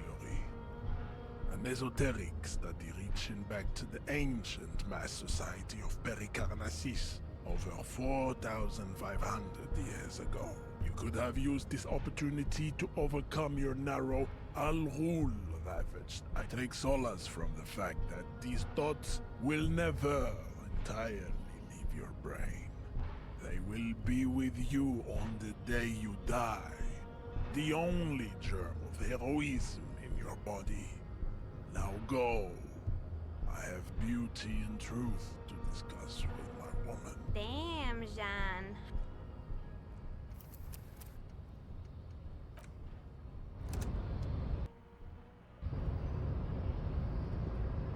The unpromising and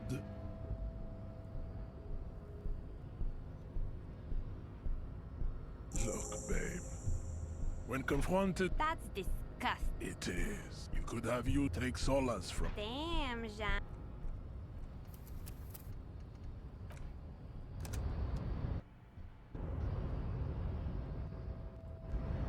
The unpromising and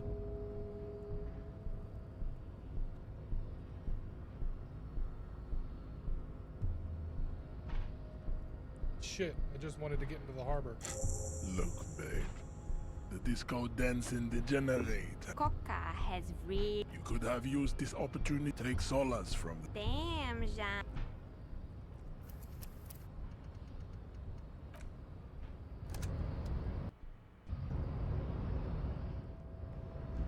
C'est unpromising. And...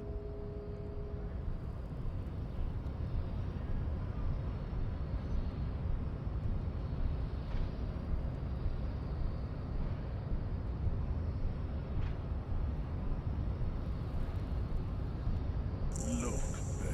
I knew he wouldn't get it, Jean. You could have used take solace from... Damn, Jean.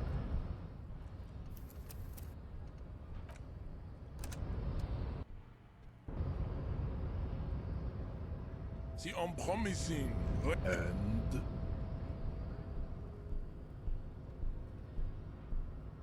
Look, babe. The rich man... His rage is all... You could have used take solace. Damn.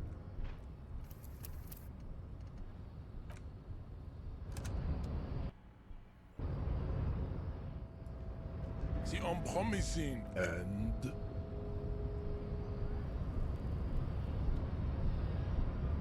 Fascinating. The Revacholian degenerate shows signs of racial self-reflection. How did you accomplish this little feat?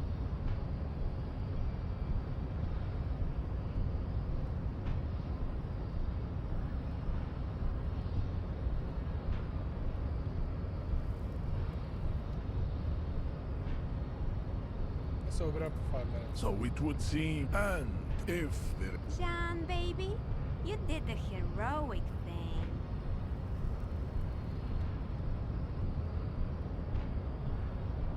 That is right. You cannot withstand the wasteland of the elite. Perhaps we should go and do so.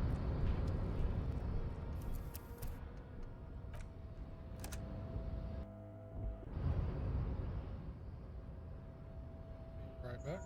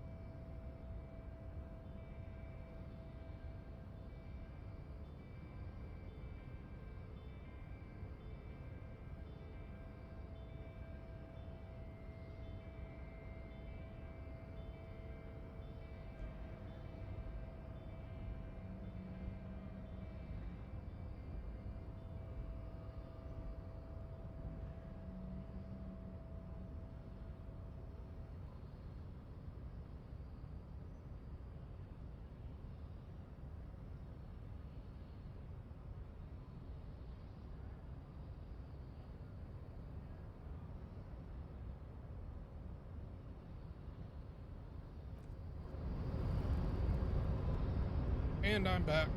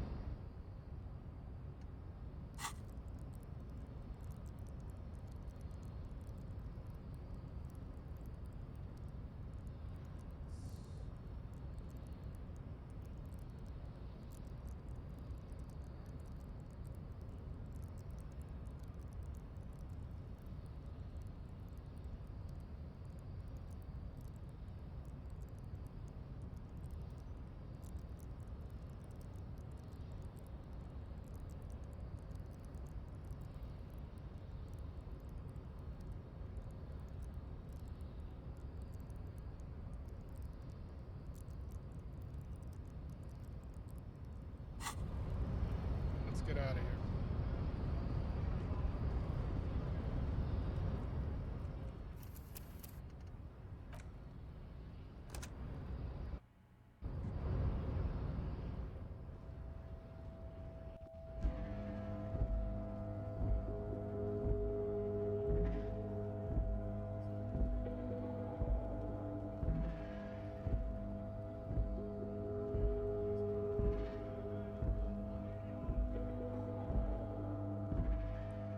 Get to the body, poke around at it, and then call it a day.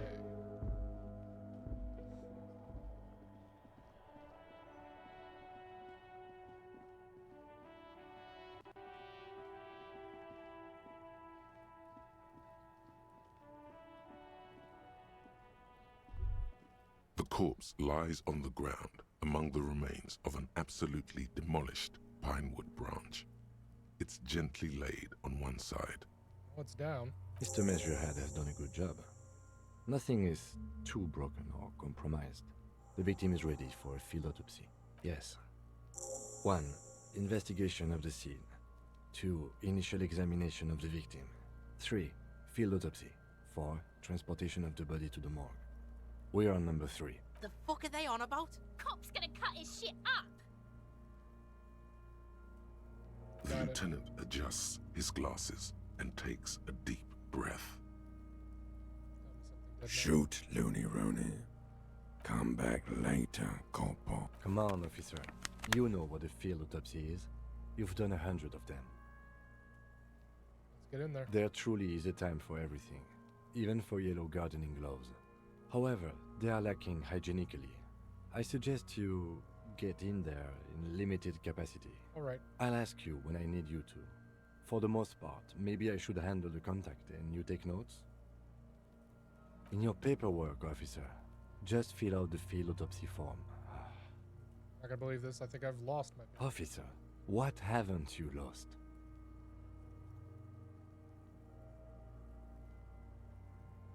Found the other one too. Good. Otherwise you would only have one shoe now. I can give you my paperwork. There's an autopsy form there. Several actually, but only if it helps move things along. Let's work off yours for now. Right. The autopsy form is near the end. The dead man stares in silence as you crack open the ledger. The bright red paper is covered in boxes and lists, describing the condition of his skin and organs in 3 parts. Above those, an 11-field info form needs filling out first. It begins with... Begin. That's you. The corpse is indifferent to your scribblings, just lies there. The next box says... Coroner's case number. KK57-0803.0815. Write it down. Next. NA. Name. NA. Roughly 50. The corpse looks ageless, like meat on a hook. Race? Mondial. The pudgy mess of curdled meat looks neither mondial nor anything other. Fucky! Male. Pigs can have sex! Nor does he look male, with his pregnant belly and indistinguishable face. Date of death? We're still going with March 4th. 51. What else? 9. Body identified by is non-applicable. 10. Case number is the same as the coroner's case. KK57 0503 0815 listens motionless, with the cargo belt still around his neck. Only one box remains. Evidence of treatment. None, at least not after the initial examination. A strange word. Treatment. Not so sure. A silent nod. The lieutenant places his gloved hand on the corpse's chest, as if in preparation. Your central nervous system recognizes this gesture. It's the stations of the breath. Ecclesiastic, religious in nature, a holdout from pre-DeLorean burial rites. It takes him 2 seconds to perform. Then, somewhere in Jamrock North, a small wood shed behind Rosencrantz Row, Lieutenant Nick Feuerbach puts his hand to the chest of a small corpse, no larger than a monkey. It's raining outside, light drizzle. There is darkness in the shed. Elsewhere yet, an obese female sits in a wicker chair, her silhouette bull-like against the window. Outside, Grand Coudon. The day is turning dim for Sergeant Mac Dawson. Hand extended, he approaches, to make sure she is dead more than anything else. The building is tall, 7 stories wind-wrapped in solitude. Most of the apartments are unoccupied. This was a suicide, the other an accident, the small one. And so, all across Jamrock, Coal City, GRIH, 42 deceased persons found today, 42 stations of breath. We should start the post-mortem. The corpse cannot feel Kim's hand on his chest. It no longer meaningfully interacts with its surroundings. A thicket of boxes and lists on red copier paper tries to answer why. External examination summary. Clothes. The deceased wears armored boots and white briefs. The make of the briefs is Babrodine, I think. Let's see. Moves the body onto its side to check the end of our label. See, it's happening. Babrodine, yes. Inexpensive. Size M. Color white. The disappointment is palpable. The red-haired thing was expecting something more lurid. The boots are ceramic, vitreous enamel. They are fused to his skin from blood flowing downward post-mortem. Removal of the boots is left for processing. The boot has a serial number. It's E50.100.100. The lines between the plates are in the shape of the alphanumerical. The number is purposefully concealed by the design. Tattoos. The upper torso is covered in a single, continuous tattoo, resembling a map of the night sky. It reaches from the right shoulder to the heart. The ink is blue and white. The assistant has a color photograph of the markings, to be added to the case files as document A1. The photo is taken on the scene, using a Trigat Mini. The deceased has a belt for airlifting cargo around his neck, tied with a hangman's knot. Color yellow. Length 3 meters. There is a buckle on the other end. Well-nourished, athletically built, measuring 1.8 meters. Generally consistent with age, about 50. Preservation is good. Ambient temperature, below freezing. Body hair is light brown. Distribution is consistent with age. The deceased had male pattern baldness. Hair is combed back, short. Lividity is consistent with hanging. The head is congested. Contusions are present on the head, chest, and thighs, consistent with stones thrown post-mortem. Low velocity. Fucking low velocity? You think Kuno doesn't know what you're talking about? Velocity was fucking max. Talking shit about Kuno's velocity. In addition, there are bite marks on the face, scalp, and chest, consistent with predation. Ligature mark. Lieutenant produces a small folding knife with the other hand pulling on the belt. Starts cutting into the polyester. The stench is horrid. After a while, it's obvious the material cannot be cut. The steel wiring. There's too much of it. We need to remove the belt so we can get to the ligature mark. You got just the right tool for that. The chain cutters.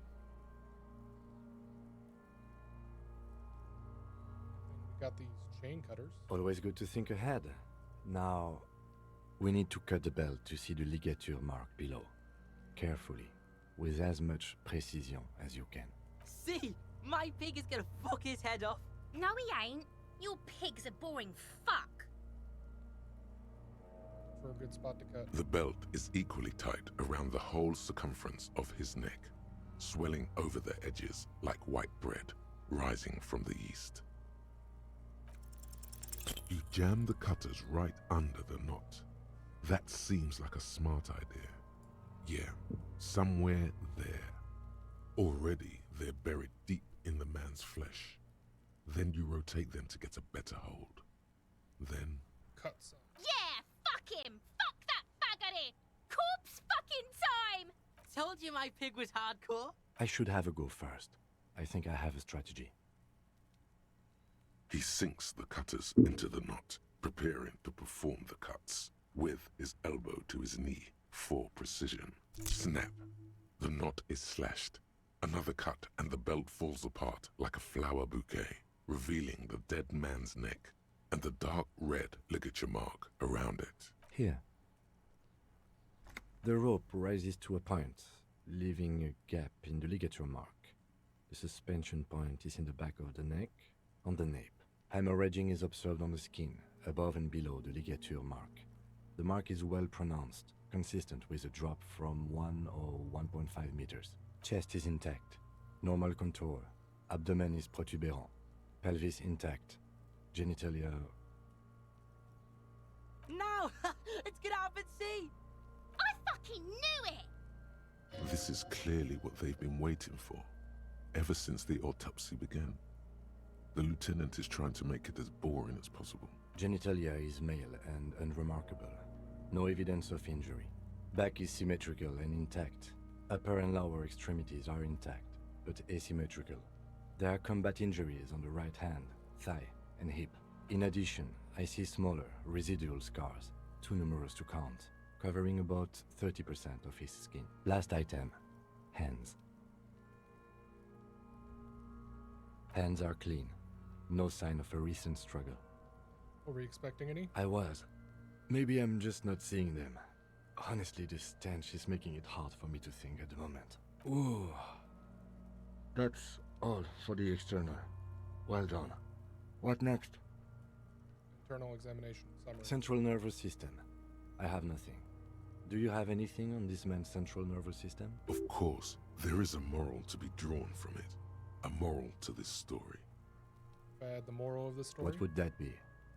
The dead man looks, too, with barely contained excitement to hear the moral of his story. Brain is very vulnerable to compromises in its blood supply. I think that may well be the moral of every story, officer. All right, in it. Good. Musculoskeletal. Purge fluid is coming from the mouth. Not injury related. Eyes and tongue protuberant. Hyoid bone. Let's see. With his eyes almost closed, the lieutenant puts his hand on the dead man's throat and begins to massage it, gently. A rotting smell erupts from the mouth. Purge fluid runs down his lips, black and viscous. Yeah, jack that fucker off! The hyoid bone is fractured. The rest of the musculoskeletal system is intact. Unremarkable. Respiratory system. Back hunched as if begins to pry open the dead man's jaws. He stops to exert more force. Both hands are used. Oral cavity shows no lesions. The victim has received dental implants, possibly after a combat wound. Mouth swollen. Hemorrhaging present in mucosa of the lips and mouth. From here, it looks as though the clown-faced man is screaming. The tendons of his jaw are torn apart. Hyoid ripped from the force of the lieutenant's hands. No scream, no sigh of relief rises from the darkness inside. It's humid there. Sickly sweet air, unlike anything living. You feel like you're about to throw up again, straight in that mouth of his. It's hard. Once more, you taste stomach acid in the back of your throat. A contraction. Your throat pumps a little something from your stomach and into your mouth. You're forced to swallow, just to keep looking. Inside, you see darkness. There are ancient mysteries down there, Kobo. Ask me later. Hemorrhaging present in mucus. Hepatobiliary, NA. Ah, are you a hepatobiliary expert? I don't think so. Neither am I. Same for toxicology and serology, and cardiovascular. The body exhibits heavy lividity. Blood has gathered in the hands, feet, and neck. Hypostasis is visually consistent with the hanging. Gastrointestinal. Feces there. Digested semi-solid food in stomach. Voila. What's next on the list? Let's see. Description of injuries. We have bite marks, contusions on the head and chest, and a ligature mark encircling the neck. You'll need 3 fields. Leave a 4th one too. Head, chest, and scalp bite mark injuries. Predation by birds has caused damage to the body. Odontologist does not need to be consulted. And your opinion, officer? Non-fatal post-mortem. Agreed. Next injury? Contusions. So, the scalp bleeds from a post-mortem head injury, a stone. The injury does not have the rim of an early inflammatory response. A perpetrator on the scene has confessed to causing it post-mortem. At maximum velocity, fucko! Has confessed to causing it at maximum velocity. Coagulated blood sticks to his scalp and chest, where the countless stones have hit the dead man. Beneath, the description of injury. 2 boxes. Non-fatal post-mortem. Right. Next. Ligature mark. What's the 4th injury field for? Nothing. Just in case. Ligature A mark. dark red abraded ligature mark encircling the neck, with a gap on the nape measuring, let's say, 7 centimeters. The hyoid bone is fractured, the cervical column intact. I see hemorrhaging on the skin, above and below the ligature mark. Depth of the mark, 1 centimeter. No signs of clawing on the neck. Below the note, 2 customary boxes wait to be ticked. The man's head jerks to the side. The ring around his neck is visible. Pinion, fatal injury. That's it. We have established cause of death. It's not much, and it leaves much to be questioned. But it's a start. Let's wrap this up. I pronounce this field autopsy over. Now we put him in a body bag, and I drive him to Faubourg for processing. The lieutenant looks at the dead man one more time, then at his notebook, then at the corpse again. He's thinking, did I miss something?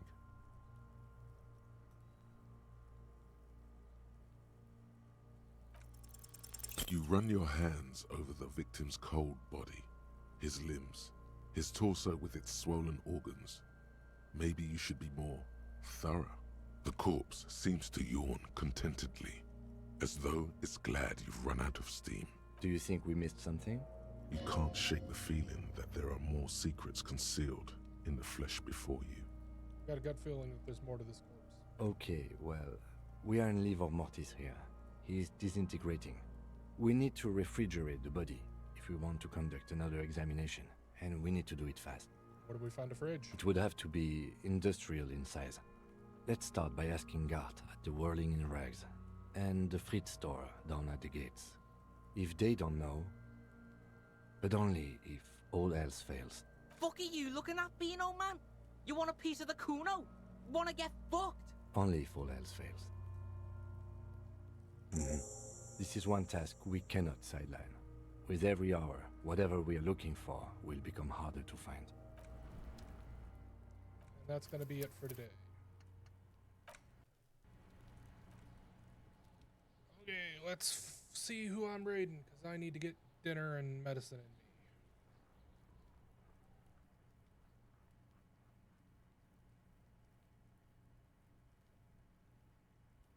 Let's raid loading ready run.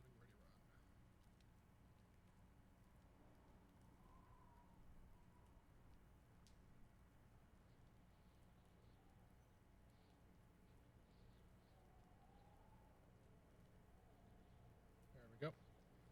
I'll be back on Wednesday with more disco. We'll find a fridge to put this big guy in, and then probably interrogate Kim about who the hell we are. Bye-bye!